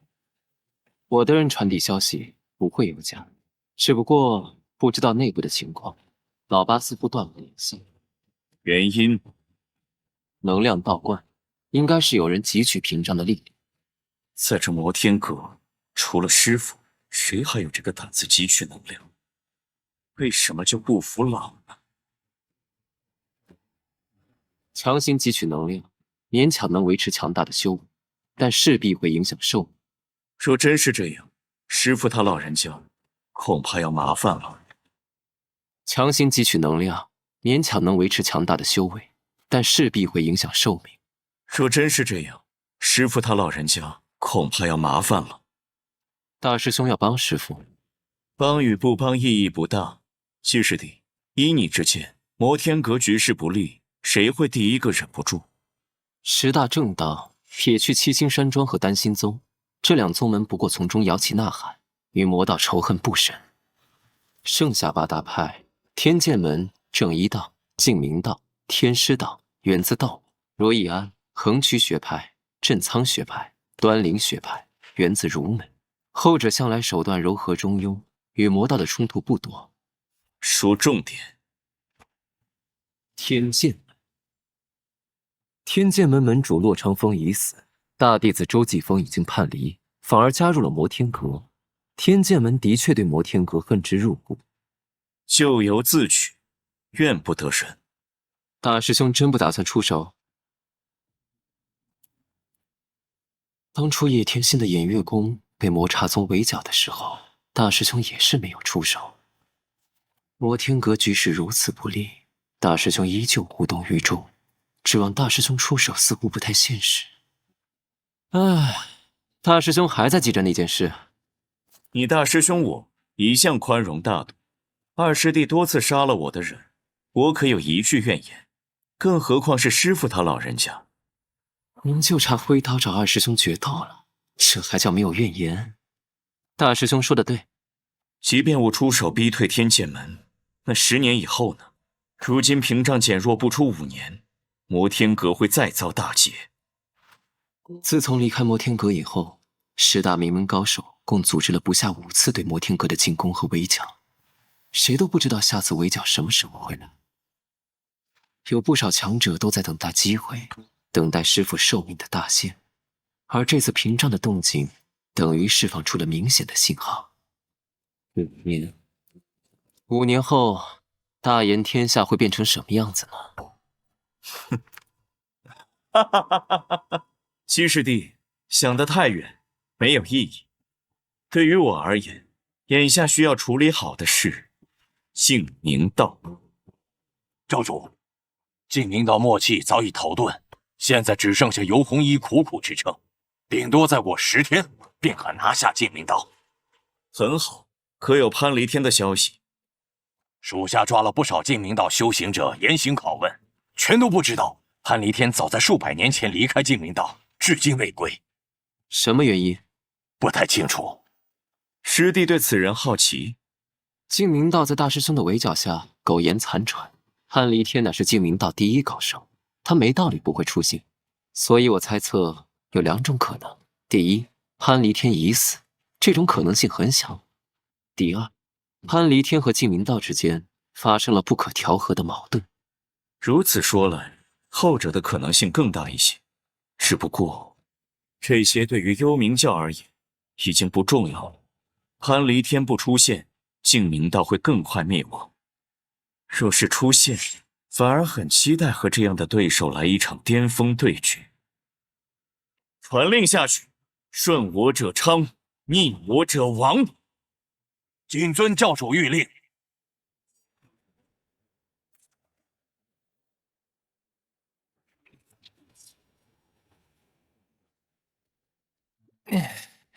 3天的时间，非凡之力恢复了有1万左右，想达到饱满状态，需要7天到10天的样子。修行之路漫漫，这种事急不得。看看价格，好在没有涨价。这是遗失的钥匙，脑海中所有记忆都没有找到钥匙的线索，难道又和那部分缺失的记忆有关？既然是寻找遗失的钥匙，那应该是用来打开某种柜子、箱子之类容器的。摩天阁似乎只有密室和北部的仓库是存放箱子的地方。不过，这也验证了一种想法：穿越之时的很多东西，或许压根就没有消失，而是因为种种原因散落各处。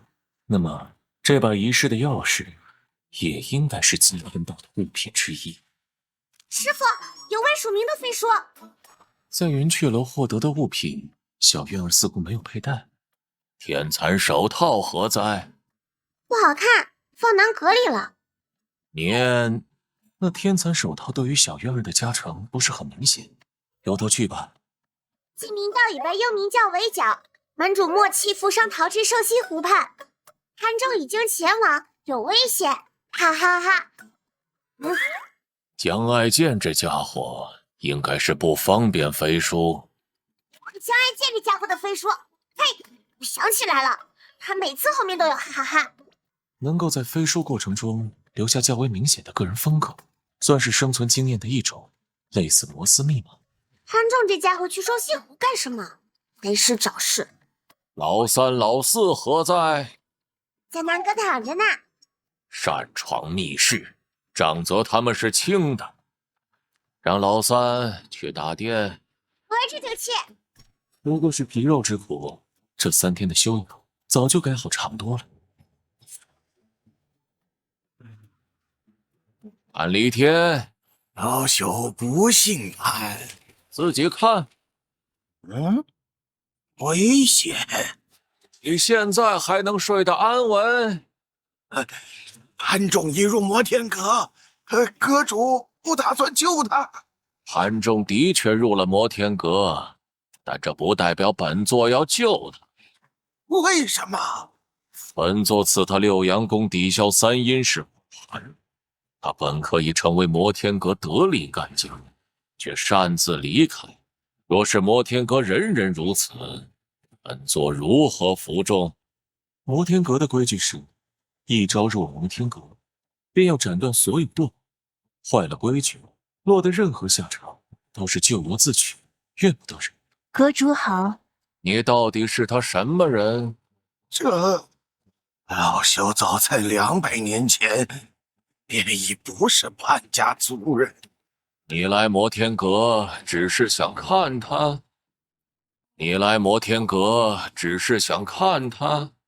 老朽没有几天可活，临死之前的小小愿望罢了。入我摩天阁，你便可以顺理成章去救潘仲。哪怕我已经离开了净明道数百年，但在外界人的眼中，一直都是净明道第一高手。很多人都在等待着我的回归。若是入了摩天阁，这岂不是让修行界笑掉大牙呀？最关键的是，现在修为尽废，摩天阁又看上我哪一点？本座手中正好有一片黑木莲。老朽是来蹭吃蹭喝，怎么感觉把自己蹭进来了？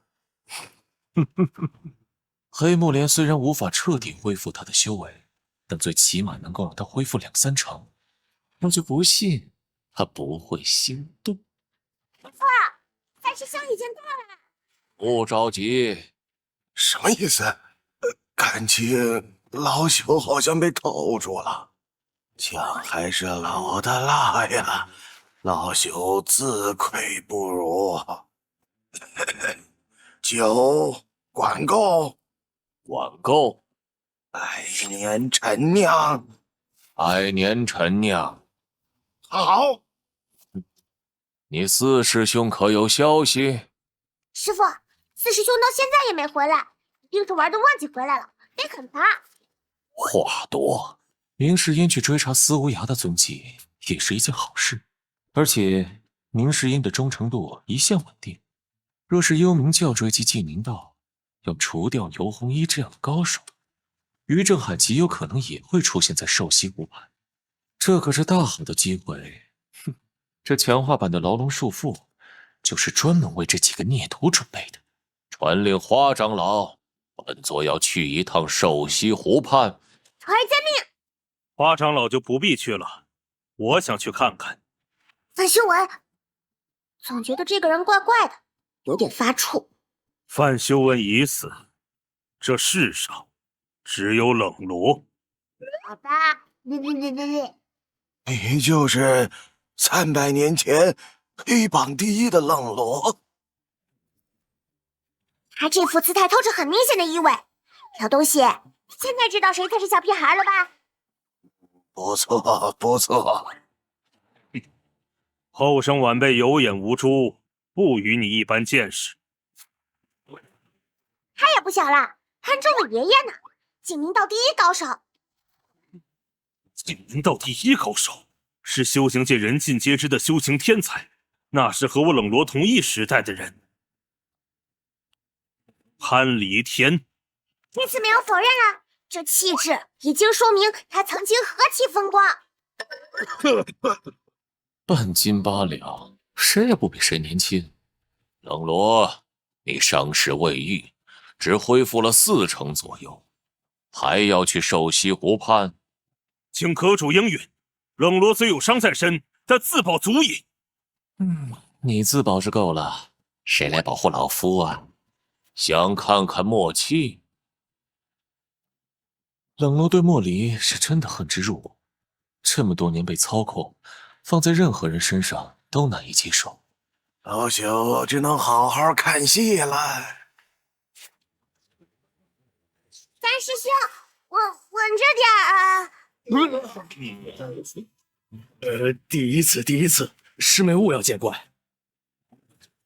多谢冷前辈。他的修为终究是没有恢复，还要帮忙驾驭飞辇。哎呀，老朽这辈子没坐过这么威风的飞辇。好啊，好啊！元气均匀灌输，舵盘不要乱动，目视前方，调整节奏。徒儿明白。被几个大佬盯着，好尴尬呀。四师弟，我可想死你。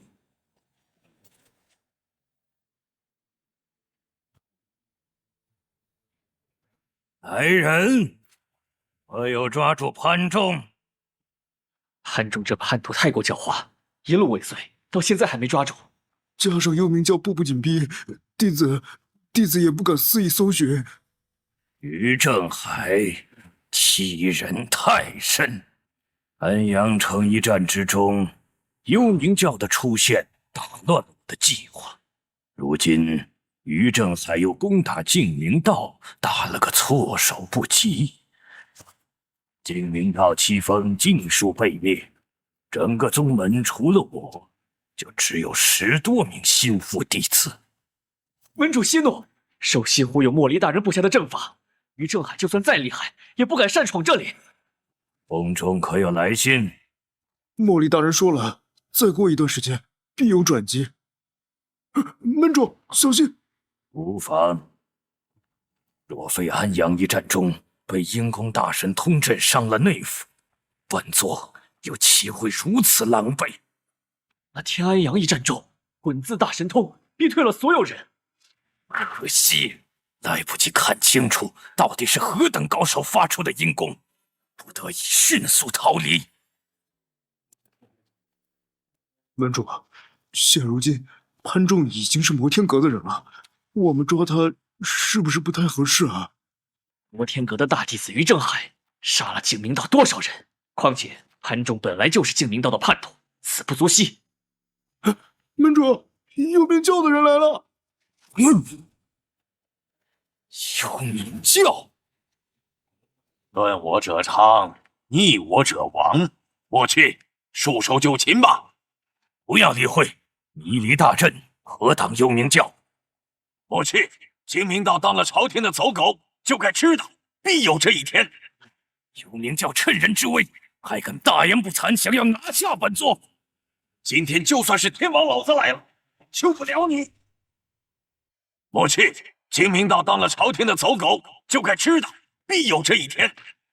幽冥教趁人之危，还敢大言不惭，想要拿下本座。今天就算是天王老子来了，也救不了你。净明妻子可有消息？回门主，7位师叔和尤长老没有追上来，恐怕凶多吉少。宫中支援何时到来？已经飞出宫里，但没有回应。门主，于正海虽然强大，但他也有弱点，与其坐以待毙，不如……你想投靠摩天阁？弟子不敢。你以为摩天阁能奈何于正海？那老魔头若是真有本事，岂会容忍于正海逍遥快活？唉，眼下我们只能等宫里的支援。门主，幽冥教退了，太好了！门主英明，这华重阳不过是狗仗人势之辈。莫欺老匹夫，你牛！我认输，告辞。那首座，您说什么？快走！哦，出发！不对，那是什么？摩天阁。门主，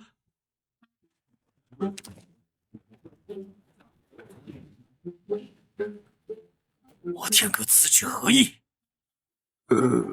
警告！欺人太甚！门主，您咳血了。减速没控制好，抱歉。海岛桃，你死了吗？我晕船，让我躺会儿。师傅，前面便是寿溪别院。寿溪湖畔乃是宫中贵人闲暇之时游玩休憩之地，净明道默契为何出现在这里？你是黑旗之首，直属皇帝，连你都不知道？黑旗只负责执行任务，从不过问朝堂之事。默契莫离，以你之见，二者是何种关系？据我所知，莫离是女人，一个善于蛊惑心智、巫术强大的妖艳女人。英雄难过美人关，冷落纵横天下多年，不曾想也着了这个道。本座记得默契有一兄长，早年分离，消失不见。不管男女，都得死。如此甚好，莫离便交给你。多谢。能让这般人物臣服，真是让人赞叹不已呀！自己修为被废，没得选择入了摩天阁，冷罗也应该如此。那么未来冷罗恢复了修为，又会如何呢？师傅到了。师傅，我与几名女弟子维持飞辇的悬浮。除了2名徒弟以外，这次是真的老弱病残团，只怕是想要节省点道具卡都难。有阵法。你怎么知道的？这些凉亭按照八卦的方位建造，别院四周有明显的元气波动。净明道高手之中，并没有人善于建造这么大的阵法，所以极有可能是巫术大阵。受教。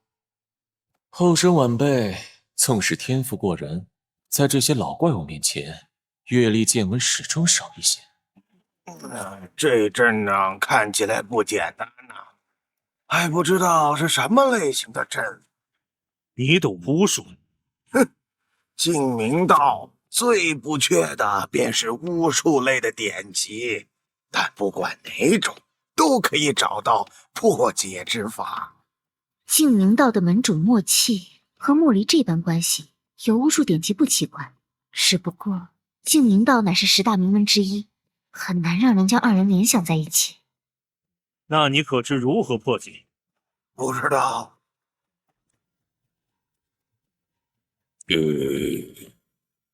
不知道你瞎扯这么多干嘛？浪费时间。拜见老前辈。一眼扫过去，竟然连一个元神结境高手都没有。让莫欺那个老贼出来！不知各位驾临寿熙别院有何贵干？请理一下。好。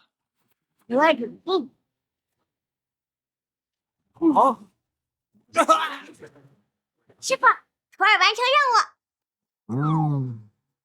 默契，佩服。雕虫小技而已，神庭便可做到。但是能将阴空以如此细微的控制送到每个角落，没有数百年的沉淀又岂能做到？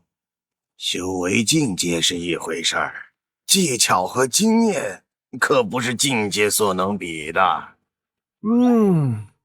比一般人的马屁舒服多了。倚天刀！哟，这老匹夫！师傅，徒儿愿打头阵，绝地3尺，你要把这把东西挖出来。不必。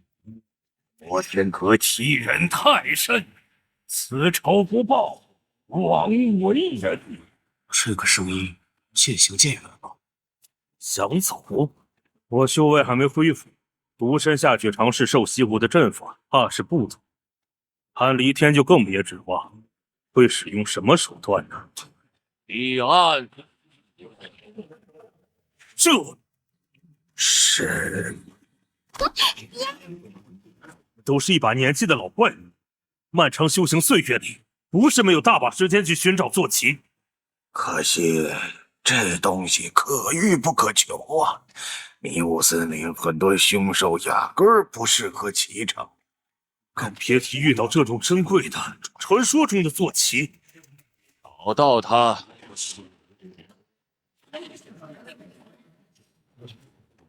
敢问阁主，此物是如何得来？他们也是曾经想要接近这种珍稀坐骑的人。本座曾前往迷雾森林，历经300天，穿过无望之地，一路斩杀数万猛兽，最终侥幸遇到彼岸，又花了近数月时间，将彼岸驯服。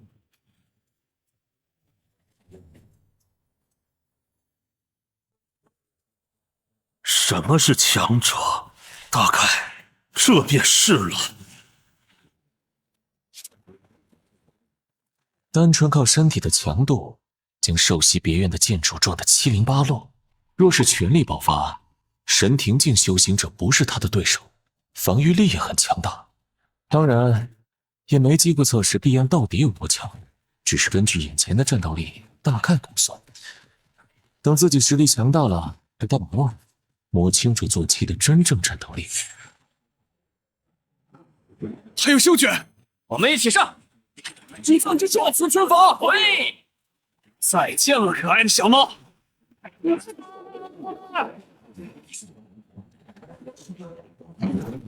居然啊！好强的防御！传说中的坐骑果然名不虚传。住手！我天阁欺人太甚！老匹夫，你们围攻金庭山的时候，怎么就没想过欺人太甚？宁可玉碎，不能画全。在那里，大阵开启了，提案回来。想再次使用白泽，毕竟白泽的能力可以顷刻间将这大阵削减下来。但转念一想，暂时还没必要。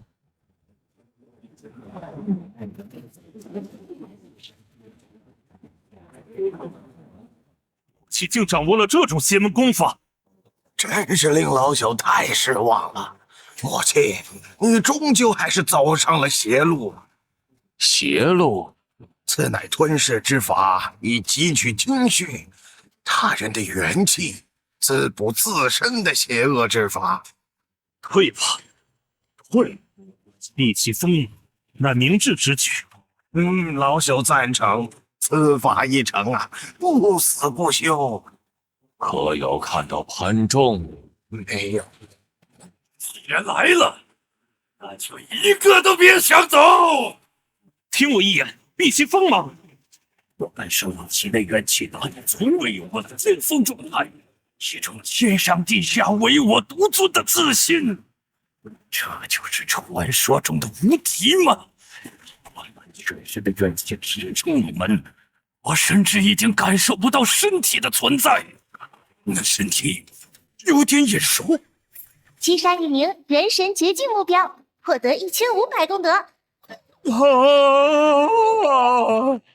金明岛的高手众多，就算是我自己，也完全没这个自信，一巴掌将门主拍死。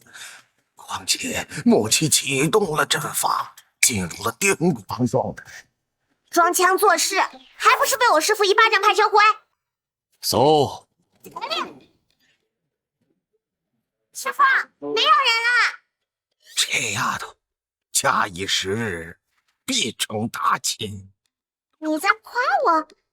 能入老朽法眼的没有几人，你的确算得上，天赋也不错，不出5年便会入元神境，还解洞明法阵。你离开修行界太久，怕是不知道这丫头的名声。慈渊儿10岁入金庭山，1年之内入元神，这普天之下能找出与这丫头相媲美的，恐无一人。人类怎么可能有这样的天赋？2位长老对你的褒奖，你要记在心中，戒骄戒躁。师父，水中有动静，不像是阵法，有人。很重，能在湖底藏到现在，有点意思。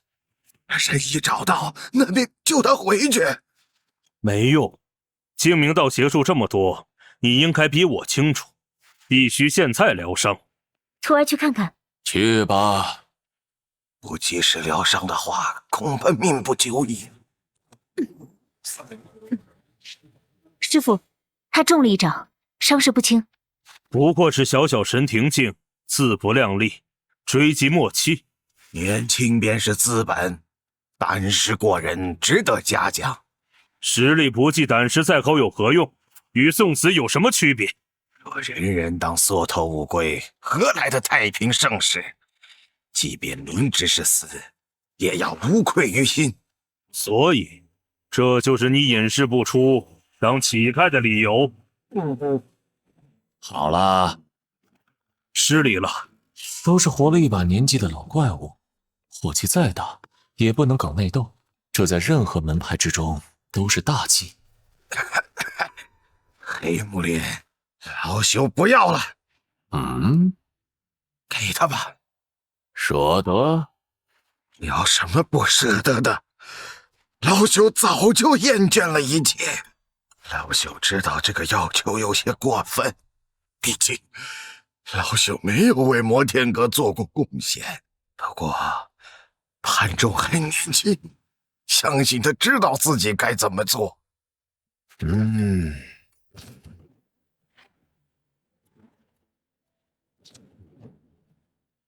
送一程。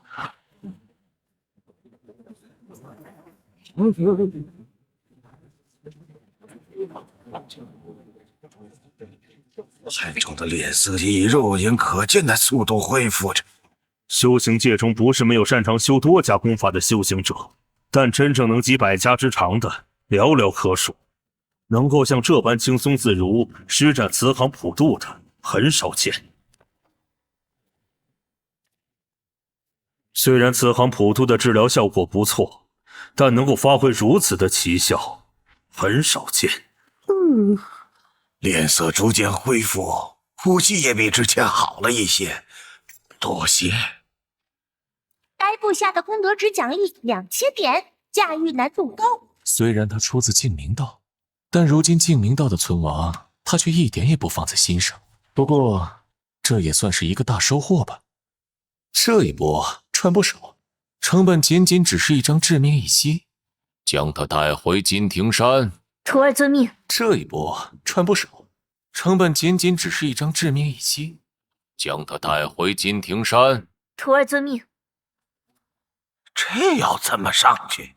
这身份，这地位，主动开口不太好吧？大概是宫中的支援要到了。管他呢，来多少杀多少。师傅，小心陷阱。无妨。我要不要跟上去呢？伤势恢复了一半，修为恢复个2成。我可是实实在在拖后腿的废物，跟不跟呢？你若害怕，便在这里等着。笑话！老朽若是害怕，又岂会孤身一人前往摩天阁？我不用元气也跑得比你快。不跑，我该不该追过去呢？嫁娶飞年还不太熟练。算了，有一帮大佬在，没什么事情解决不了的。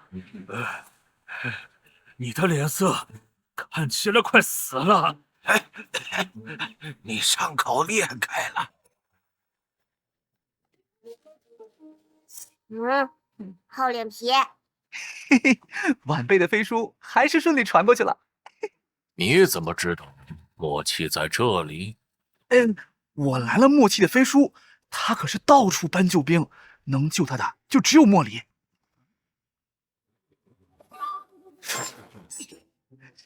华长老，你好，你好。黑旗之首范大人，你好，你好。还是花长老平易近人。哪来的混账东西！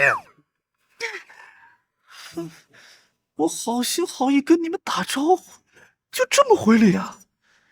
他可是潘仲的爷爷，净明道第一高手。爷爷，听闻净明道第一高手早就离开了宗门，没想到会出现在摩天阁。我有眼不识泰山，看在我救了潘仲的份上，别跟我一般见识啊！是你救了潘仲？嘿嘿，若不是我眼疾手快出手救了他，他早就死了。才神庭境就想要偷袭默契，真是不自量力。厚脸皮，净明道第一高手在向你拱手致谢。哎呀，都是小事，都是小事儿。这么说来，本座还要谢谢你了。啊不需要感谢，毕竟咱们之间是合作关系。这语气听着就瘆人啊！你刚才都在一旁偷看，为何不出来帮忙？默契这种高手，哪是我这种小鱼小虾能对付的呀？我引你们来是想告诉你们，赶紧走，别等宫里的人来了就晚了。你不是已经拦截了默契的飞书？人家飞了好几次，我总不能次次都能拦住吧？宫里的支援来了，怕不怕？问你呢？问你呢？按照平时的习惯，他应该是第一个消失才对。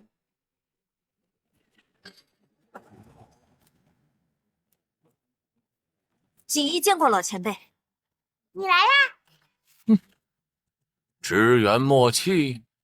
锦衣不过是奉命行事，凡靠近寿西别院者，格杀勿论。老前辈有恩于锦衣，锦衣怎能忘恩负义？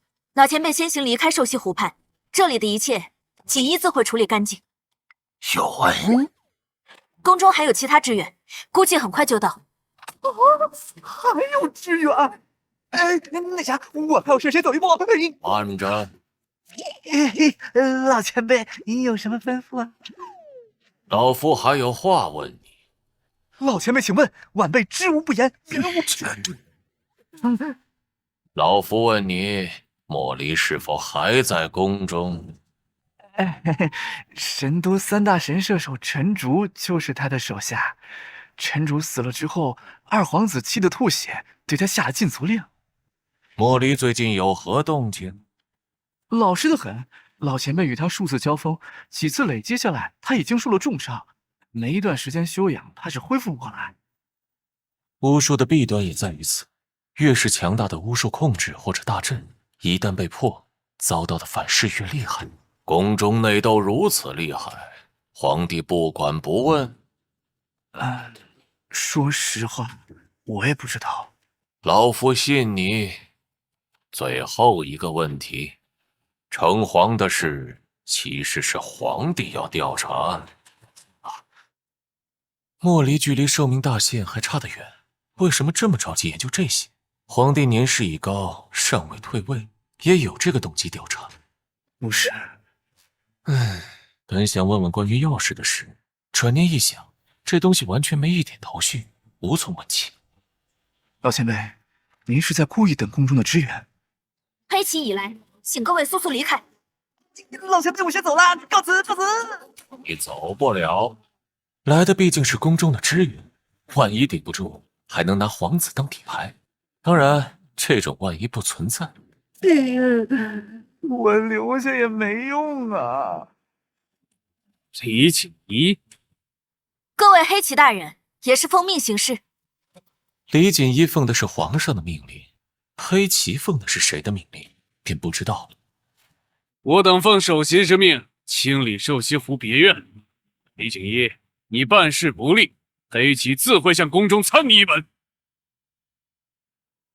你们奉谁的命令？当然是黑旗之头，万岁大人！混账！四大黑旗有新人顶上来可以理解，甚至有新任的黑旗首领也能接受，但是名字还用以前呢，这谁能忍？你又是谁？门中鹤岳冲李姓段延红，虽本座征战多年，杀人无数，就凭你们这般模样，也配称得上四大黑旗？万修文、冷罗，自我加入黑旗，每天耳濡目染的便是这位传奇人物。黑旗营中说的最多的都是冷罗的传说。我好慌啊！不可能，这不可能！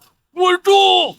范修文已经被老魔头杀死，你想要诓骗我等？所有人听令，此人假冒黑旗首领范大人，就地处决！凡入寿西湖别院者，格杀勿论！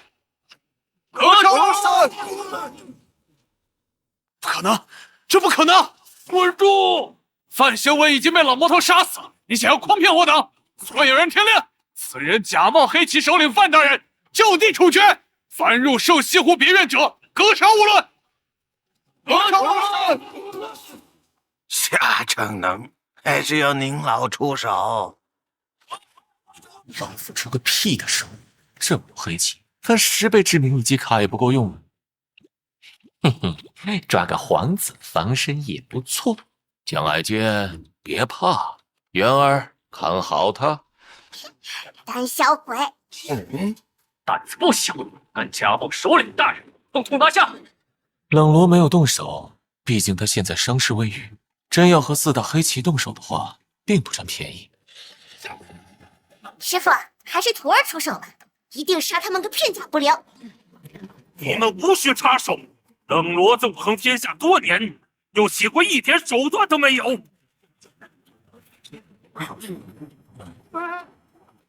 霸业青莲花，法身出现又迅速消失，虽然只持续了1秒钟的时间，但是对付这帮黑旗足够了。8亿是修行界之中目前已知人类修行者所能达到的极限。冷罗这种法身不同，就像是很多游戏玩家辨别装备一样，只需要看一眼就知道是什么物品。看印记。小人有眼无珠，还望范大人见谅。原来是范大人，拜见范大人。范大人，您还活着？可惜时过境迁，物是人非呀。这世上已无范大人。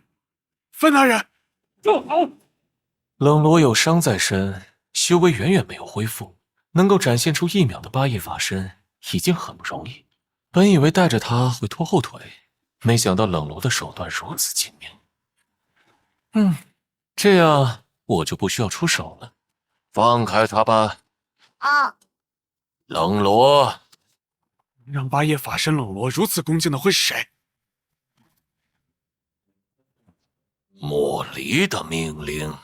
黑旗之主皇室，我等奉的是陛下之命。以莫离的本事，还没这个胆子敢控制皇帝，那就只有一种可能：皇帝是真的不想让净明道消失。以宫里当前的手段，只有3种职员可以派遣：一，魏卓言的人马；二，黑旗。不过队伍没了范修文，实力大减；三，禁军。显然，皇帝不会轻易动用禁军，这验证了于正海这孽徒是想要与皇帝为敌，野心之大，昭然若揭。黑旗首领的时候是被人控制了心智，对于黑旗也就没什么好留恋的。不过，黑旗终究是黑旗，要斩断过往，那便一干二净。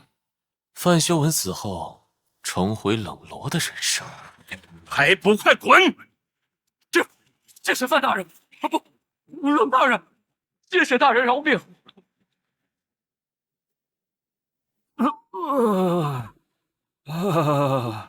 刚才那一招已经是他的全力。老前辈，您这招高啊！什么高？黑旗毕竟是皇帝的棋子，您放了黑旗，这是给于正海找麻烦。你很聪明啊。不如到摩天阁喝杯茶再走。还是别了，我还有事儿。老前辈，我们下次再会。老前辈，临别之前赠送一条消息：您的七徒弟司无涯就在净明道总坛。锦衣告退。李锦衣的印象还不错，起码这是一个非常识趣的人。师傅，去哪儿？净明道总坛。孽徒，这时候去净明道总坛，是不是言之过早啊？默契已成灰，净明道也没有多少实力，重点在于幽冥教。幽冥教也在净明道总坛，而且幽冥教4大护法皆是一流高手，怎么对付呀？再说了，金庭山的屏障刚出了故障，当务之急应当是回金庭山休养生息才对呀。韩正爷爷，我让你上去。3个老头带着一个丫头，老朽觉得此行不妥。有何不妥？阁主要清理门户可以理解，但老朽听闻于正海修为极高，势力庞大，还不好对付啊。冷长老喝奶吗？对身体好。哦，本座心中有数。你就这么不想回净明道？能把逃避说得如此轻描淡写的，你恐怕是第一人。潘长老喝奶吗？谢谢。老冷啊，你是不是不挤兑老朽，心里就不舒服啊？老潘，我这是教你如何面对恐惧和不堪，而非一味的躲避。两位又斗嘴了。习惯了。赵月，送他回去。是。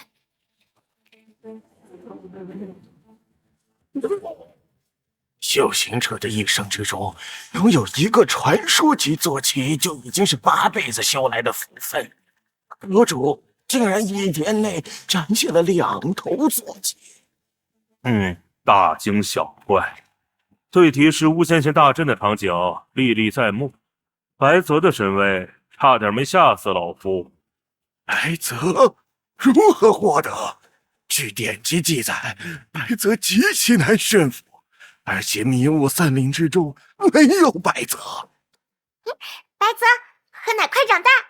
白泽，运气罢了，不值一提。您老过谦，能获得白泽必是大能之人。传言白泽能说人话，通万物之情，晓天下万物状貌，不知真假。这个倒是没发现，他从来没开过口，我只知道他很厉害。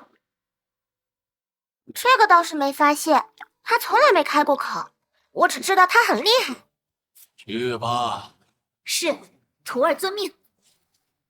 如果单论速度的话，白泽稍稍胜于飞年，唯一不足的是坐骑所能驮的人数有限。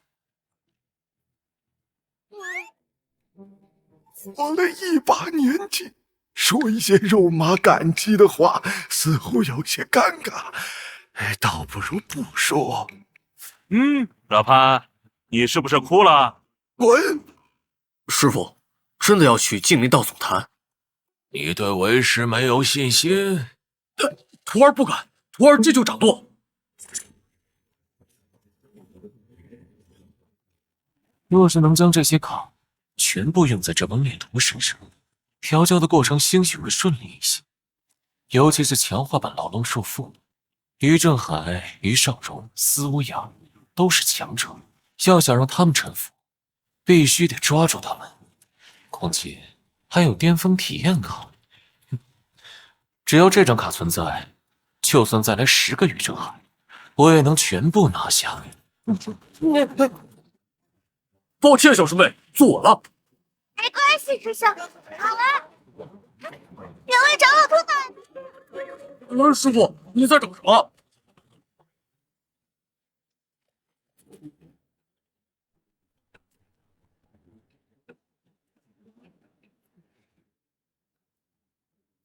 小魔头真的会来？注意你的态度，若是让教主听到，必有一罚。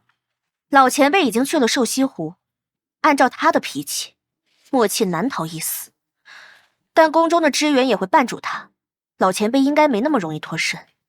莫契恐怕到死都没想到，没死在教主手中，却死在了老前辈手里。教主非常相信摩天阁戚先生，戚先生说老前辈会来，那便一定会来。他如此自信？教主上次的教训还不够，不要小瞧此人，甚至不要小瞧摩天阁中任何弟子。记住，我等尽量言语上拖住老前辈，给教主争取时间。就差尤公一等人了。有我们4个在，但愿不会有事。实在不行，立刻逃走便是。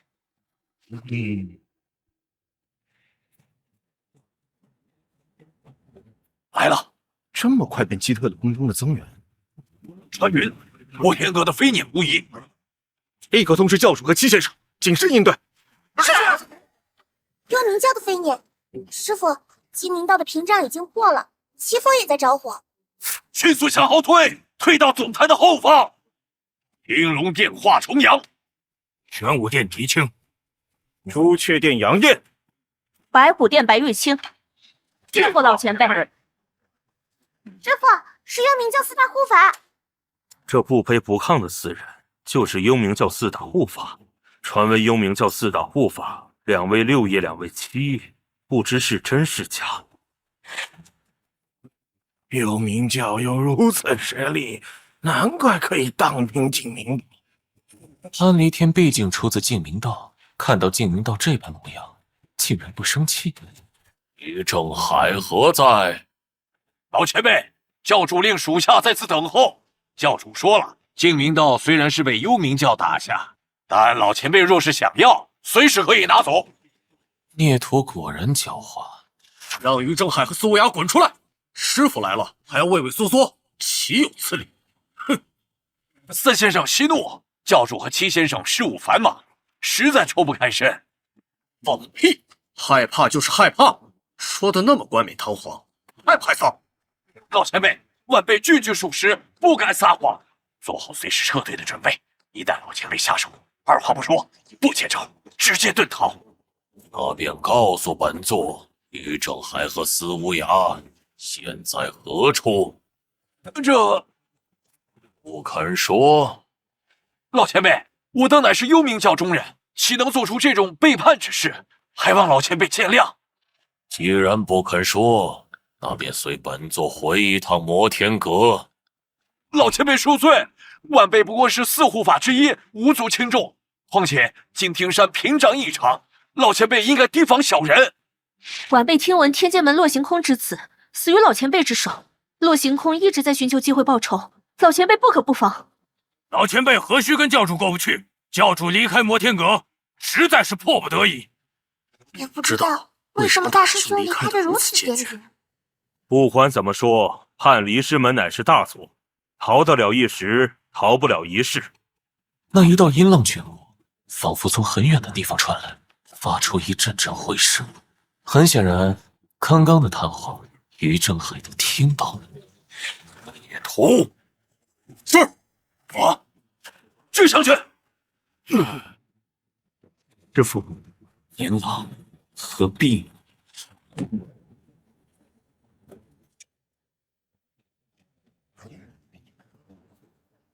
咎由自取，咎由自取呀！老前辈，这明道不仅三番两次陷害摩天阁，还与其他正道企图荡平摩天阁。如今教主亲率幽冥教灭了剑明道，老前辈应该开心呐。他若真为了摩天阁着想，那么请问，当初十大高手围攻师傅之时，他在干什么？十大高手二次围攻金庭山的时候，他又在干什么？他不仅叛离师门，还故意勾结名门正道，透露师傅的行踪，欺师灭祖，其罪当诛。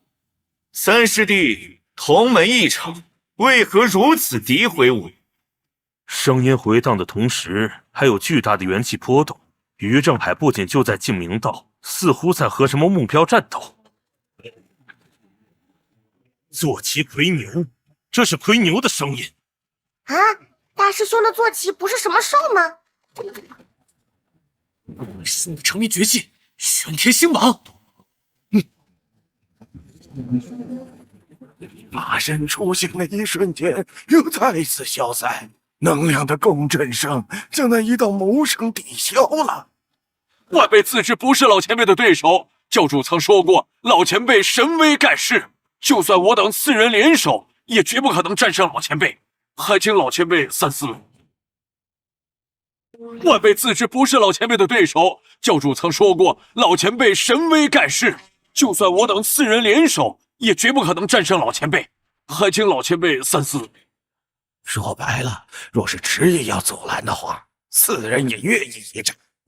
同时也验证了修行界中的一个说法：于正海的修为和他的师父平齐，连四大护法都如此修为，于正海有什么道理不是八叶金莲法身？勇气可嘉，本座欣赏你们的勇气，念在踏云靴的份上，本座网开一面。让开！对这四个人的印象还行，所以谈不上对他们有杀心。随手补了4张雷钢卡，若他们真想赌那1%的概率，那便只好生死有命，富贵在天了。退！虽然很不想面对祖师爷，但大业当前，岂能说退就退？我等要给教主争取时间，有红衣撑不了多久。三丰的防御禁制快被打破，不能退！我再说一遍，退！教主不在，由我行教主之令。遵命。身上毫无气息波动，但那股无形的气场，足以让人望而生畏。冰冻三尺非一日之寒，千年岁月的磨砺，已经让阁主拥有这股气场。师父，前面！那是净明道关押牢犯之地，有上千道禁制，难怪幽冥教四大护法给于正海争取时间。以于正海的实力，想要破除这1000道禁制，的确需要花上一段时间。大师兄，快！灵儿大师兄跑了！声音渐行渐远了。想逃？师傅亲自出马，大师兄跑掉了。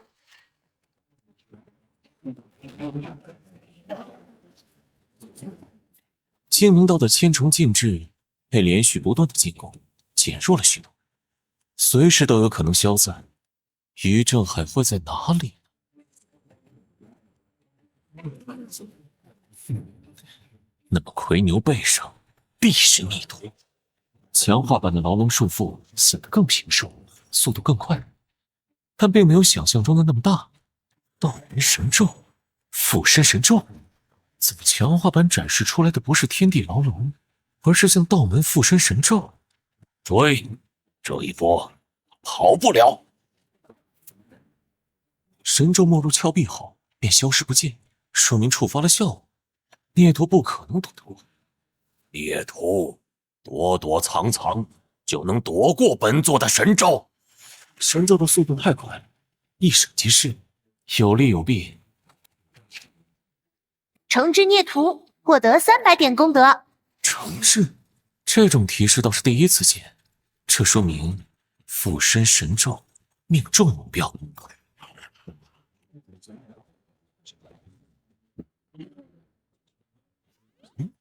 于正海的衣服，记得于正海在金庭山上修行的时候，所穿的衣服尺码便是这般大小。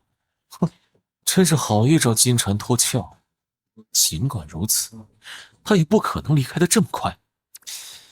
难道像燕子云三一样，使用了某种遁地之术？追踪印记，这些刚硬的进攻性并不厉害，是修行者的一种追踪印记。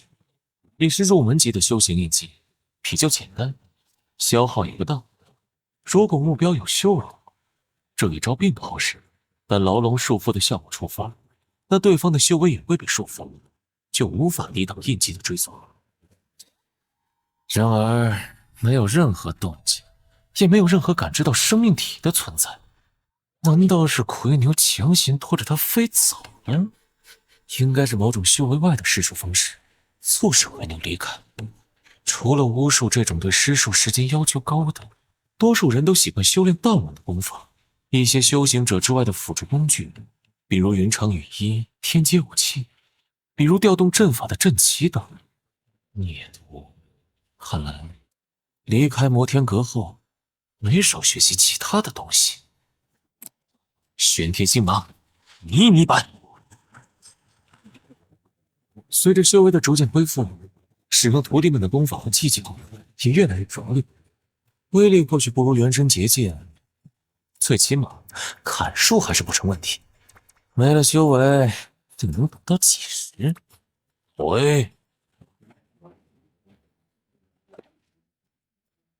净明道的禁制撑不住了，净明道剩下的人应该就躲在禁制之后，否则于正海不可能大费周章使用大玄天章强行破禁制，或许能从他们身上获取点关于于正海的信息。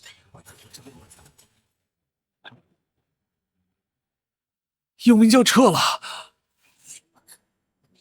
小心，你是幽冥教中人。若非老夫，尔等早已命丧黄泉。多谢老先生出手相救，大恩大德，无以为报。获得15人的虔诚朝拜，获得150点功德。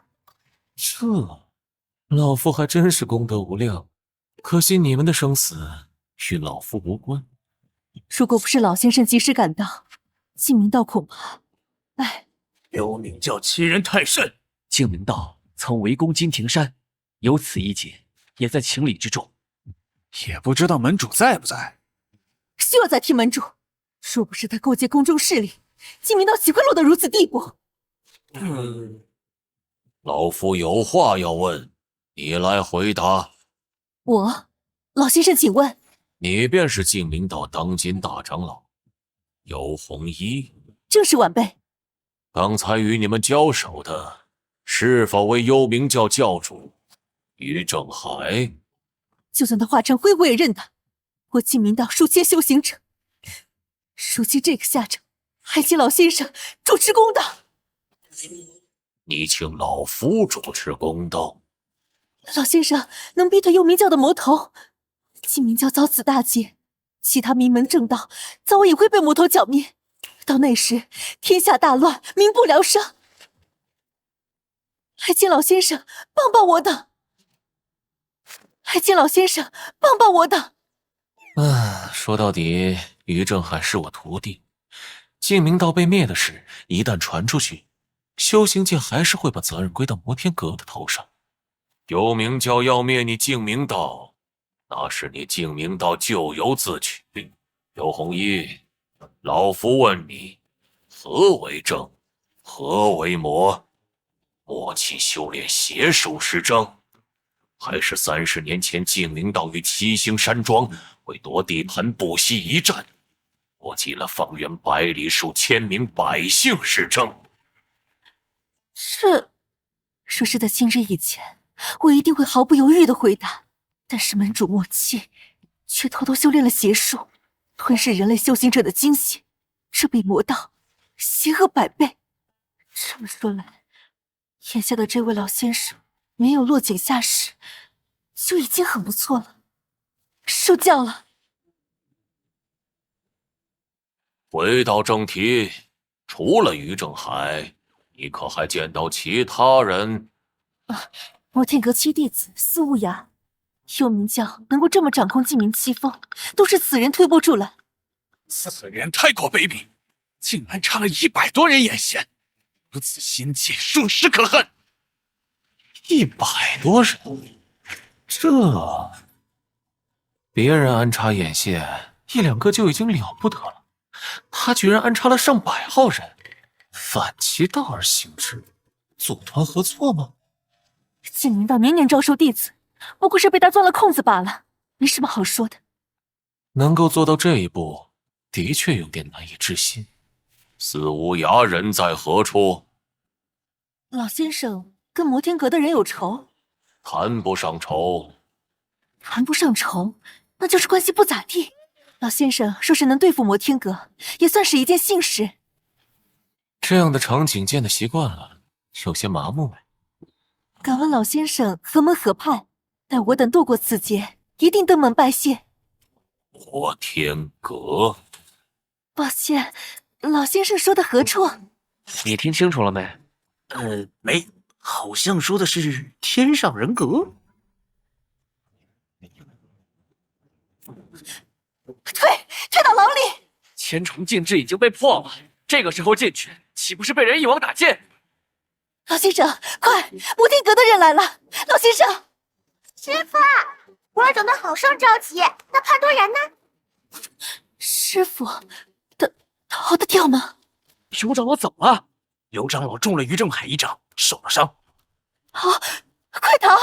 摩天阁的穿云飞撵！摩天阁！想走，稳了！天机武器。都停手吧！长老，弟子拜见潘长老。净明道第一高手归来，有希望了。老朽可不是什么潘长老，老朽乃摩天阁长老。潘长老，住口！没想到潘离天竟有这个觉悟，这样也好，日后他也能好好为摩天阁效力，成为摩天阁的强力臂膀。净明道走到今天的地步，基本都是门主默契作祟。况且默契是受宫中的莫离支配，和尤弘一关系不大。我建议由他们去吧。眼中只有莫离默契。潘长老破天荒的朝着冷长老拱了下手。过来吧，别掉下去摔死了。唉，也懒得跟尤弘一等人计较。师傅，幽冥教4大护法跑了。不二院长堕穿云飞撵，追击叛徒。这个时候要追，未必追得上，毕竟对方是4大高手同时催动飞撵，走。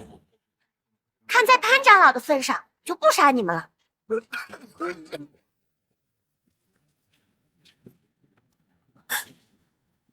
丫头，天阶武器可不是你这么用的啊！不管是什么武器，一旦认了主，主人和武器之间便会存在默契度，默契度越高，威力越大。放在老朽惯你使用武器大开大合，威力看似很大，却不够细腻。试着将它卷起，那有什么？放回去。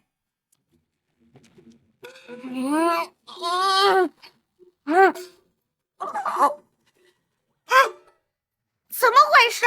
你该不会动了什么手脚，故意耍我的吧？少是人类契合度最高的武器之一，契合度达到和少一样的程度的时候，便可以控制入微。梵天灵便是你的手臂。我才不信你说的这一套，我只信我师父。老朽无礼了，见谅。无妨。如今夜神修为尽失，即便有心告诉他一些东西，也没有说服力，更何况人家是摩天阁的弟子。毕竟潘离天乃是净明道第一高手，见闻阅历绝非年轻人所能比拟。他能愿意指导后生晚辈，这是好事。潘长老所言基本正确。潘长老倒是提醒为师了，回摩天阁以后，为师会多抽些时间传授技巧。谢谢师父。天劫，好眼力，酒葫芦，佩服佩服。运气好罢了，整个黑木森林烧了749天，仅剩下这一个。这完全不起眼的酒葫芦，竟然是天阶武器。师傅，四大护法同时催动飞辇，不太好追。三师兄，我来也。魔法，玉成还中了神咒，早晚会乖乖送上门来，不必追了。回摩天阁。玉成还中了神咒，早晚会乖乖送上门来，不必追了。回摩天阁。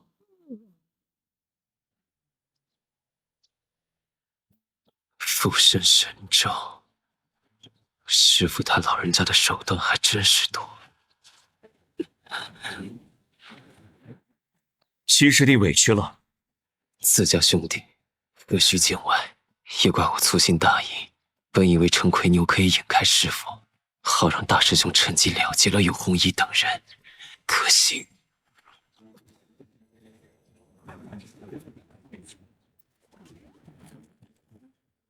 无妨，净明道名存实亡，目的基本达成，师弟无需介怀。若是没有你的帮助，西风也不会这么快拿下。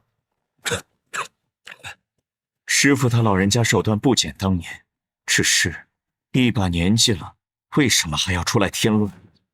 或许他老人家真的想走百家之长，或长生之秘。修行界代代更迭，总有不甘于上苍的束缚，想要改变亘古不变的真理，谈何容易？若真有长生之秘，这么多年过去，可有一人成功？大师兄息怒，何必跟师父他老人家一般见识？多亏了无涯师弟。不值一提，若不是师兄使用精血带我遁逃，恐怕此刻我已被师父擒住。我很奇怪，师父他老人家一向不屑于使用大玄天章，怎么会突然用玄天星芒呢？气息的波动并不高，控制却远胜于我。他老人家连神咒都用了，估计是想要用玄天星芒警告我们。师弟放心，我会想尽一切办法解开这附身神咒。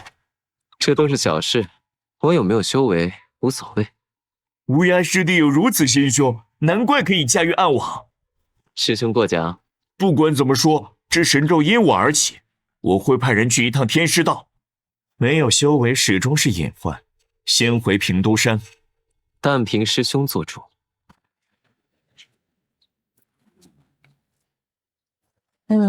系统界面上的剩余功德点数10220，买了4张雷钢卡没用掉，就一个默契赚了点功德。一会儿想想抽一波奖，那是如何讨定的？附身神咒的效果分明触发了，也获得了功德。这一路上都在想这个问题，却始终想不明白，到底哪里出了问题呢？阁主何须介怀？常在河边走，哪有不湿鞋？况且，他这话刚说一半就觉得不太对劲，好像要说：“况且你都老了，你的徒弟这么强，逃掉也属正常。”好吃，好吃。我听说于正海中了阁主的神咒，他必定会想方设法解开神咒。解开神咒只有2种方法，一是寻找更加强大的咒术师。天师道倒是有很多擅长神咒的修行者。第2种便是找摩天阁。花长老说的有道理，师傅，趁此机会前往天师道守株待兔。看着我干嘛？师傅，吃菜。天师道可不是净明道，天师道更侧重修行神咒以及阵法。一群老弱病残跑过去干什么？送人头。冷落和潘离天不提也罢了，不拖后腿就不错了。花无道这种防御点满的龟缩强者，适合守家。天师道未必能解为师的神咒，孽徒无处可去，早晚要来摩天阁。哦，徒儿懂了。多吃肉，长肉肉。阿里师姐，谢师傅。韩仲如何？韩仲伤势稳定，没有大碍，休养一段时间就会恢复。多谢。我很好奇，你和潘仲到底是什么关系？老朽的事儿与你何干？按照年龄来算，潘仲顶多30到40的年纪，潘离天是和冷罗同一时代的人，怎么算都不只是爷爷辈儿。本座向来信守承诺。过去的很多年时间里，修为尽失，想要获得黑木莲比登天还难，千言万语尽在不言中。以你的身份和地位，依托整个净明道，获取一片黑木莲并不难。冷罗，若是莫离废除你的修为，他会给你黑木莲吗？老朽告退。去吧。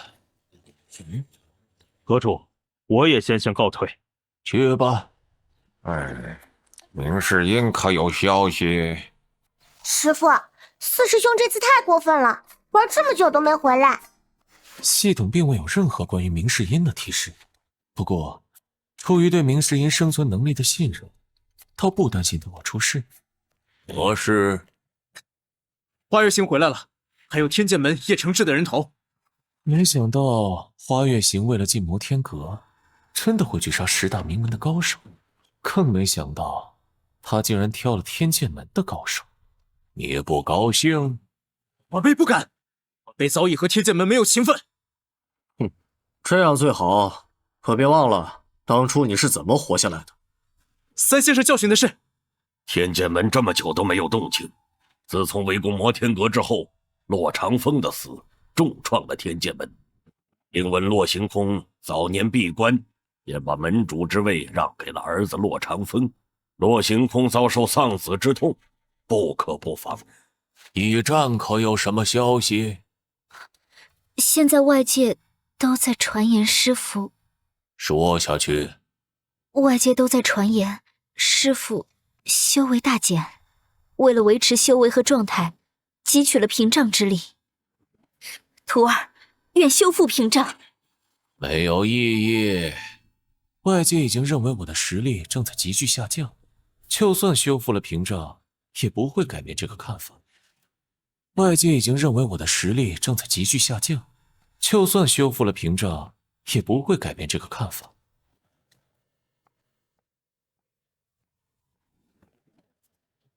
花月行不负众望，斩杀2叶元神捷径高手，天剑门长老叶承志。叶承志，阁主打开一看便知。不必了，处理一下。是。以你的实力和修为，斩杀一名2叶，勉强合格。晚辈自知实力不济，天剑门的那帮人太过狡猾，一直没有出手机会。为什么要选天剑门？听闻天剑门蠢蠢欲动，洛行空一直在寻求机会找摩天阁报仇。与其等他们先动手，倒不如先发制人，让他们瞧瞧摩天阁没那么好惹。阴平，这觉悟，这手段，这才是摩天阁弟子该有的模样啊！阁主，花月行已经通过审核，若是可以，今后他的修行由我来指点。慢着，是我太心急了，还望阁主恕罪。如此近距离面对当时第一魔头，好激动，又害怕。抬起头来。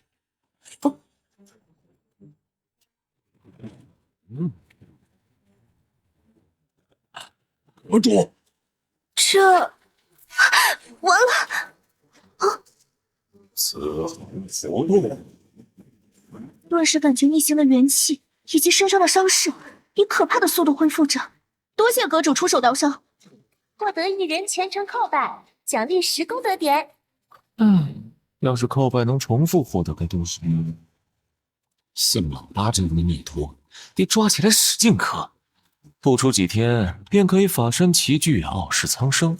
不过，蚊子再小也是肉，聊胜于无。进入摩天阁，便要遵守摩天阁的规矩。获得1名部下，奖励1000功德点。晚辈明白。几叶？2叶。他这修为，放在外面任何一个门派，那都是佼佼者，众星捧月的天才。只不过这里是摩天阁，天赋不错，能以2叶斩杀同阶的2叶叶承志，实属难得。多谢老前辈夸奖。西阁中有关于弓箭手的诸多典籍，咱摩天阁中人可自由翻看。谢老前辈。下去吧。是。周继风，阁主，晚辈入了摩天阁，却从没后悔过。晚辈只是遗憾，不能亲手杀了他们。有这些闲工夫思考没有意义的事情，倒不如去看看西阁的典籍。晚辈明白了。都散了吧。教主，属下办事不力，没能阻止老前辈，请教主责罚。请教主责罚。幽冥教能有今天的实力，你们有很大的功劳。属下不敢邀功。自本座离开摩天阁以来，创下幽冥教，为的便是这天下大业，而你们便是本座最得力的臂膀。华重阳愿意受罚，是属下擅自行教主命令，和其他3人无关。重阳兄也是为了大局着想，我等全力配合。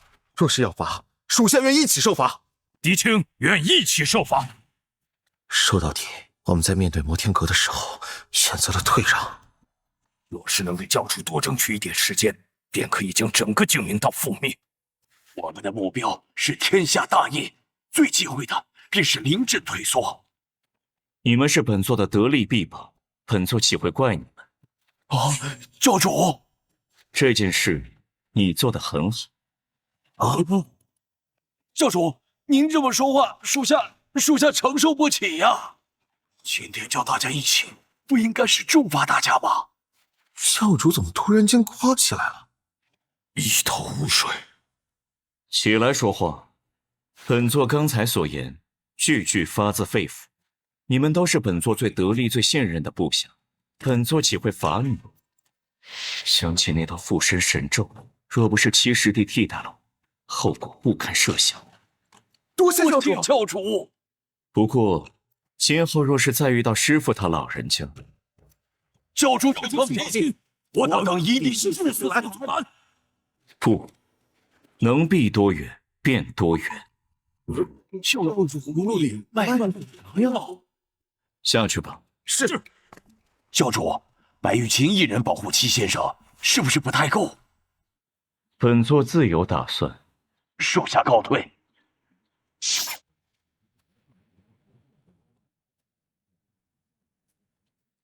体内空空如也，和手无缚鸡之力的普通人基本差不多。对于修行者而言，不能调动元气，便是废人一个。停！戚先生，马上就到卧龙了，为何停下？师傅他老人家能在短时间内从兽溪湖畔赶到净明坊，有人通风报信。戚先生怀疑我？你误会了。卧龙岗不过是掩人耳目的临时情报点。调转方向，往南，黄风山，那里很安全。都说戚先生谨慎过人，果然如此，佩服。戚先生到黄风山了，我带戚先生您下去。不，走。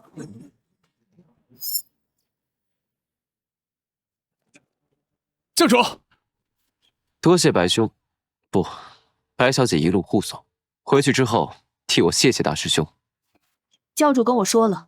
考虑到你修为尽失，在修为恢复之前，由我贴身保护你的安全。请坐。听说戚先生喜欢安静，我便不再多做打扰，住处由他们安排就行。听说戚先生喜欢安静，我便不再多做打扰，住处由他们安排就行。教主果然厉害，这种级别的内应都能挖过来。别瞎说，可能是你有情报吗？交换一下。哎，我有。带路。这边。教主突然驾临，属下迎接来迟，还请教主恕罪。无妨，白玉清乃是幽冥教四大护法之一，亦是本教主的朋友，不得有任何怠慢。属下遵命。再试试如何冲破这附身神咒。若没其他事，下去吧。属下有一事禀报。说。前几日有一位姓日的贵客造访黄风山，他想要找教主要一样东西。教主屁股真的有痣，你的情报超准确，100分100准。姓日的朋友，他不仅知道教主的身份，还对上了暗号，难道是假的？他人在何处？正在黄风山做客。哎呀，让一让啊，我要出场了。七师弟，好久不见啊！没你的事了，下去。教主，他是我的朋友。将告退。四师兄，好久不见。意不意外？师傅的意思？师傅令我抓你回摩天阁。奇怪，师傅不惜动用飞年，亲自前往净明道，甚至动用神咒，为什么只派了四师兄？而且四师兄似乎在黄风山等了2天，直接守株待兔不更好吗？想不通其中关键。四师兄怎么知道我在这儿？一个字，查喽。还记得云雀楼的飞辇吗？师弟，你大意了。无论你雇佣多少人，飞辇是普通人能有的吗？师兄又如何得知暗号？我去卧龙岗住了2天，不好意思，我这人闲不住，就把卧龙翻了个遍。哦，还有这里，我也翻了个遍。四师兄喜欢就好。你脸色似乎不太好看。别那么小气，输我一次不算丢人。四师兄，我有个问题请教。说吧，现在异常高兴。说真的，我压根儿没把握能等到老七出现。摩天阁的屏障大幅度减弱，听说是师傅他老人家为了维持修为，强行汲取屏障力量。抱歉啊，要想知道，跟我回摩天阁。不得不说，四师兄你变了。记得以前意见最多的便是四师兄。以前是以前，现在是现在。那上次你为何不动手抓我回去？现在也一样。同门一场，何必为难？叛徒终究是叛徒，你应该庆幸今天来的是我。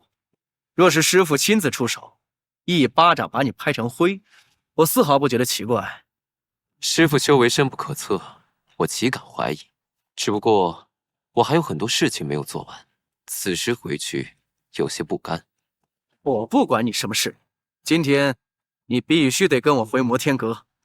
10年大限，也因为屏障的问题缩短了5年。就算我回去，能改变现状吗？5年之后呢？以后的事以后再说。那我便效仿四师兄说句大逆不道的话，我要是不从，就算是师傅他老人家亲临，也奈何不了我。叛徒！今天我便替师傅清理门户。枉我！你以为我还在原地踏步？惩治司无涯，获得功德200点。也只有明世音能做到了。不过明世音是刚开业的修为，怎么可能会是司无涯的对手？想不通，继续睡。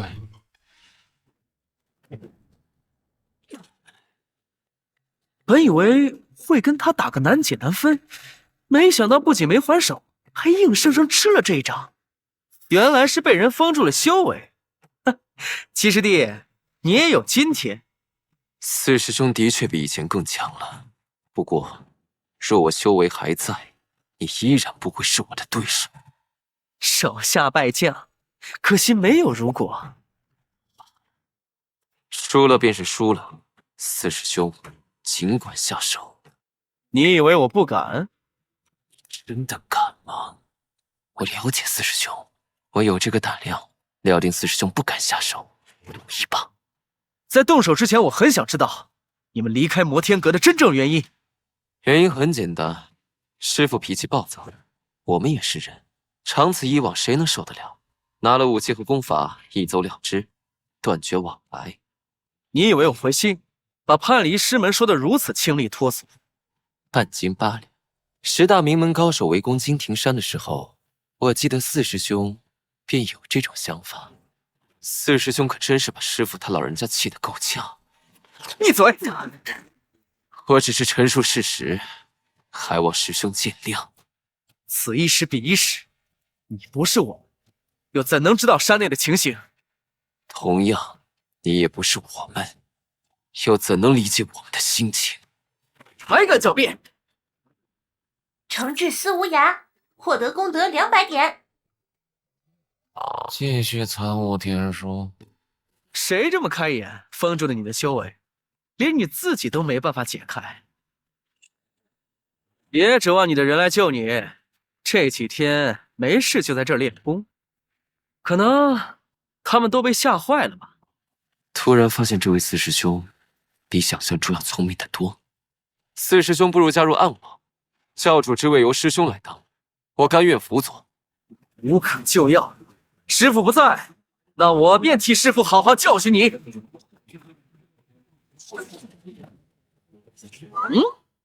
在下幽冥教白虎殿白玉清，见过四先生。幽冥教，四先生不必惊慌，教主事务缠身，没有跟来。笑话，我会怕他？四先生，教主曾3令5申，不得随意插手各位先生的私事，但教主也说过，让在下好生保护七先生的安全。四先生何必咄咄逼人，为难七先生？你家教主3令5申你都敢违抗，我若是你家教主，第一个斩的就是你这种不守规矩之人。你家教主3令5申你都敢违抗，我若是你家教主，第一个斩的就是你这种不守规矩之人。四师兄，何必动怒？你就算杀了我，也不能解决什么问题。我的问题就是解决你。也不知道为什么，四师兄的改变会这么大。毕竟曾经的四师兄，在摩天阁的态度上和我们差不多。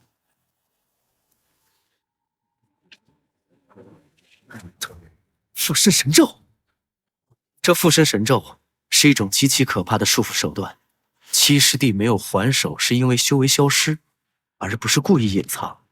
四师兄，知道这是谁的手臂吗？我又没亲眼所见，你问我？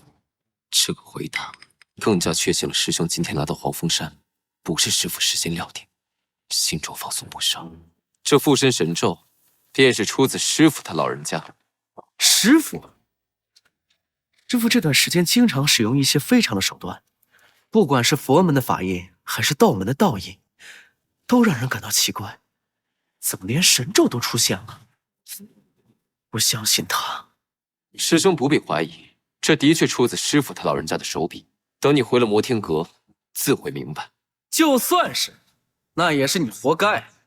中了这神咒，一身修为尽失，修行界危机四伏，许多门派恨不能将我扒皮抽筋。你就不怕以后师父也会同样对你们下狠手？少拿花言巧语蛊惑我！叛离师门，欺师灭祖，杀了你我都不觉得奇怪。跟我回去见师父。自诩机关算尽，却也没想到四师兄固执到了这个地步。说不通，那就只能用其他方法了。四师兄，有时候真正决定战局的，并不只是武力。你想带我走，恐怕没那么容易。那便试试。抱歉了，四先生，我要保证七先生的安全。你叫什么来着？在下幽冥教白虎殿首座白玉清。你的修为不错，不如加入摩天阁。多谢四先生美意。我既然入了幽冥教，就没有想过离开。连人家都明白不应该背叛，老四，看看你自己。在过去的很多年时间里，无数人都这般讥讽过。好，我记着你了。多谢四先生体谅，请回吧。请回。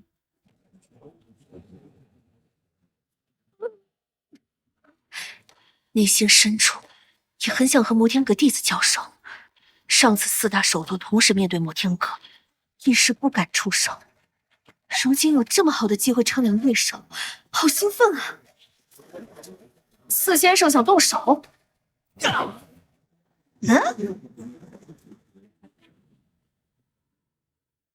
这属下有罪，属下不敢引狼入室。这事不怪你。多谢教主开恩。今天你便告老还乡，颐养天年吧。教主，这是按我们规矩，念你这么多年办事还算忠心，舌头可以不拔。谢教主开恩，属下告辞。些错不能犯，也不能存在。教主，无内见解。不必。教主，这二人打得难解难分，到底谁会胜？无需担心，白玉清乃是七叶高手，四师兄虽有天阶武器，却也不可能是对手。白玉清这是在给面子。天阶武器虽强，但想要跨这么多阶战斗，几乎不太可能。属下明白了。通知下去，黄风山情报里已经暴露，核心人员转移。是。看来四师兄的青木心法拿到完整的了。师傅，您老人家想通了。修仙界中无论是哪种修行之法，归根结底都是力武元气，要么凝结成刚硬，要么温和治疗，万变不离其宗。摩天阁青木心法却不同于任何宗门，而是纯粹的力武元气，促进植物生长。四先生，我便不客气了。拔杀！天阶武器，不愧是摩天阁四先生，但是还远远不够。这是浩然天罡，幽冥教被世人称为天下第一大魔教，居然会有人修炼浩然天罡。明确称量出明世英的实力，换言之，他还有余力。尽管100%能战胜对手，也让人惊叹不已。承让，摩天阁令人忌惮，不是没有原因。老七，我还真是小瞧了你，居然请了这么个帮手。四师兄，何苦呢？七师弟，何必呢？多说无益，四师兄请回吧。待我向师傅递个话，就说我现在挺好的，我和大师兄不会生师傅的气。混账东西，你还有脸说没生师傅的气？打你不打！我劝你最好别多管闲事，滚！既然四先生执迷不悟，在下只好不客气了。这段时间精心调查，隐姓埋名，顺藤摸瓜，好不容易找到了黄风山，蹲到了，一切的努力却因为白玉清前功尽弃。可惜，白玉清似乎没有打算留手，这是境界差距最有效的碾压打法。所有的花招在法神面前都显得毫无意义。大师兄，这真是你本人的意思吗？摩天阁，四先生要吃苦头了。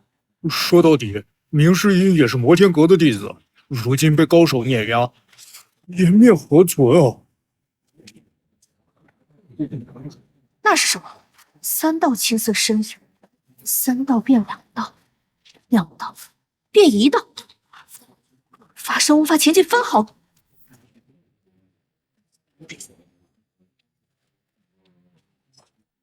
脑海中浮现出一个可怕的名字：于尚荣。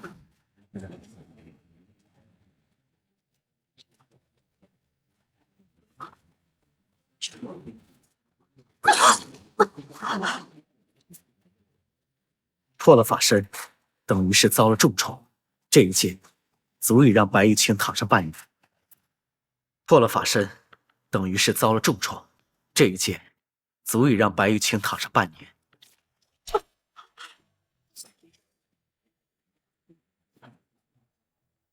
哎呀，该不该谢谢二师兄？毕竟这惊天一剑出自他手，二师兄选择出手帮了我。然而，二师兄却是摩天阁的叛徒之一啊！见过二师兄，见过二先生。无需多礼。这番态度，这哪里是十恶不赦的魔头，分明是温和有礼的谦谦君子吧？纠结要不要说谢谢？呸！谢什么谢？哪怕帮了我，但叛徒就是叛徒。四师弟，伤着没？没，多谢二师兄出手帮忙。你我兄弟一场，何须客气？是啊，二师兄怎么会来黄风山啊？黄风山地处偏僻，很难寻找。二师兄不会放下架子，像我这样，像个无头苍蝇似的到处寻找线索。我和七师弟早已约好。如果说这个白玉清是故意带回来防止高手找麻烦的话，可以理解。但是事先约好二师兄对付白玉清，这是什么套路？真是好心机！忍不住想给司无涯伸一个大拇指。你便是大师兄座下白虎殿首座白玉清。见过二先生。教主曾告诫过，幽冥教的大业之路遇神杀神，遇佛杀佛，但有2个人必须避让，一是摩天阁祖师爷，二是于尚荣。我们一直将这个规矩铭记于心。尽管如此，依旧很想和这样的高手过招。只有真正交手了，才知道传闻中的剑魔于尚荣到底是不是真的和教主一样平起。刚才的那一剑，拜得心服口服，毫无怨言。不错。多谢二先生，手下留情。你似乎很喜欢用法身欺负弱者。这刚才那招带法身硬碰硬，的确有以大欺小的嫌疑。四先生执意要带走七先生，在下迫不得已才出此招，还望二先生谅解。七师弟，真有此事？不用着急，只要你说不是，我便一剑了结了他。我很乐意帮大师兄清除喜欢撒谎的宵小之徒。二师兄还是一如既往的捉摸不透，明明很谦和，却过分难以捉摸。当然是。抱歉。不敢。七师弟，既是为了保护你，那便是你的错。四师弟表面滑头，实则重情重义，以他的性子，又岂会危及你的性命？二师兄，不必解释。兄长教训自家兄弟，天经地义，你怎可对兄长不敬？二师兄教训的是，还是二师兄明事理。老七，乖乖跟我回去见师傅。四师弟，听我一言。二师兄请说。七师弟聪慧过人，这些年没少帮我，给二师兄一个面子。但凭二师兄做主。乌鸦师弟，将孔雀翎交出来，给你师兄赔个不是，也好让你师兄回去交差。有点后悔和师兄约好在这里见面了，同时也感觉到了来自二师兄的一丝不快。四师兄，刚才是我无礼了，我向你赔不是。二师兄所言极是，摩天阁什么时候讲过这些规矩？既然这样，那我也不跟你计较，反正我也没打算顺利把你带走。拿来吧。老七到底又干什么坏事了？回去之后问问师兄师妹，自然清楚。教主，您的孔雀翎。你一没修为，二没武器，不过你还有脑袋可用。四师兄想打烂我的脑袋？看在二师兄的份上，我不跟你一般见识。可别怪师兄没提醒你，修行险恶，没了孔雀翎，没了修为，别被仇家盯上喽。这就不劳师兄费心了。送客，早晚你会落在我手心里。多谢二师兄解围。解围谈不上，嫌我添乱是真。不敢。于尚荣的突然出现，不仅伤了白玉清，还让教主把他的专属武器踢了出去，他又怎么可能不后悔？别把想法告诉我，你生死自己死。大师兄派你来的，教主特意叮嘱，在下不敢违抗。回去之后告诉大师兄，他想做什么我不想管也懒得管，但别过分。这二师兄伤了他，很明显是想要敲打教主。白小姐，还是请回吧。于尚荣和教主之间的矛盾，随着摩天阁的变化而变得越来越激烈，还是尽快离开为妙。那戚先生多保重。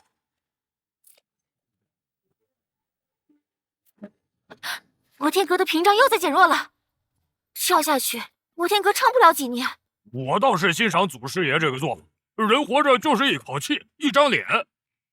简单停留一下再回去，有了孔雀翎回去的话，也好交差。这些人能在这里谈论摩天阁，可见有多少人在背后默默关注着摩天阁。我宁可活得有威严一些，也绝不允许鼠辈踏上摩天阁。大千世界无奇不有，摩天阁作为魔道中的佼佼者，自然是有不少人想要成为摩天阁的弟子。只可惜师父真的老了，早就不再收徒。昨天有人看过了，屏障又衰减了1/3，摩天阁似乎不打算修复屏障。不好修复，屏障所需要的能量，没个几年根本不可能。有道理。听说天剑门准备向摩天阁发起挑战。天剑门要打摩天阁？天剑门的门主骆长风死在摩天阁祖师爷的手里，而且天剑门的大弟子周继峰倒戈去了摩天阁。据说骆行空气得3天没睡着。骆行空已经向各大名门发起召集帖，搞不好在摩天阁祖师爷大限之前再来一波进攻。骆行空已经向各大名门发起召集帖，搞不好在摩天阁祖师爷大限之前再来一波进攻。骆行空这老不死的胆子这么大，不死啊！兄弟，茶后谈资而已，千万别带入个人情感。骆行空发了召集帖？没错，10大名门除了净明道以外，都收到了召集帖，不知道云天罗3族会不会参加。骆行空何来的底气？天剑门都已经这样了。骆行空闭关多年，不容小觑。况且摩天阁的屏障正在减弱，或许这也是个机会。哪次围剿金庭山不是这个论调？听腻了，就算没有摩天阁祖师爷，还有他徒弟的。有道理。全场酒水我买单。谢谢少侠。可是我们只卖汤没酒水啊。抽奖，本次抽奖消耗50点功德，获得逆转卡乘3。运气不错啊。八法运通的售价2万点。抽奖，本次抽奖消耗50点功德，获得致命格挡乘5。聊胜于无，这道具很鸡肋。投降！本次抽奖消耗50点功德，谢谢惠顾，幸运值加1。连胜终究还是被终结了。师兄回来啦！好，师傅，徒儿已经查清云雀楼的事，的确是叛徒司无涯计划，黄风山是他的情报点。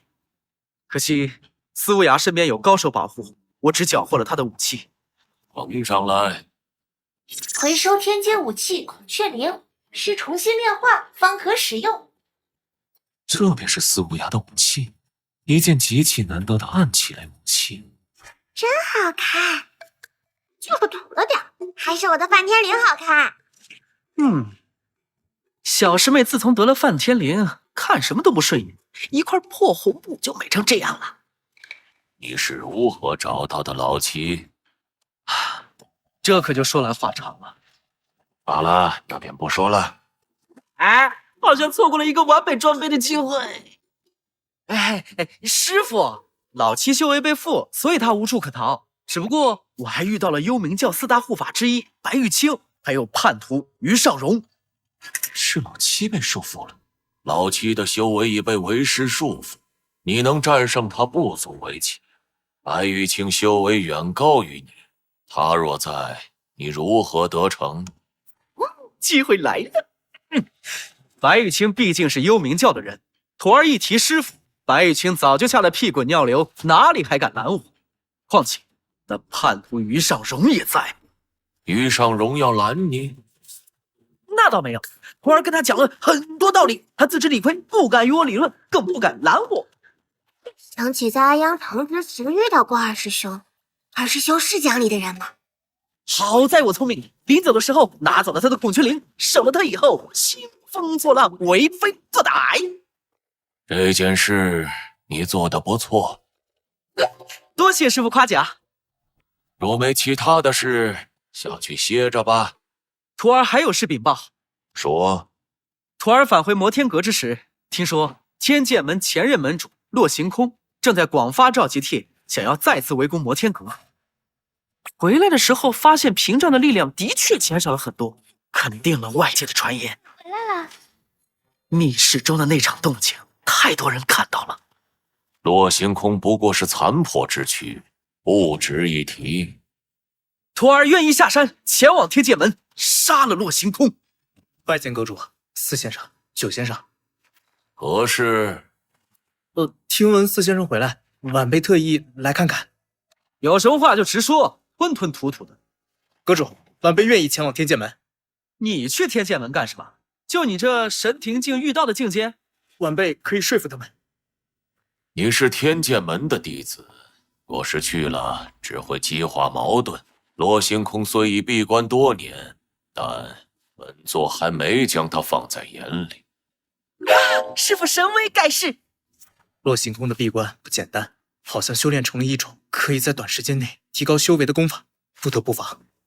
短时间提高修为，他就不怕走火入魔，爆体而亡？这个晚辈就不知道了。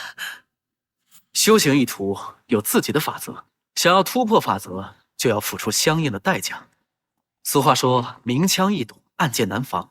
洛行空这老匹夫，万一偷偷摸摸跑过来像冷罗那样玩同归于尽的招数，谁扛得住啊？你去天剑门，也配与本座过招？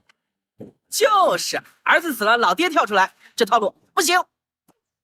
阁主神威盖世，别神威不神威了，走。九先生啊，有何吩咐啊？天分天灵的默契度，你担心，上次是我不对，这次保证不伤人。这是小月儿，就没见过小月儿向师傅以外的人道歉，仿佛做梦似的。给自己来一拳，看看疼不疼？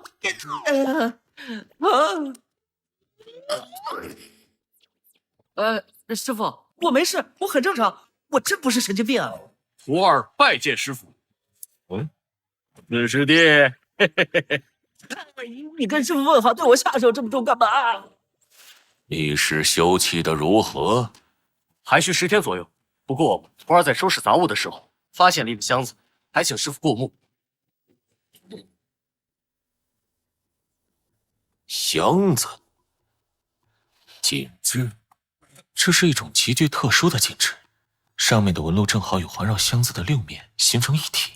禁制或法阵都需要元气灌入才能启动效果。这禁制是怎么做到的？箱子能够在天书神通下完好无损，要么材质特殊，要么就是有极强的防护力。师傅，您对阵法和禁制颇有研究，这箱子上刻画的到底是什么禁制？钥匙，还真是需要钥匙。师傅，徒儿这就去找钥匙。去吧。还真是需要钥匙。师傅，徒儿这就去找钥匙。去吧。钥匙也可能不在密室中。果不其然，界面上寻找遗失的钥匙后面多了一个提示，可打开遗失的宝箱。所以眼前的这个箱子，便是和任务有关的宝箱。真是踏破铁鞋无觅处，得来全不费工夫。送到东阁。徒儿遵命。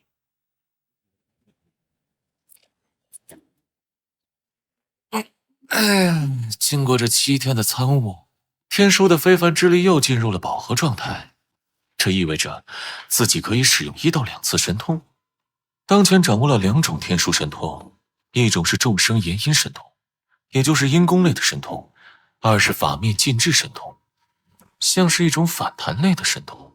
7天甚至10天的参悟，只够使用1次神通。这种神通对非凡之力的要求还真大。不过一想到神通的威力，也就释然了。师傅，将爱剑飞书。自从小月儿迷恋上了范天灵，飞书的任务便落在了昭月的身上。念。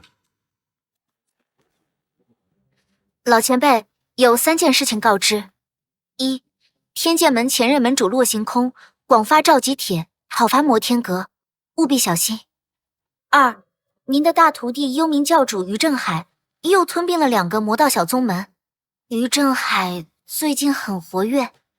第3，等下一封飞书。这家伙飞书就不能用长一点的纸吗？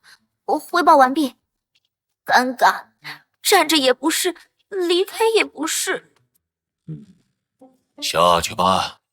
徒儿告退，徒儿拿到下一封飞书再来汇报。七徒弟使用这把武器的时间，远远没有于正海和于尚荣的时间长。看得出来，司无涯经常使用孔雀翎，也不知道为什么，脑海中浮现炼化符3个字。若是将其炼化，司无涯该作何感想？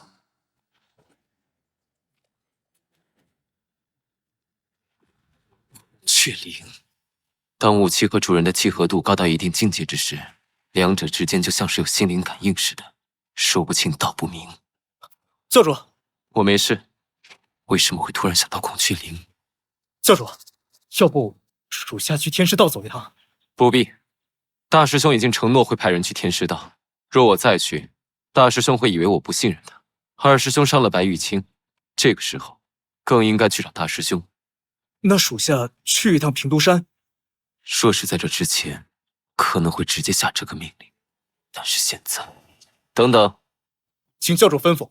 最近天剑门可有动静？天剑门广发召集帖，是要讨伐摩天阁。洛行空已经忍不住出手，不过没有门派附和，天剑门实力单薄，不成气候。老八没回信。八先生已经10天没有动静了。不出所料，应该是进了思过洞。另外，我怀疑暗网有奸细，从今天开始，凡涉及摩天阁的事，无论大小，必须由我过目。是。最后，通知吴蜀，不用营救老八，改偷孔雀翎。谨遵教主谕令。七师弟，这么做，之前的努力就白费了。是我低估了师傅的能力。何以见得？我之所以让老八回摩天阁，一来是想要保证老八的安全，二来也需要老八提供阁内的情况。老八为人蠢笨，不会有杀身之祸，必要时我会令吴蜀救他。只怕吴蜀真是过街老鼠。其次，我将孔雀翎交给四师兄，想要探探师傅的你，但刚才孔雀翎有危险。炼化天阶武器条件极其苛刻，我既然帮了你，你便不要后悔。二师兄教训的是，轮到你帮我了。二师兄请吩咐。转告大师兄，刀再好，也需要时时磨砺，只有这样才能保持锋锐。半年后，平都山见。坐拥暗王以来，听过的消息无数，有人生，有人死，但都没有过太大的波动。大师兄与二师兄一向不和，也料到了二人之间必有一战，只不过没想到会来得这么早，早得有些始料未及。二师兄，就不能……我意已决，但愿他在这半年时间里不要受伤。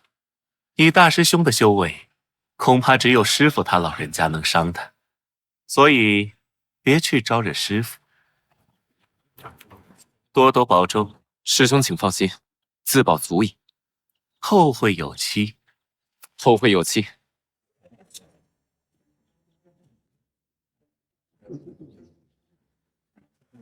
我这么做到底在图什么？教主，您的身体……我没事，只不过是冲破附身神咒带来的反噬。教主保重身体。重置司无涯，获得200功德点。这出现的200点功德，说明他遭到了反噬。想要破开附身咒，谈何容易？就算是天师到6夜、7夜的修行高手施展，一旦命中，想要冲破也绝非易事。孽徒，就先留着你的武器。师傅，飞书2封2封，一封江爱剑的飞书，一封山下送进来的飞书。念。老前辈，这第3条消息乃是国家大事，魏卓言4大副将率军5万去凉州平乱去了，四皇子刘炳班师回朝。我知道老前辈不关心战乱，但这么大的变动，宫中必有蹊跷，小心莫离。念完。说到底，这一条消息牵扯的是幕后黑手莫离。魏卓言能否胜任，听天由命。